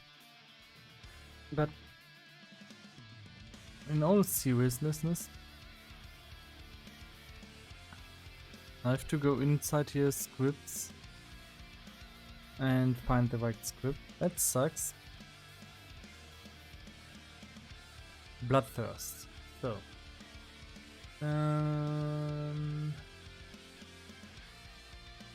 No bloodlust effect.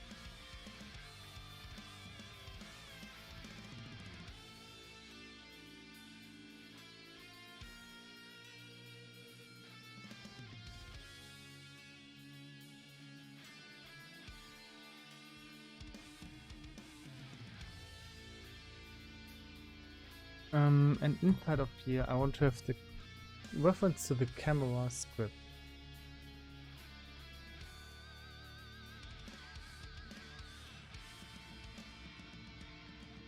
No, I want to have global volume reference.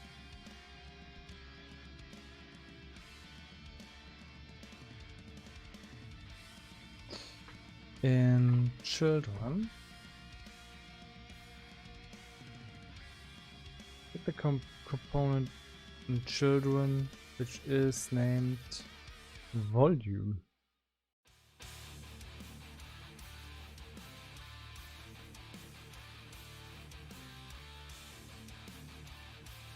And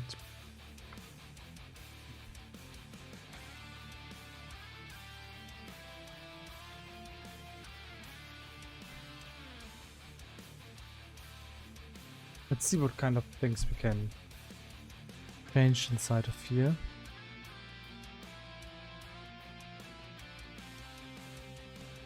Profile.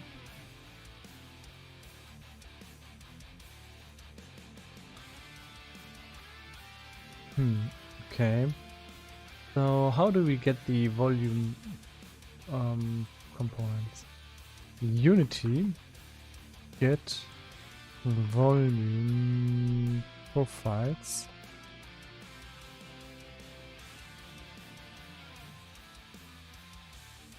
How to edit global volume from script?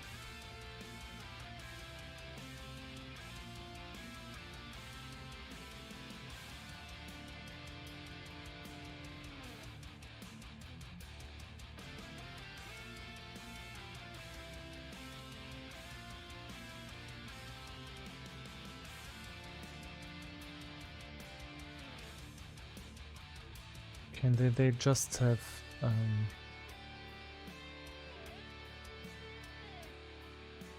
profile?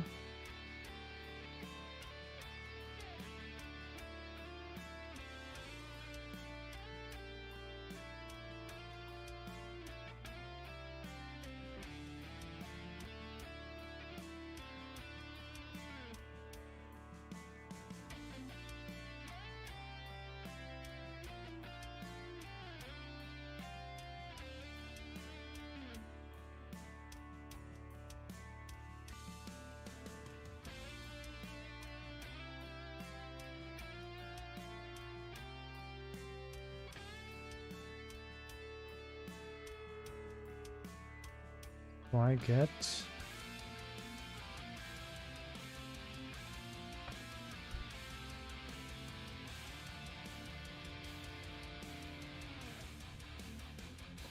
again, maybe a better example.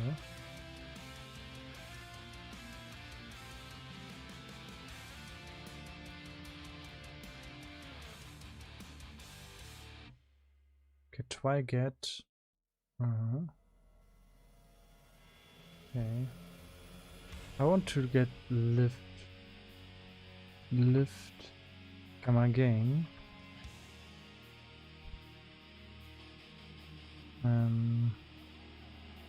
Out lift gamma gain. Lift gamma gain. Oh, that actually works. Actually, don't need this. Okay, interesting. Dot gamma No. Let's just enable it. Active. Can we set this to true? Okay.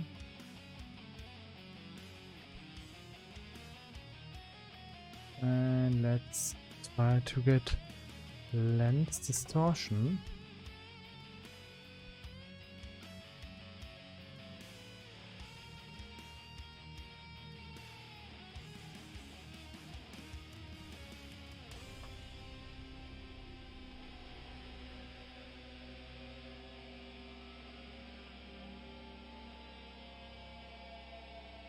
And put this to 1.5.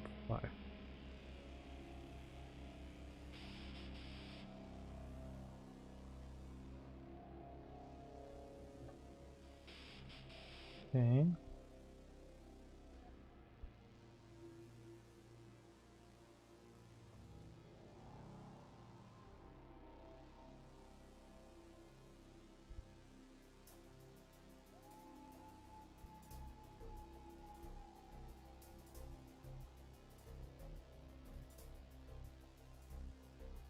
Looks like it won't be that easy.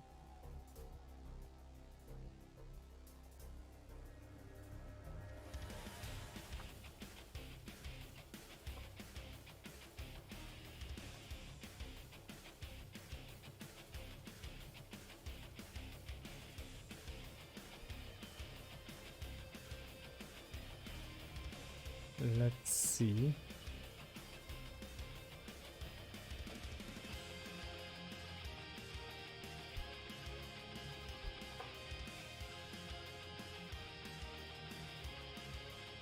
Value 1.5.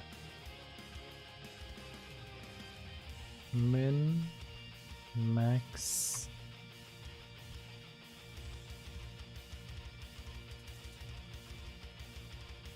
Okay. Let's just see what happens.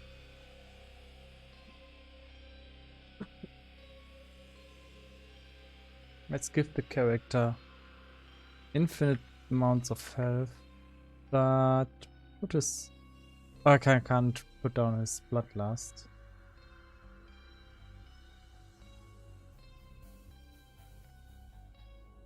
But let's make him lose all his bloodlust resistance when he's hit.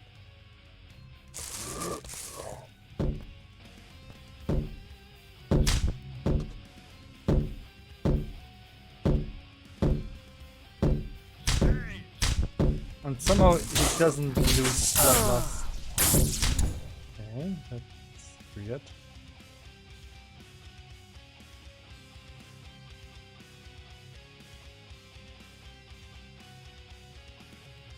He should be losing bloodlust, but he isn't. I wonder why.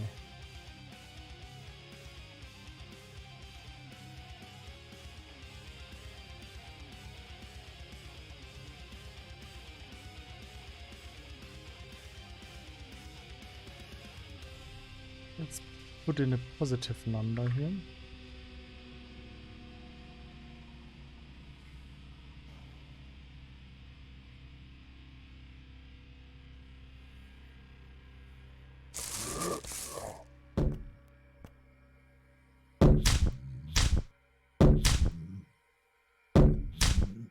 No, it's bugged.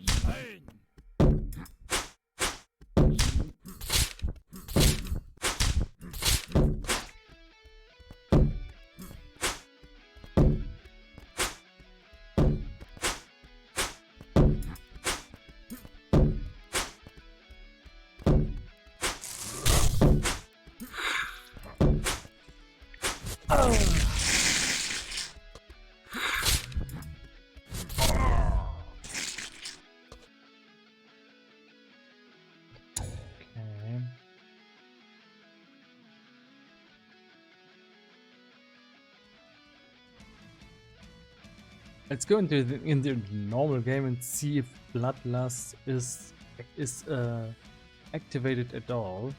This looks pretty much like a bug.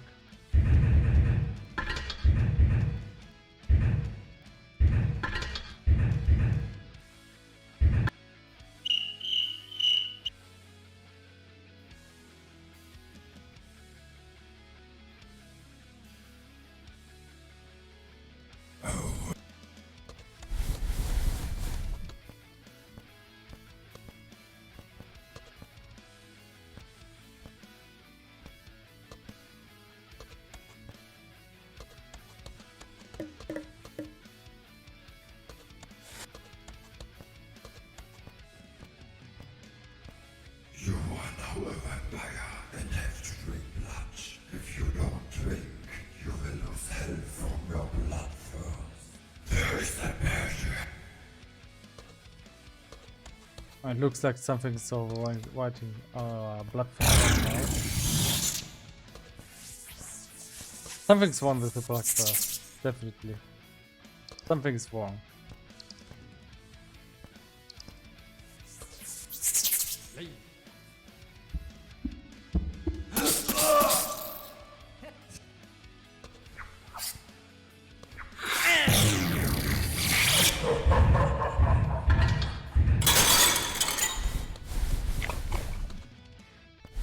So it should This is the area definitely, where a vampire named they can.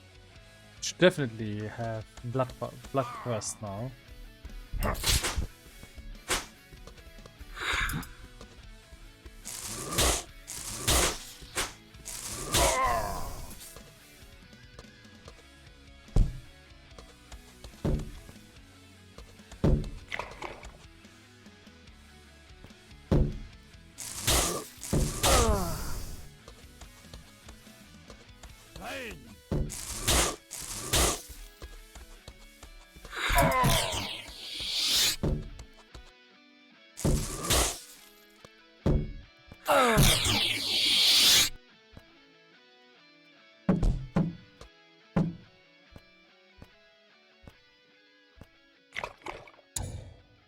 Ah, what an annoying bug. So why is Bloodlust not working?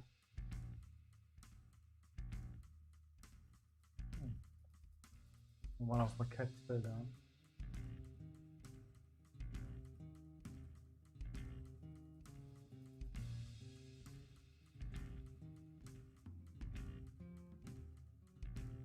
He's alright.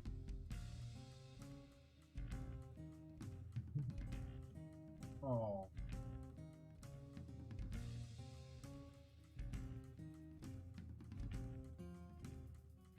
Ah, she's not too much into her headbutting. Unfortunately. Sometimes they really like that. But I think it causes them to panic because they see my big face.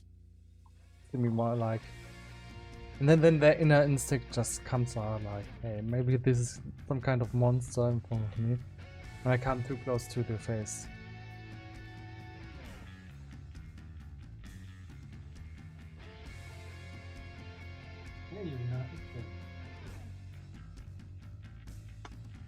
Yeah, she's alright.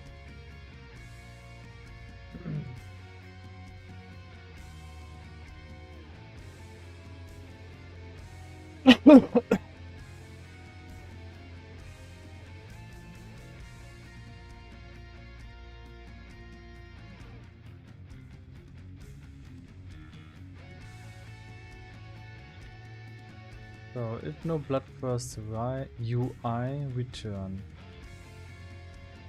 This is off.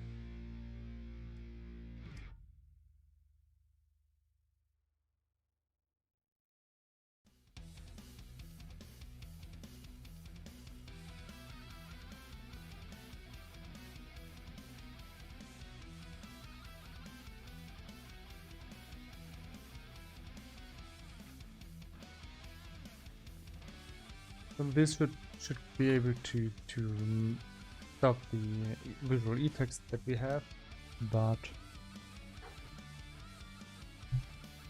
what now?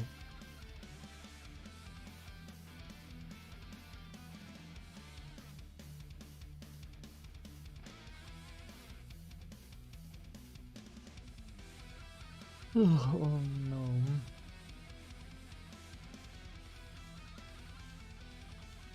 I'm kind of stuck here.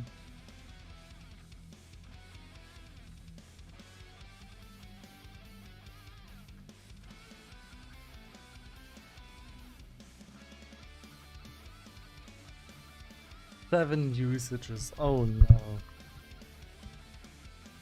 Oh no. This is going to be so hard.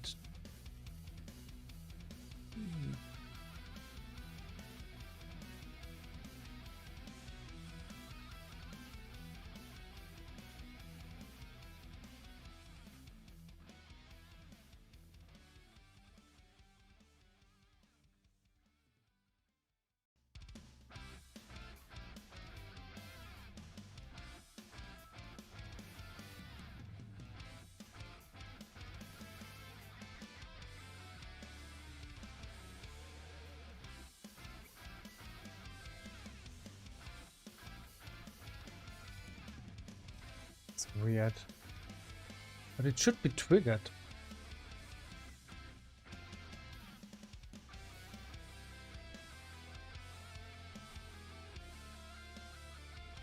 Oh. Oh, I think this should be if there's no bloodthirst UI return. Not if there's not no bloodthirst UI. Damn it, who writes that?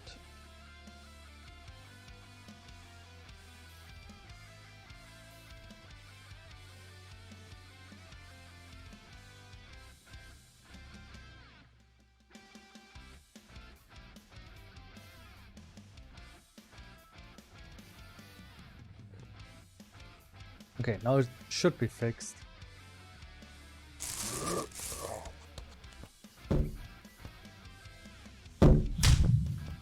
There you go, I'm in bloodless.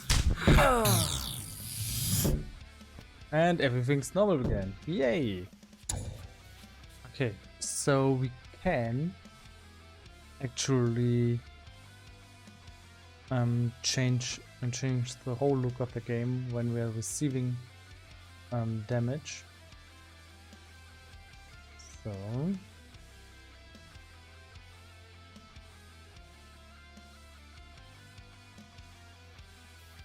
how do we do this?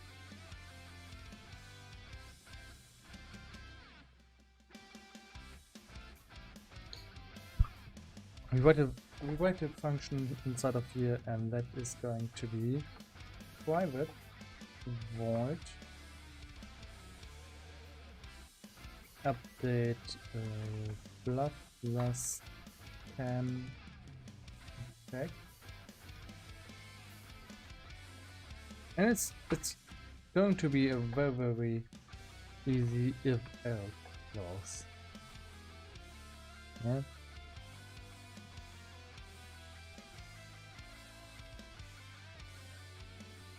If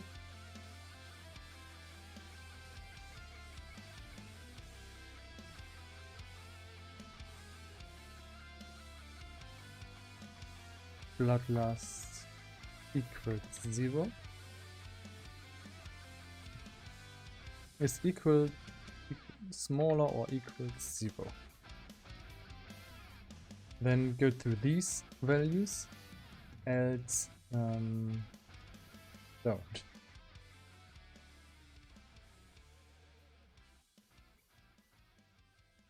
So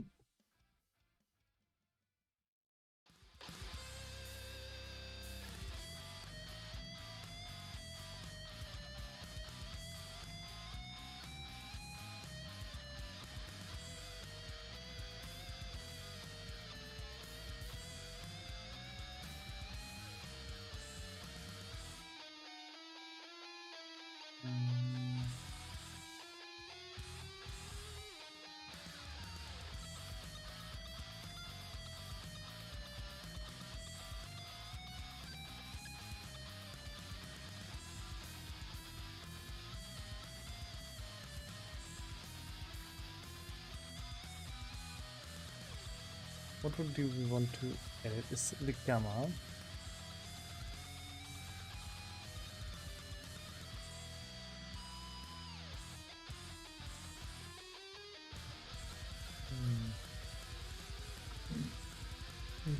So I want to edit this to have a new vector for parameter. And this is going to be to have vector for value.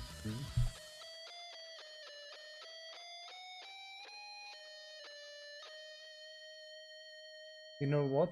I should read that out at the beginning. So let's start.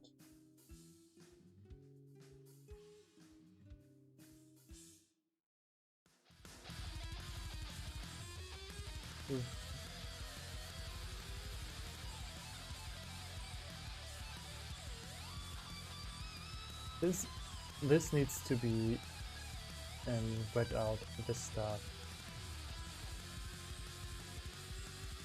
The start function.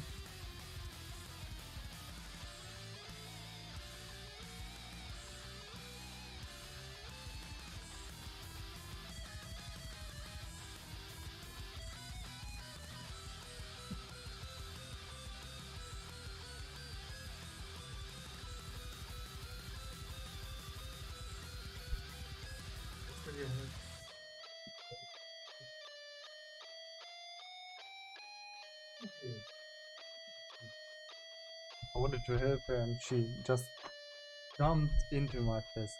That didn't look good.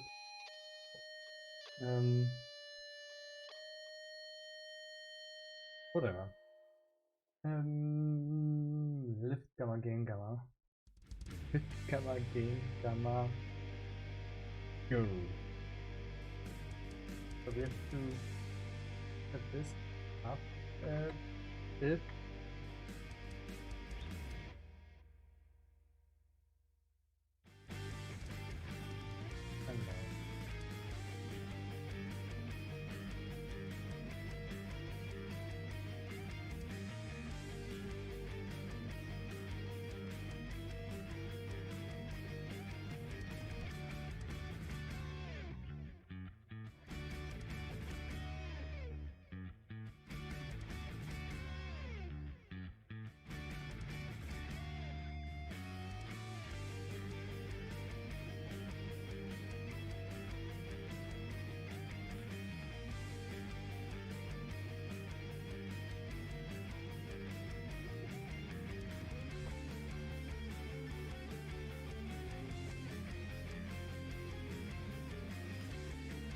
and so what is the goal here?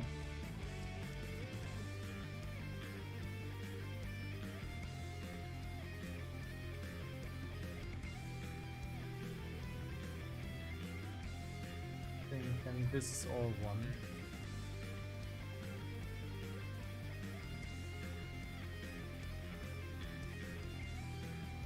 No? Isn't.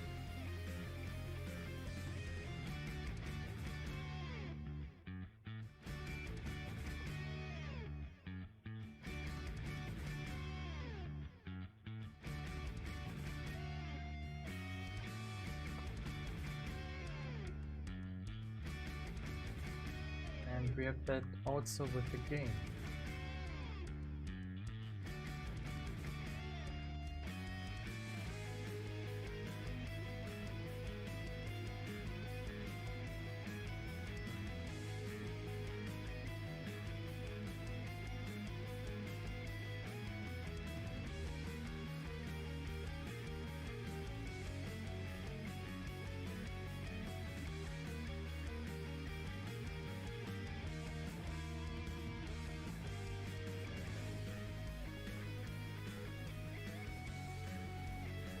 Then we update it.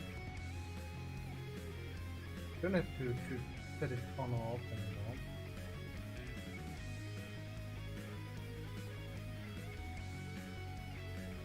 Just plug in the goal for now.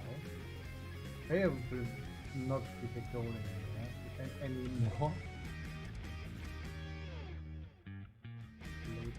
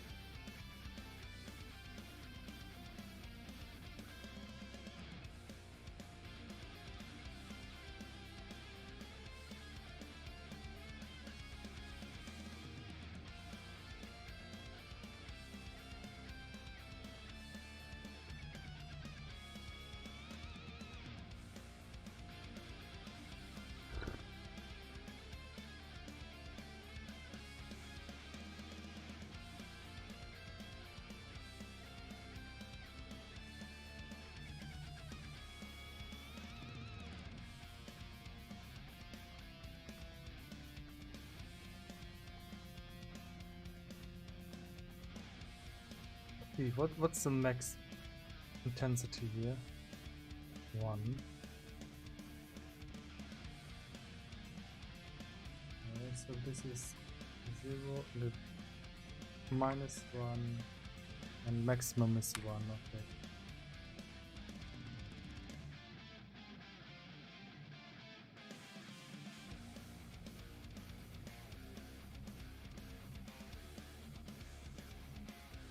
So no, there won't be the goal in the end, but this is just a step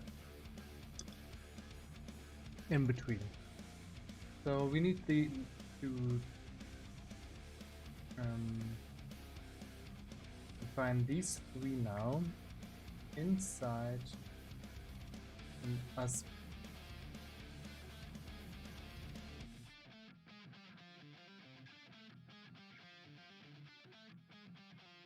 In this class.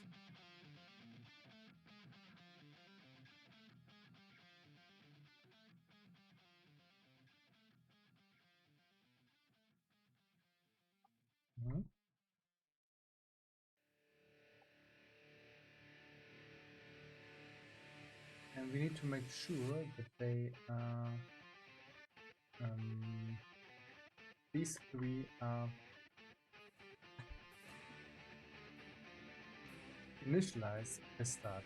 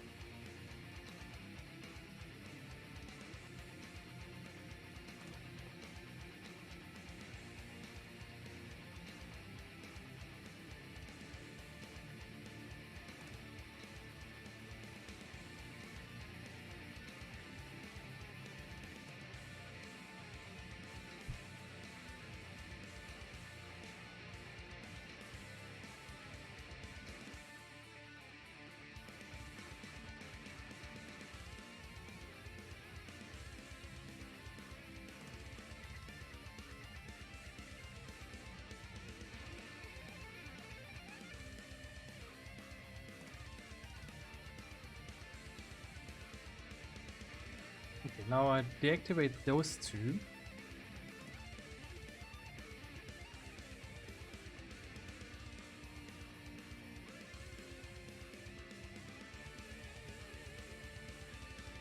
And let's see what happens.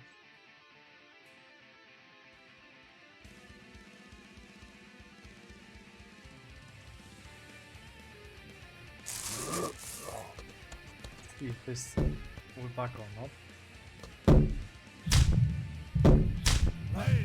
Didn't work.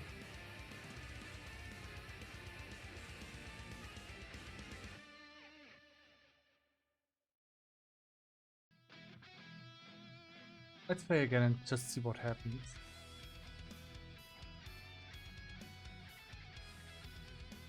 Maybe I made a mistake there.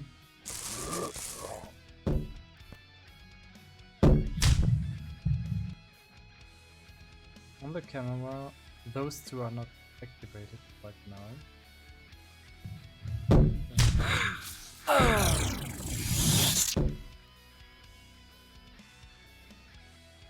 Don't see any changes in the global volume. Console is silent though, that's weird.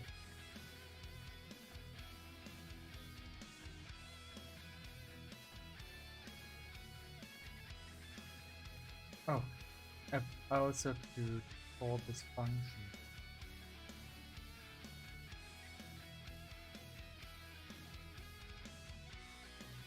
This is going to in the function here.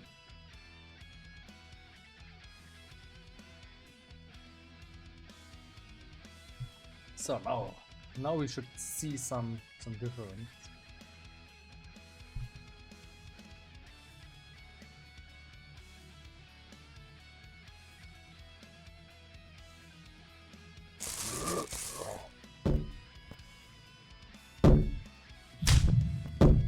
Oh yes. Now the lens distortion doesn't seem to work. To work. I need to.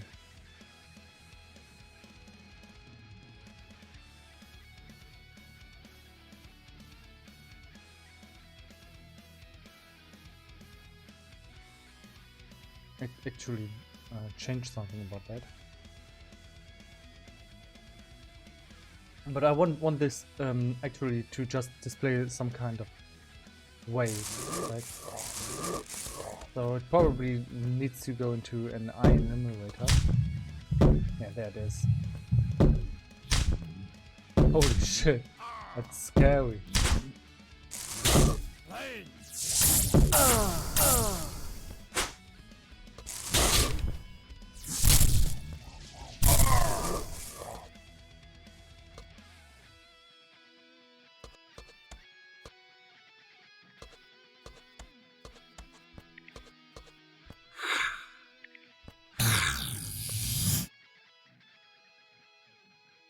And now it should have ended, but it didn't.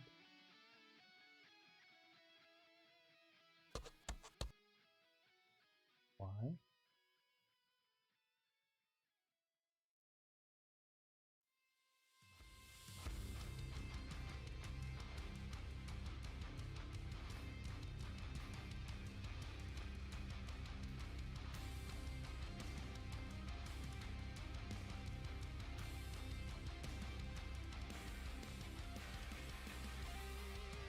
The values inside of here now illegal.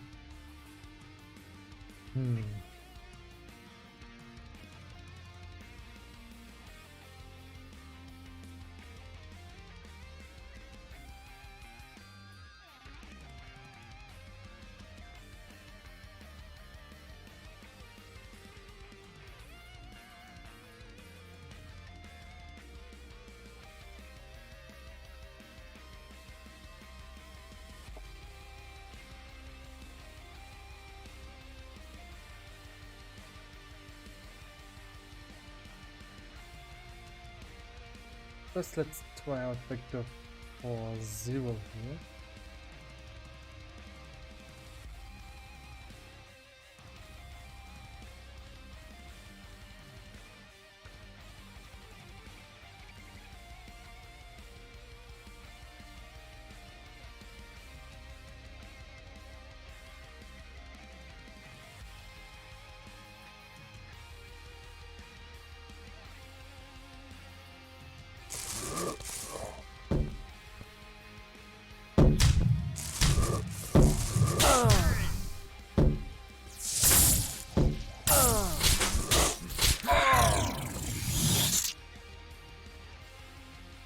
Damn, it didn't do the trick. I hope that okay, now the gamma and the gain are put back to the default values, but they're not updated again. Why?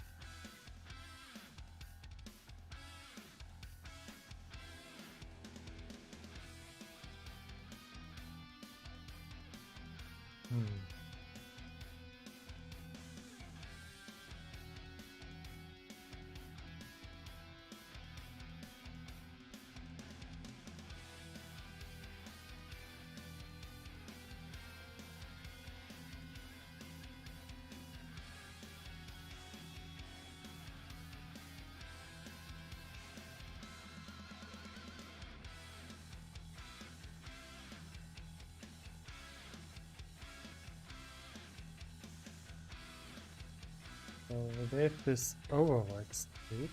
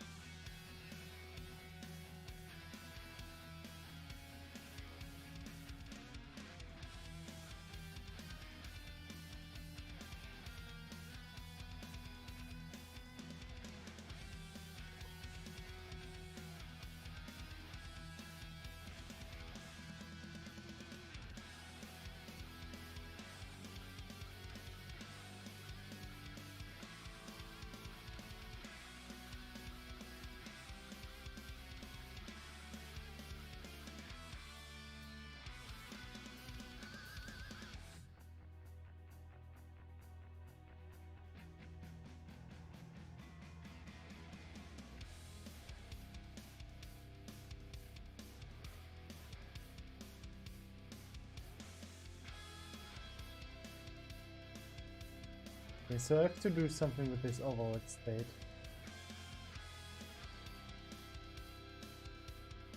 Don't know what, but let's just try. So maybe if I don't put this to true, it won't override this, it won't toggle these things.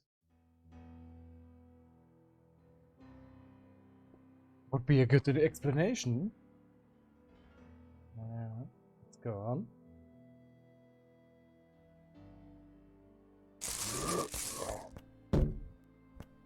Let's just go and battle them.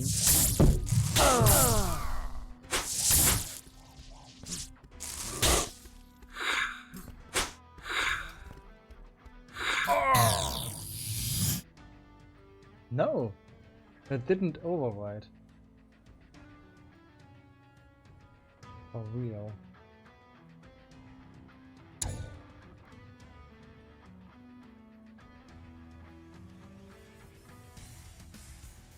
It seems not like now.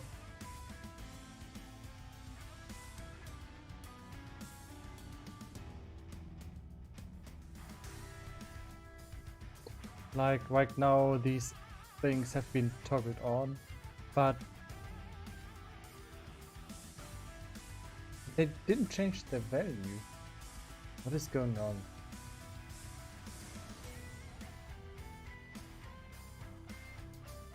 They have to tell the volume, the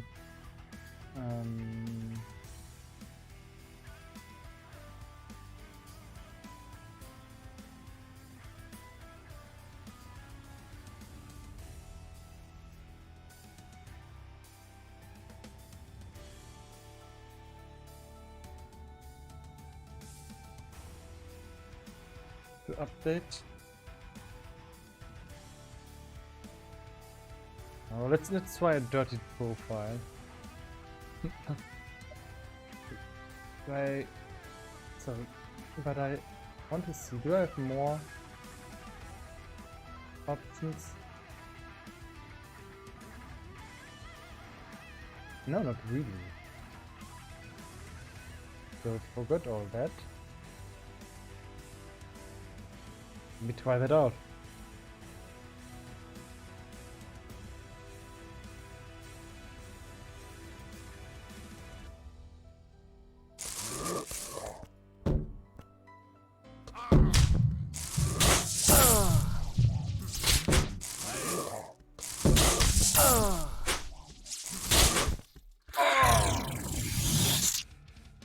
Nope. So we do everything all right, but it doesn't update. It's a huge problem.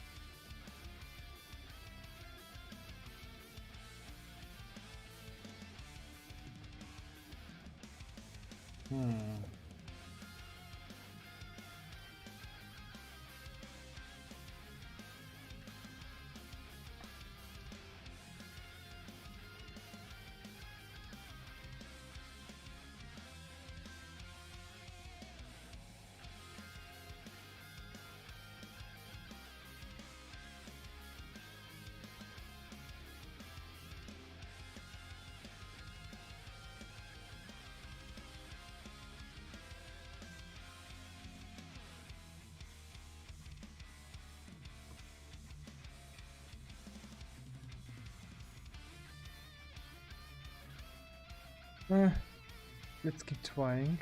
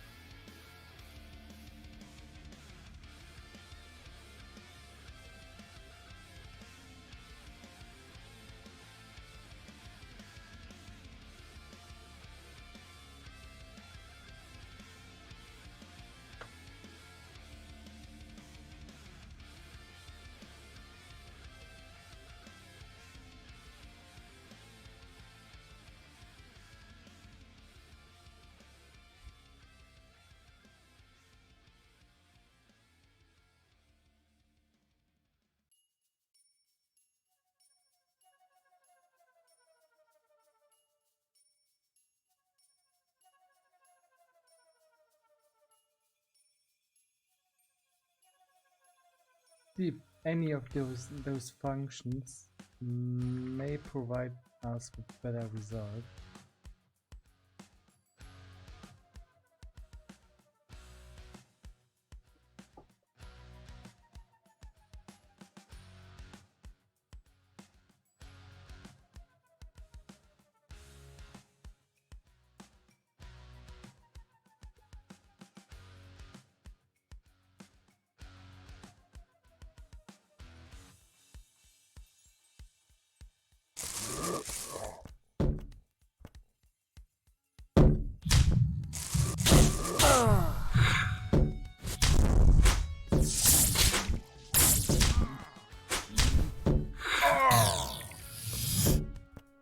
No! No result.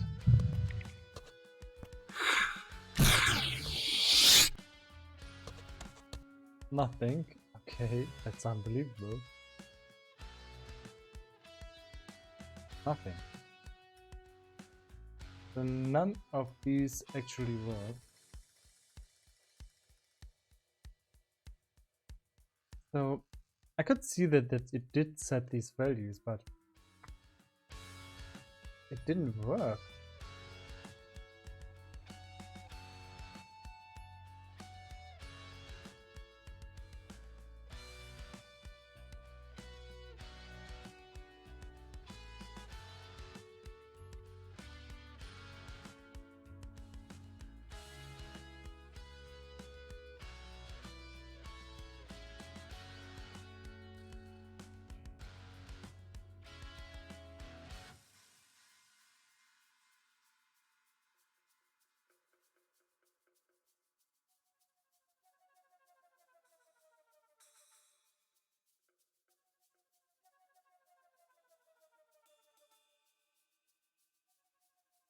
Hmm.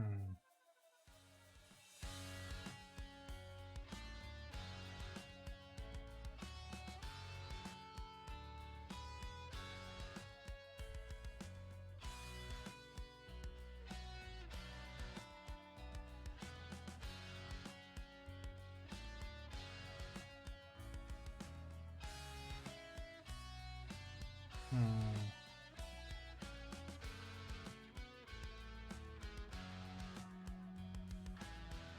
Unfortunate. I'm really close to making a big breakthrough because there's nothing more on the list anymore. That's actually huge. After that, it's just some fireflies on saving points, minor bug fix, minor animation fix. Come on.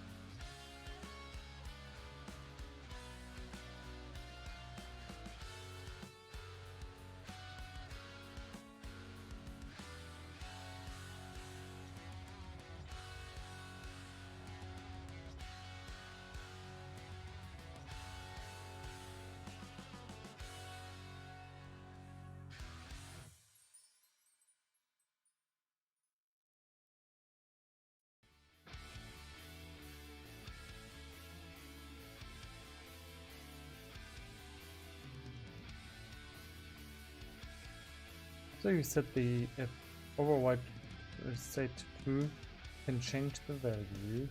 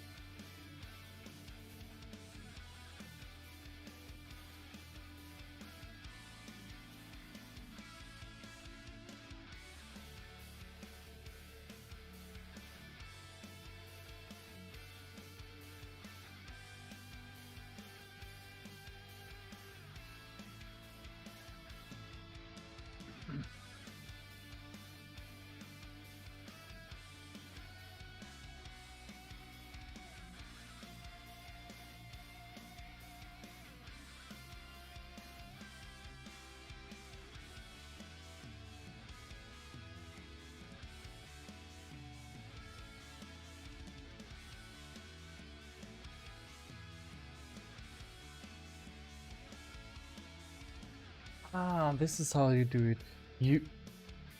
I'm doing this wrong. So what you would do is I would have two volumes.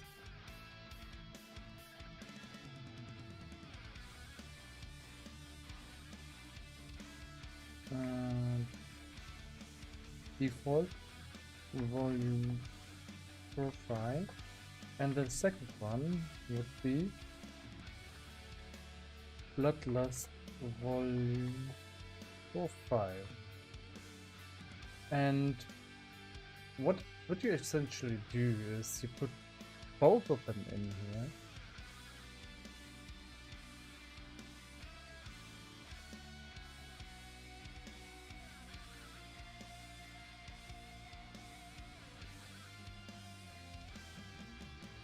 This one is the bloodlust. This one is, let's say this one is the bloodlust one. And this one is the default one. The default one is quite boring. Doesn't use much gamma. It doesn't use gain. And its lens distortion is pretty much not there. And then when you're going into bloodlust,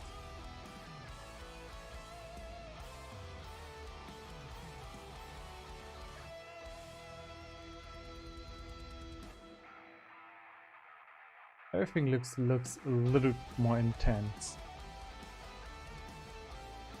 Can I tint this red now? Oh, I can tint. Oh, I can tint everything red. Ooh. But this is vague 0 normally. And then all of this, what I'm doing here, bullshit, forget it. You just play with the vague slider, and either this one is weighted very high,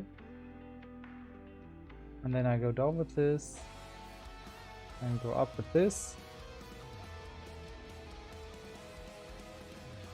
or it isn't. Okay.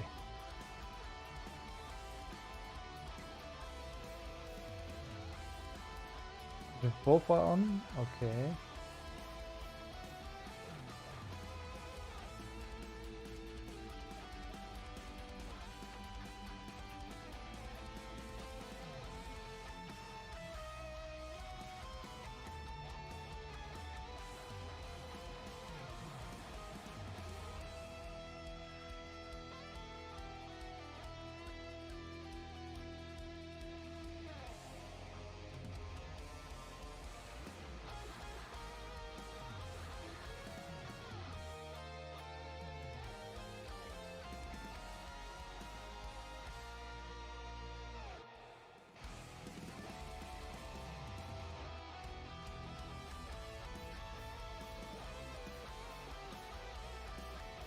Bloodlust volume gamma gain, and I want to have two different profiles, distortion profiles.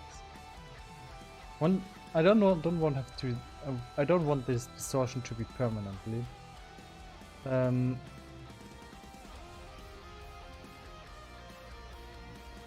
This doesn't have this. And this doesn't have blue.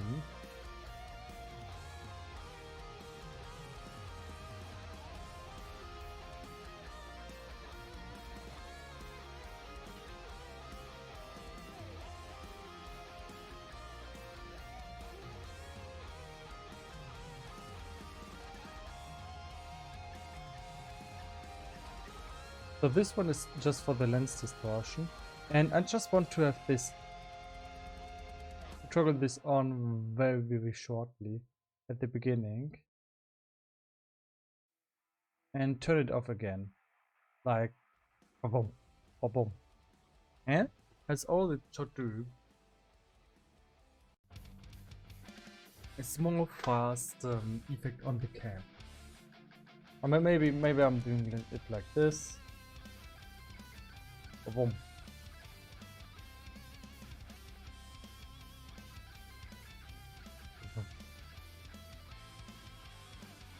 I think it will be better in this way.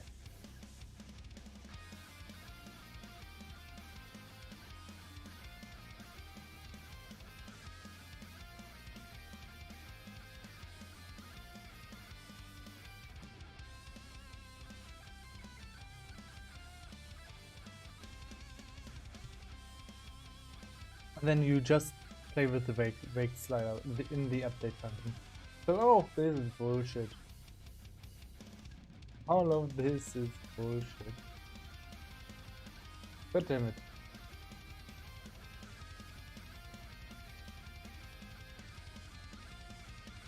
So, what I actually need to do is... I have 3 volumes in this. What do I do? How do I?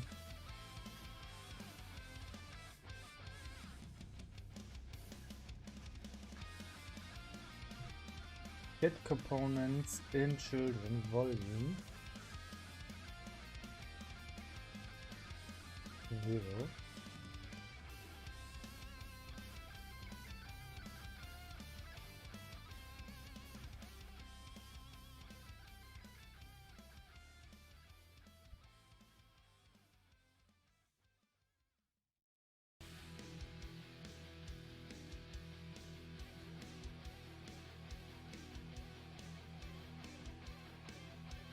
And then I just adjust the float. Oh.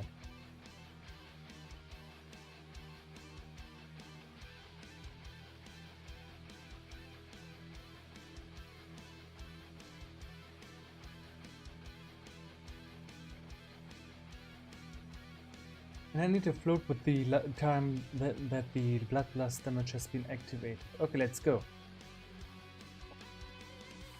It took a while to figure out how to do it, but now I just need to float. Float, float, float. Aim timer.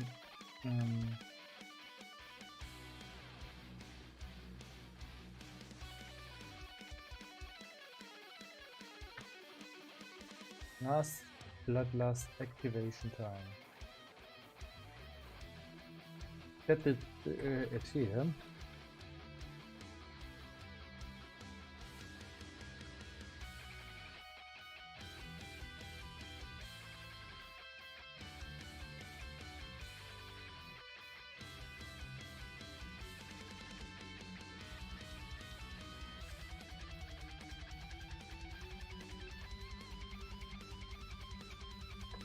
And then we just say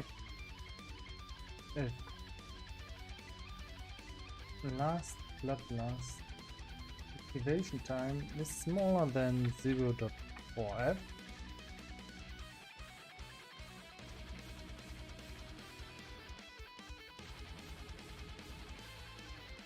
Float animation progress equals time the time minus bloodlust animation time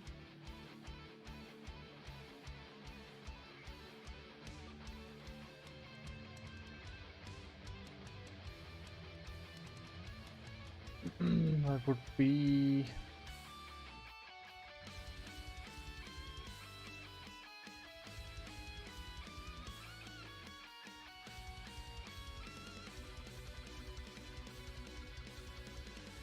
divided by 0.4. So float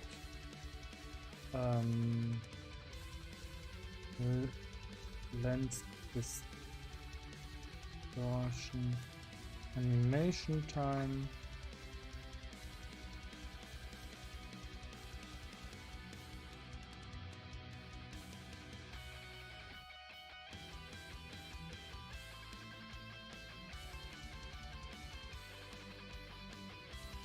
let's actually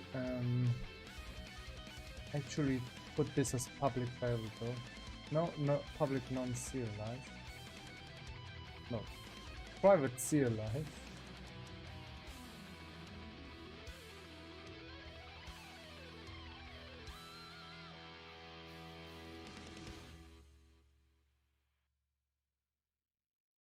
I can play with that.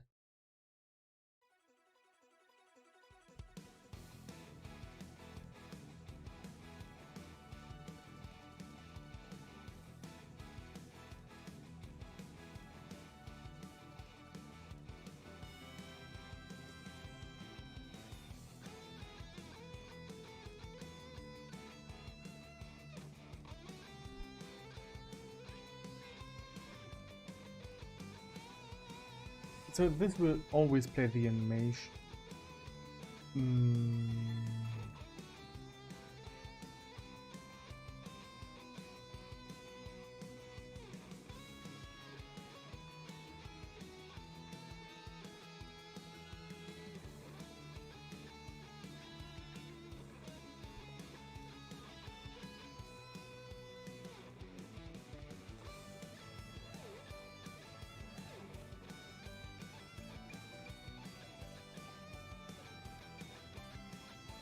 Yeah, now this will play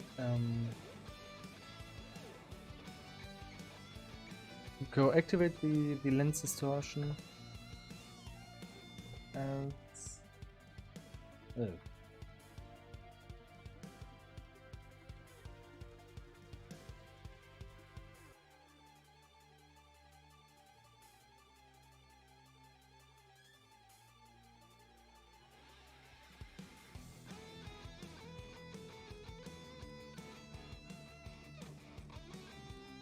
So then it needs to go back.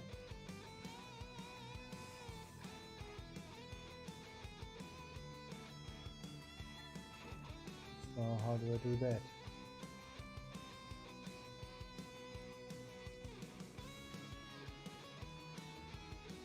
I think it's something like with 1 minus.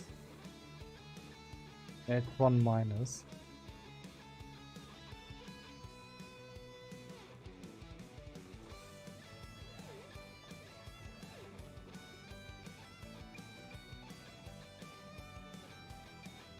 Okay.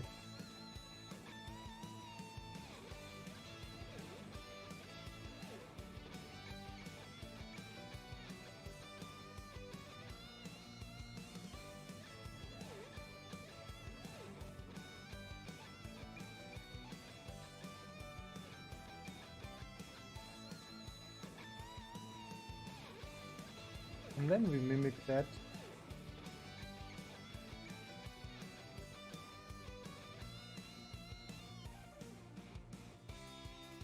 But this time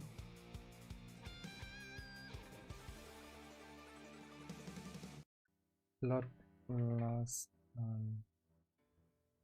color change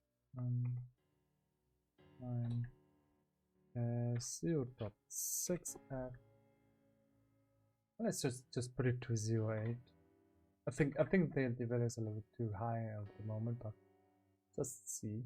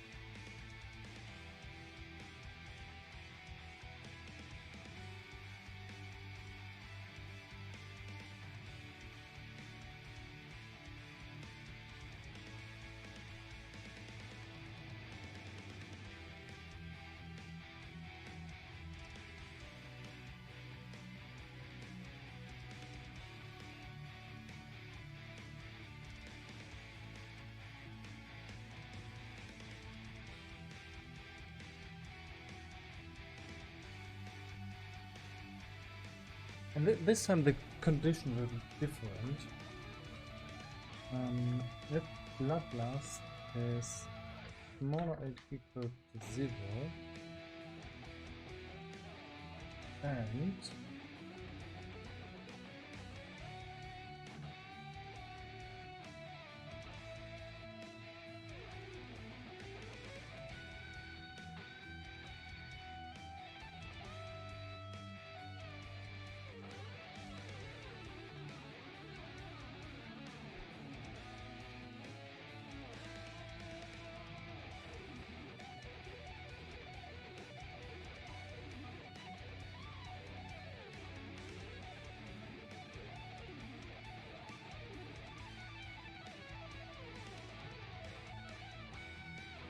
and then vice versa.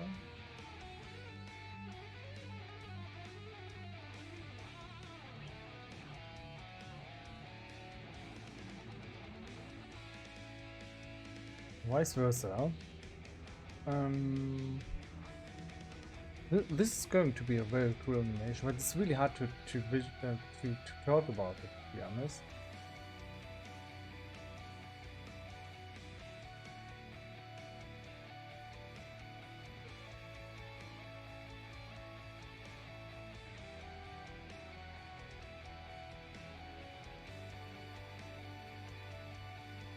It's just coloring the screen in red. All it does. It's nothing special, but yeah. What can I say?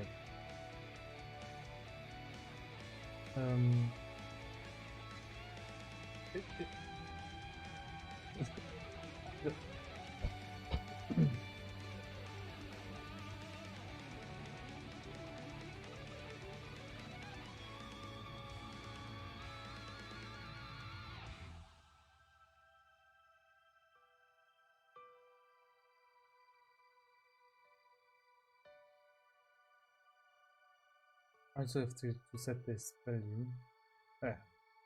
Value.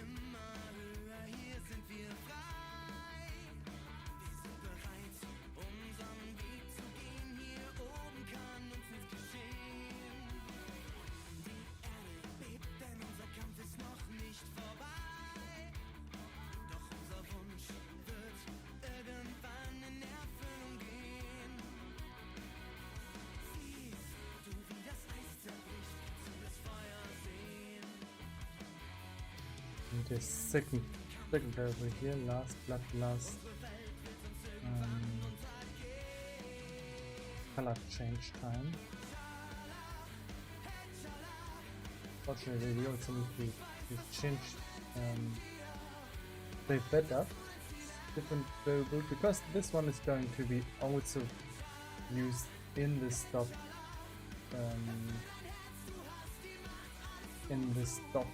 timer.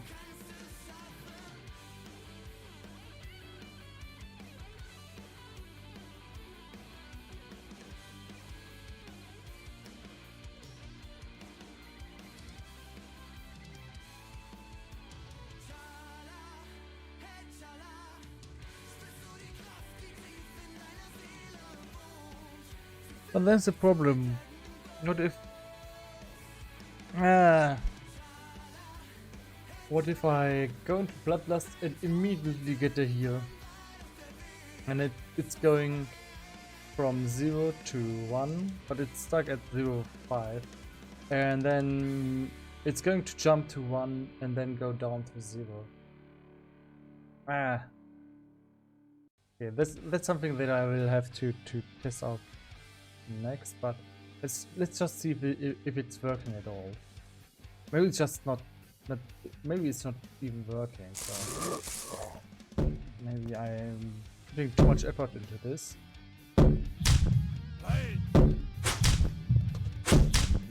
Oh, it wasn't bad. Now, lens distortion should have gone back to...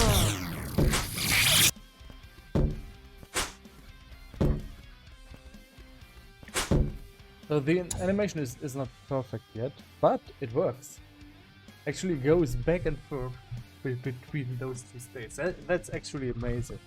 Really makes you feel the heat of battle when you get this kind of reddish screen there.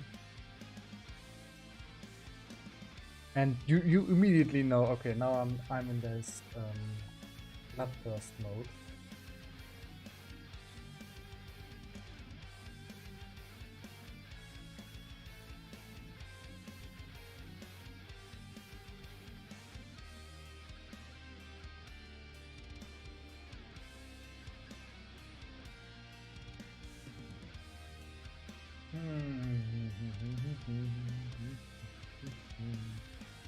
So I was wrong.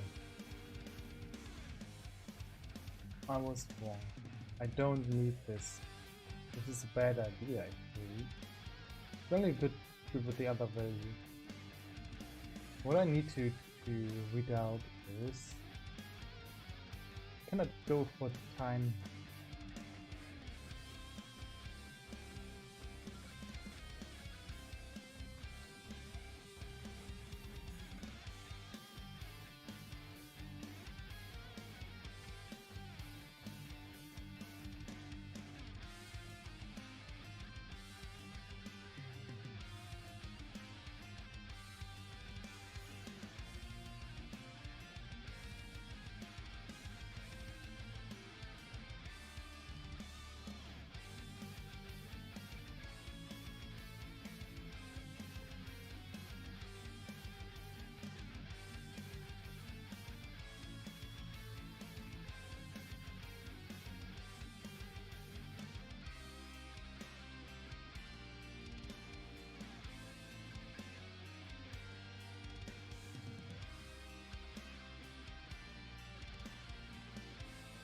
So all I want to do is I want to read. What I want to do is to read out this perception way.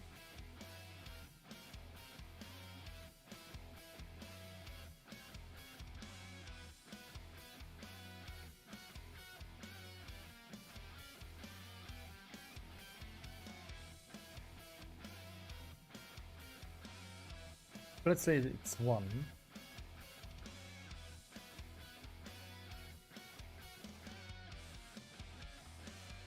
No, maybe I want to edit like this.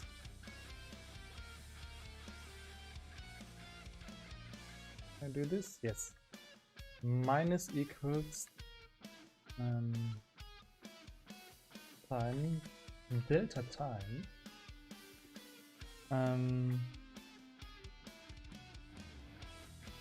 times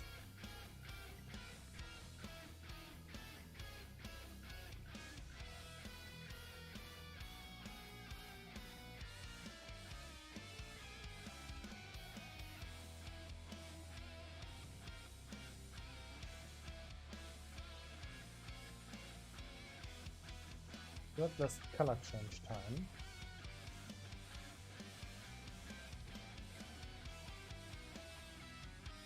No, we don't divide it. So if this is 1, nothing special is happening. If this is 0.5, it's going to be double as fast. If it's 2, it's going to be twice as slow. Okay, that's actually correct.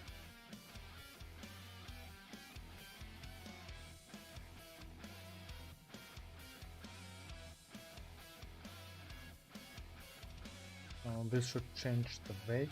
It's a simpler algorithm, but it still holds true.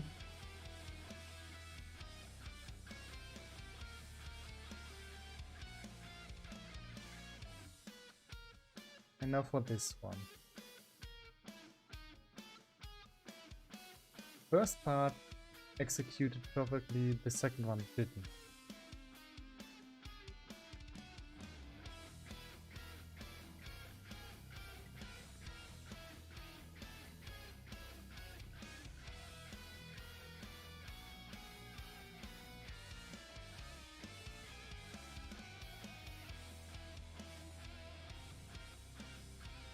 I think it's a second, it's what's inside of the bracket that didn't work. This part.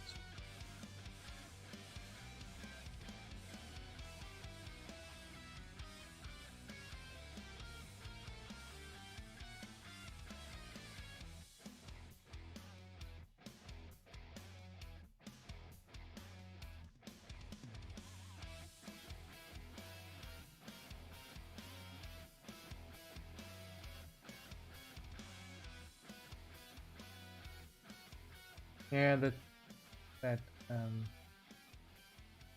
a bad idea. Let's say this is 2, this is 1.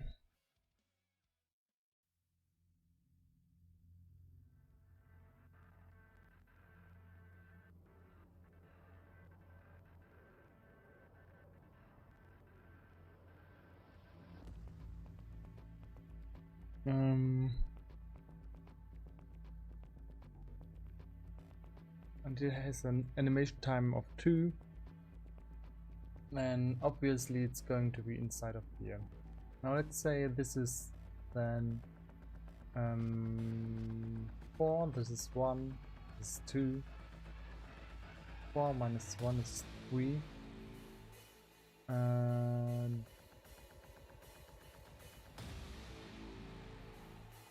divided by 1.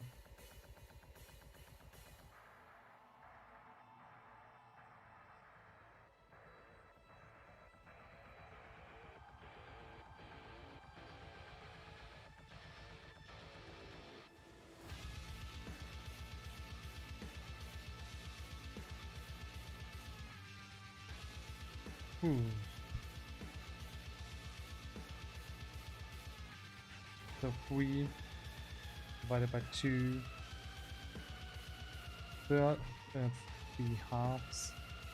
1 minus 3 halves is going to be too small. Oh dear, dear. So many ideas. Okay, back to math. Let's say animation time 1. Animation time 1. And when second number 2, it activated in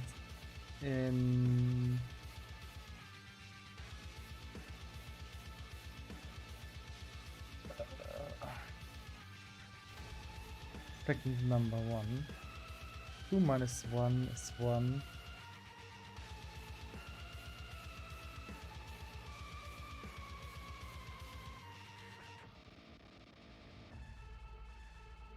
Oh, I have to just put in a 2 here, and it should work. Because I just have to double the time that has passed. One has already passed, second one hasn't. So yeah, if it works in this line of code, then it will also work in this line. So, I'm thinking too much. Actually, very easy algorithm. Let's see.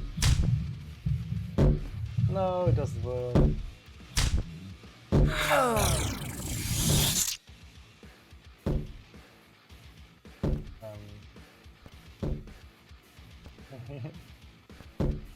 Oh! What?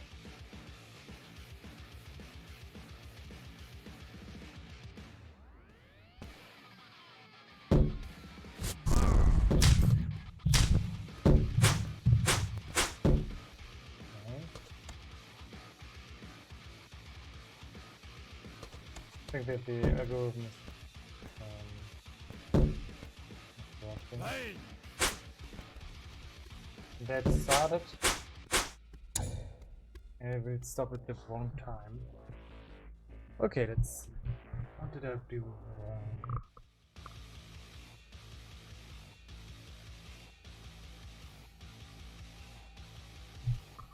Last activation time is saved up.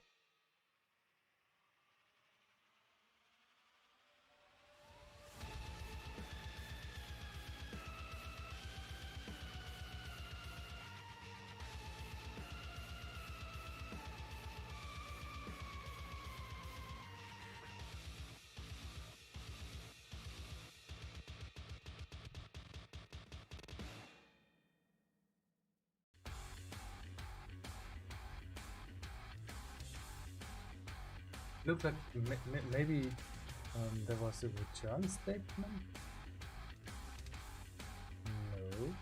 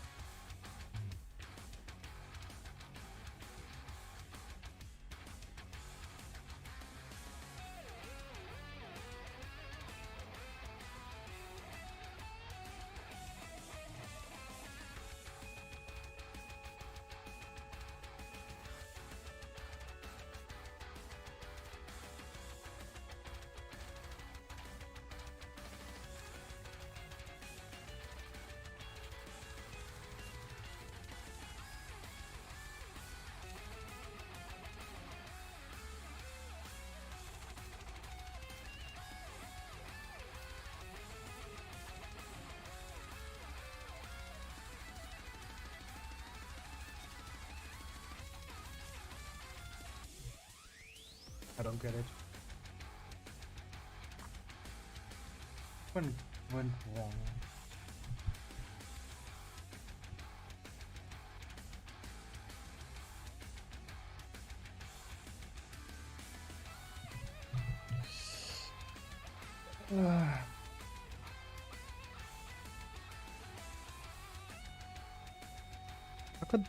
How could this happen? Why? It looked like there, as the game progresses, the time variable is somehow fading for both cases, and the cases are not related at all. What the fuck?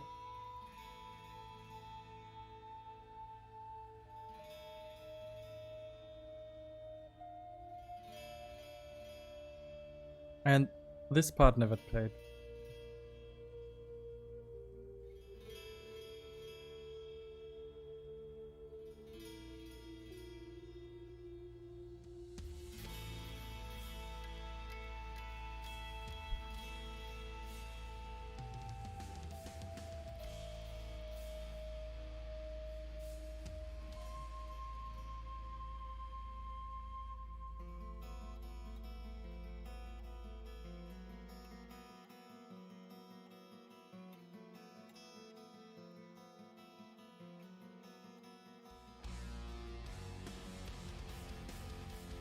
So this is 2, this is 1, so this is 1,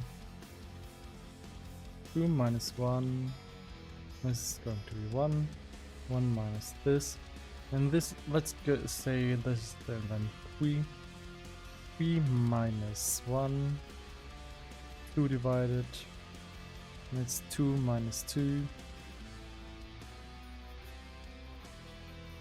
2 minus 2, and it's 0. So as time passes, this should actually work. What about the if clause? Last activation time is smaller.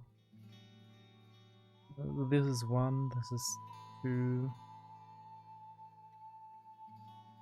minus 2, smaller.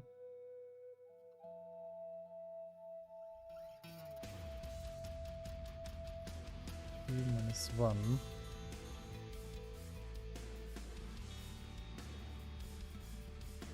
2 minus 2, 0.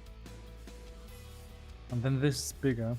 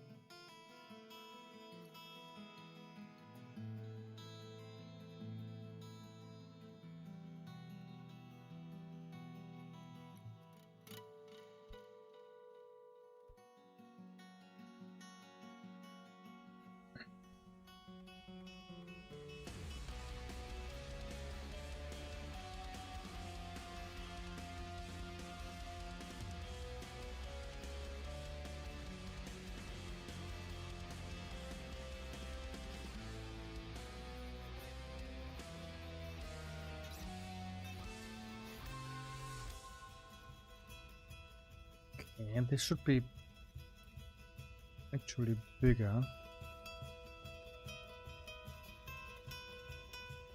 Smaller. And let's check that out. Still very weird.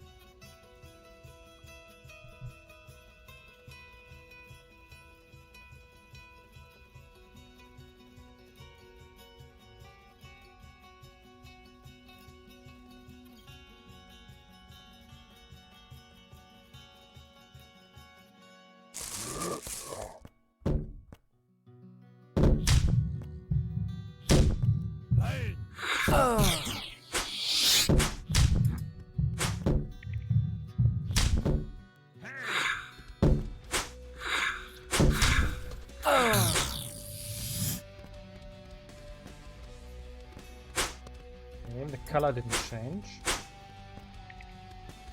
Will it change back? I don't think so.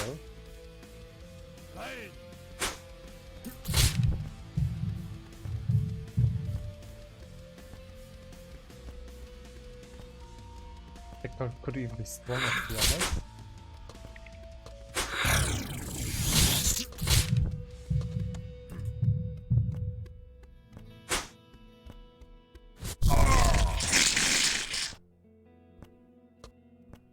My color doesn't change back.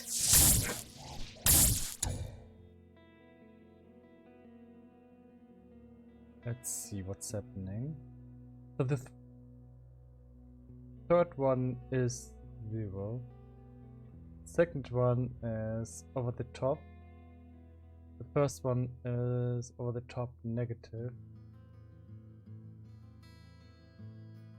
Oh yeah, it's because yeah.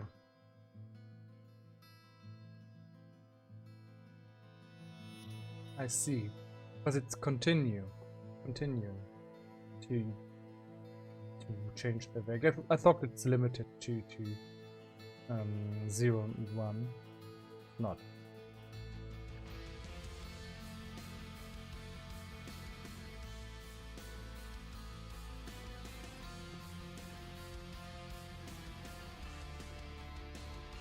Okay, this should improve this. Actually, I want to change the animation times.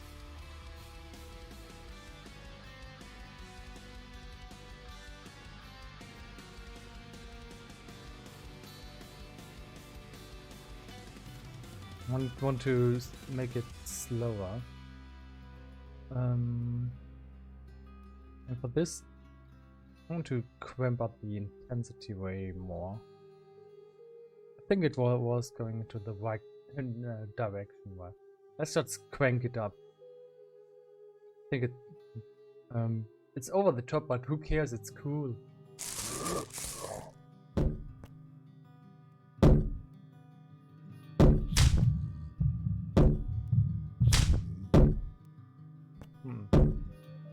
That didn't work.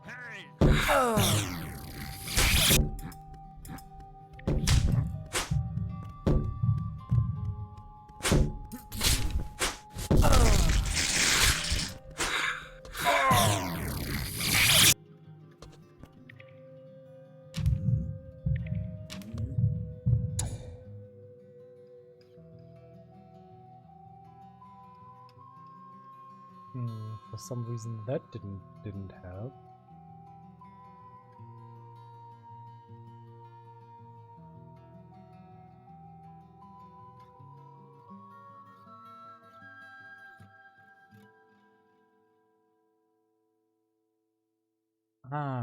Volume. I see.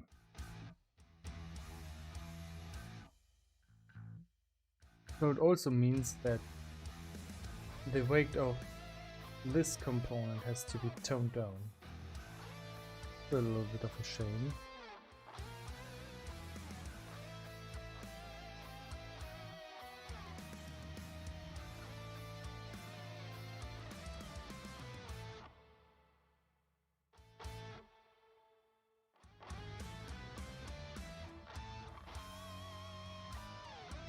But so be it.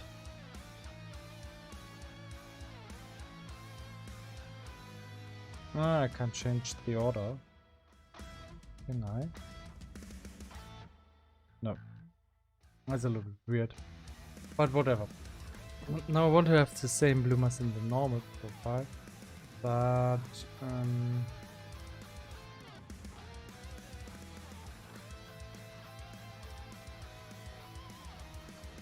what now? I need to put this down fast.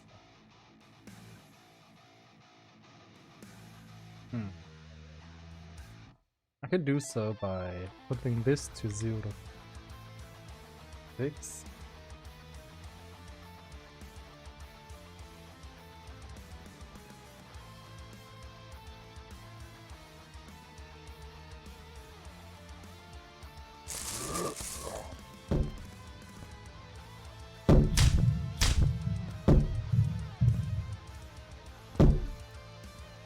That didn't do the trick.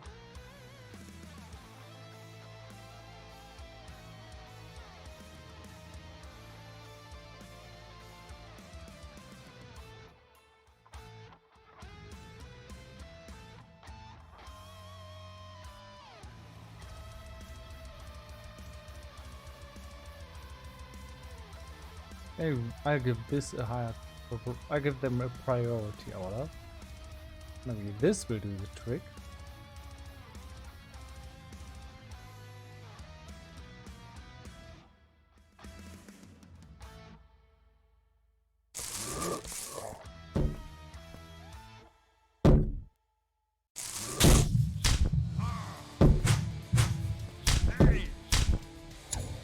No.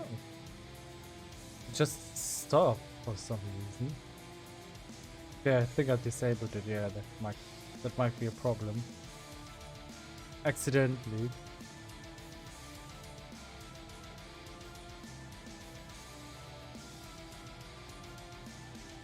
Then let's also deactivate the bloom here. Just want this for the lens distortion. Let's go. Let's go.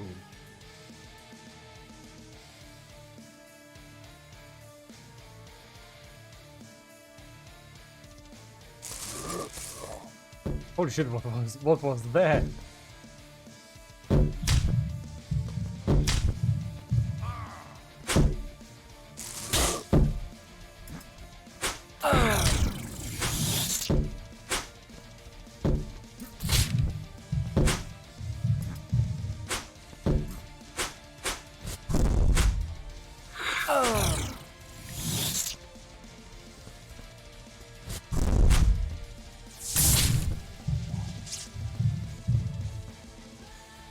Yeah, that's cool.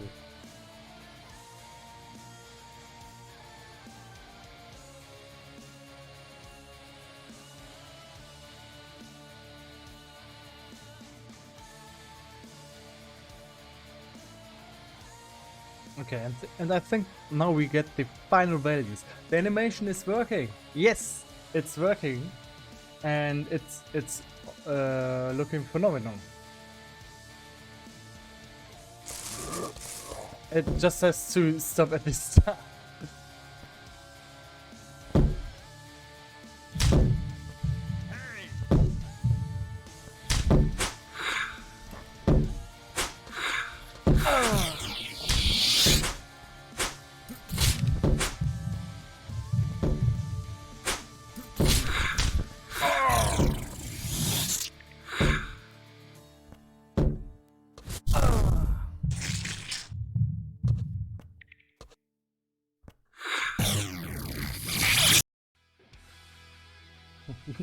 That's cool. I want blood. Yeah. Okay, that is how the game is supposed to feel like. Like you go into this rage mode and you want blood, and go on a killing spree there. So we're going to apply these changes. I'm satisfied here. You could maybe change change some components or something, but I don't mind. That's enough for now. You just have to stop the this effect to display play at the start of the game. So, and last.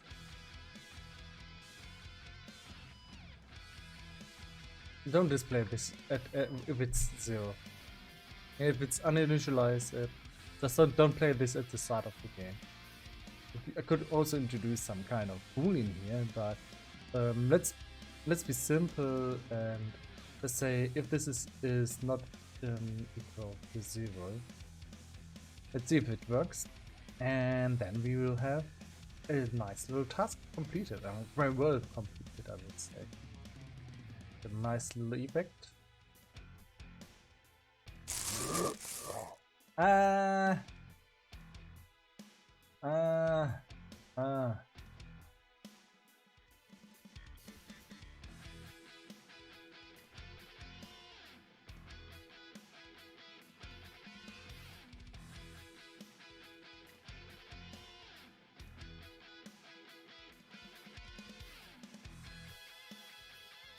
Actually, to do that in both if-else clauses.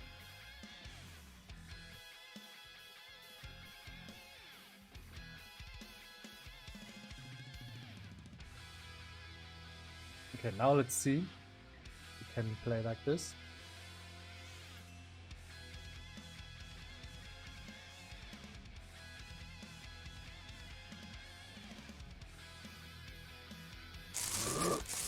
Yeah. Nothing is the start.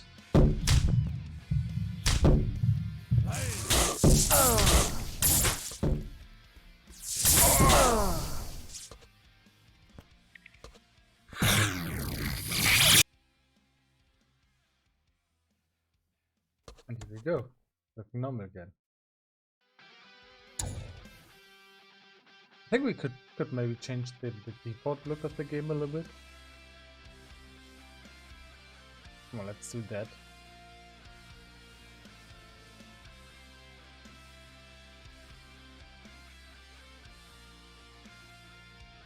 But let's actually change the scene then.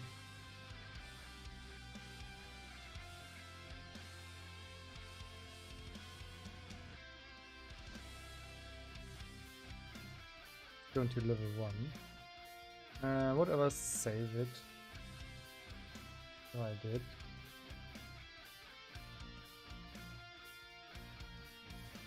That's level 2.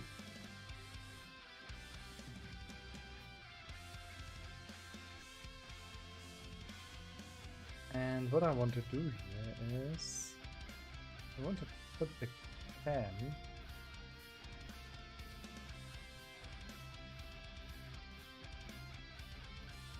let's just hit play and put the player over here, so we can take a look and just adjust the default color setting a little bit.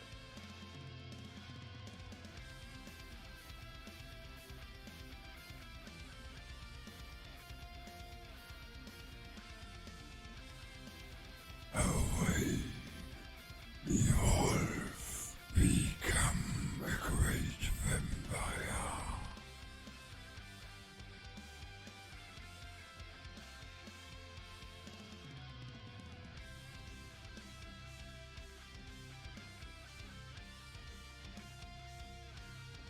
Putting it over here.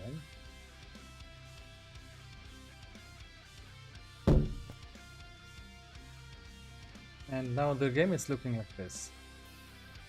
Yeah. And let's just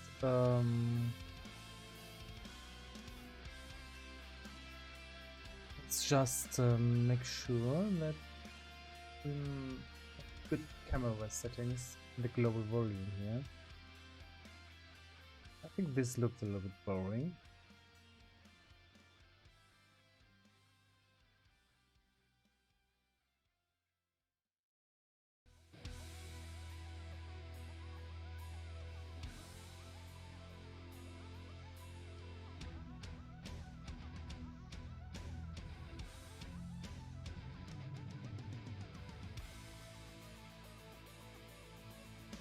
no lift.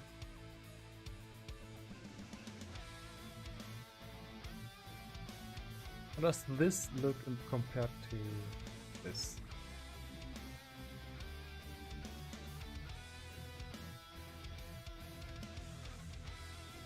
More gain, but less gamma.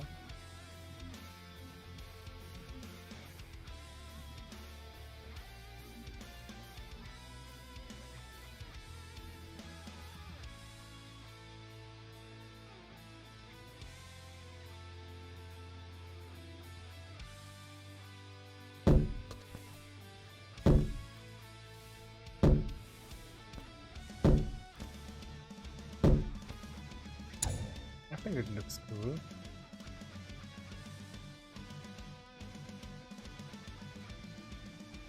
Do these settings stay? No. So a bit less gamma, more gain. So agree. And hope that it looks good.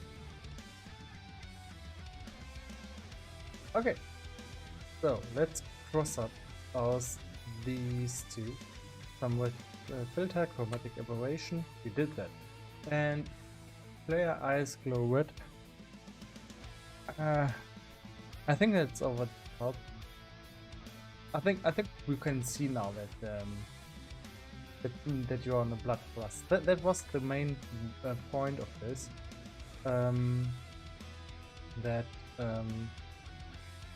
Let's maybe let this stay in there and just try it out next time.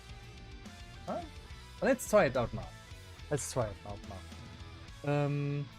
Because seriously, this is such an easy task that I don't want to skip it for today. And then we can say, hey, we did everything that we need for Bloodlust. It's great. So how would that look like? We would already have red glowing eyes. In the prefab, we go into unit, enemies, into the bed. It has these two effects for its eyes. Create blood plus eyes effect. And copy those two inside.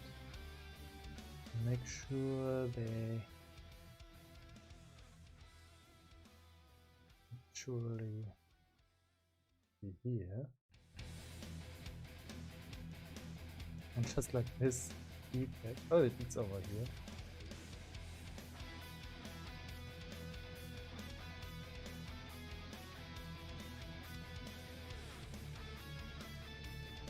And this bloodlust effect, let's give it as just give it to the player.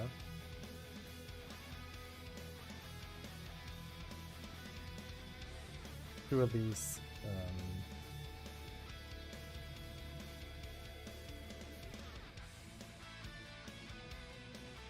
on top of the character.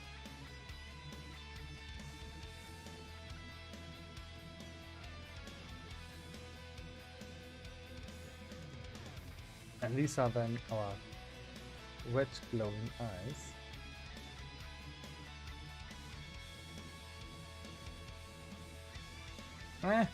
That's not really glow. Okay, I will be going to the bathroom real quick and be right back.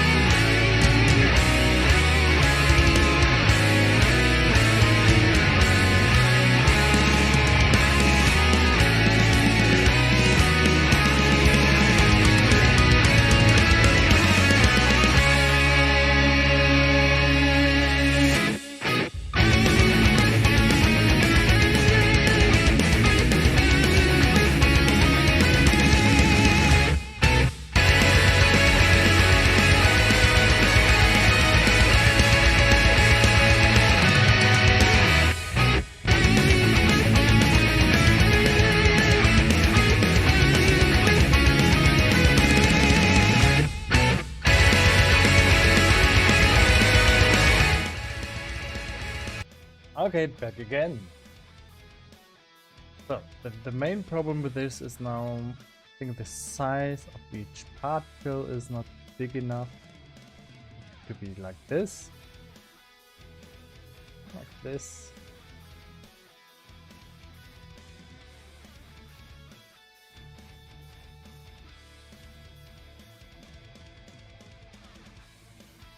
I think the particle is boring. Give it another particle. Oh, it's actually really glowing material.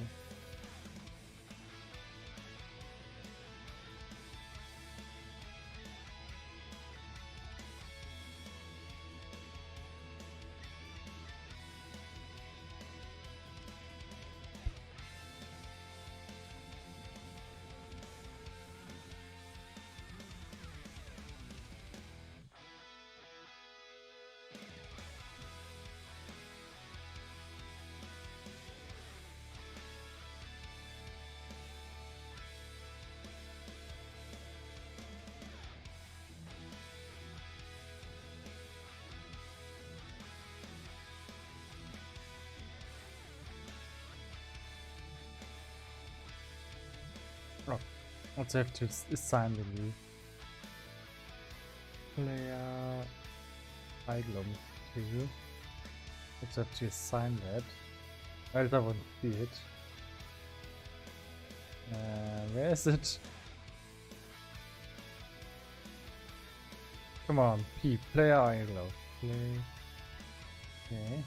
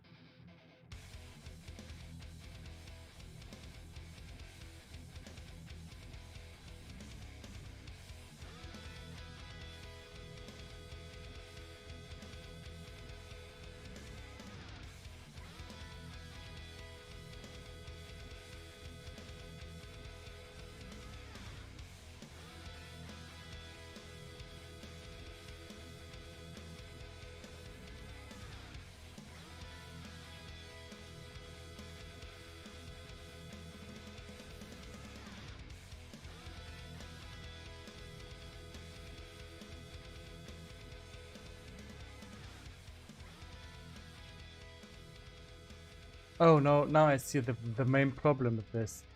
Ah, okay, forget this effect. Forget this effect. It's going to be way too hard to have this follow the eyes. Yeah, that's going to be super annoying to have it follow the eyes. No, no, no. And then also if he blinks, I have to disable it. No, no, no, no, no, no, no, no, no, no, no, no, no, no, no. It doesn't even look that good. So I guess that's it for today. So, thank you for tuning in.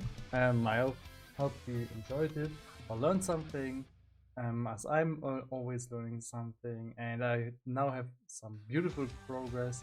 If I look at the list of to-dos, there's going to be a maximum of 3 weeks where I can just play the game and test, and I only have the good parts now. It's really just doing fun things and trying out new skills and trying to change things around. Now, and I will really enjoy the next streams really much, because now I can just focus on actually making the game instead of making the tools for the game, and I kind of was stuck there for way too long. And yeah, feels good to be back with real map editing, with real gameplay changes, with real bug fixes, and I actually think this is going to just increase the quality of the game. What I'm doing right now, tenfold. Yeah. And if I think back what I released and what I have right now, this is basically day and night. Like everything has been changed. The only thing that I changed the whole core game, and that's amazing. And once I can say, hey, I think the core game is good now, I can just focus on the boss fights and I can do it very much very soon. Yeah, and then say good job. So, tune back next time. Next weekend is going to be an amazing thing.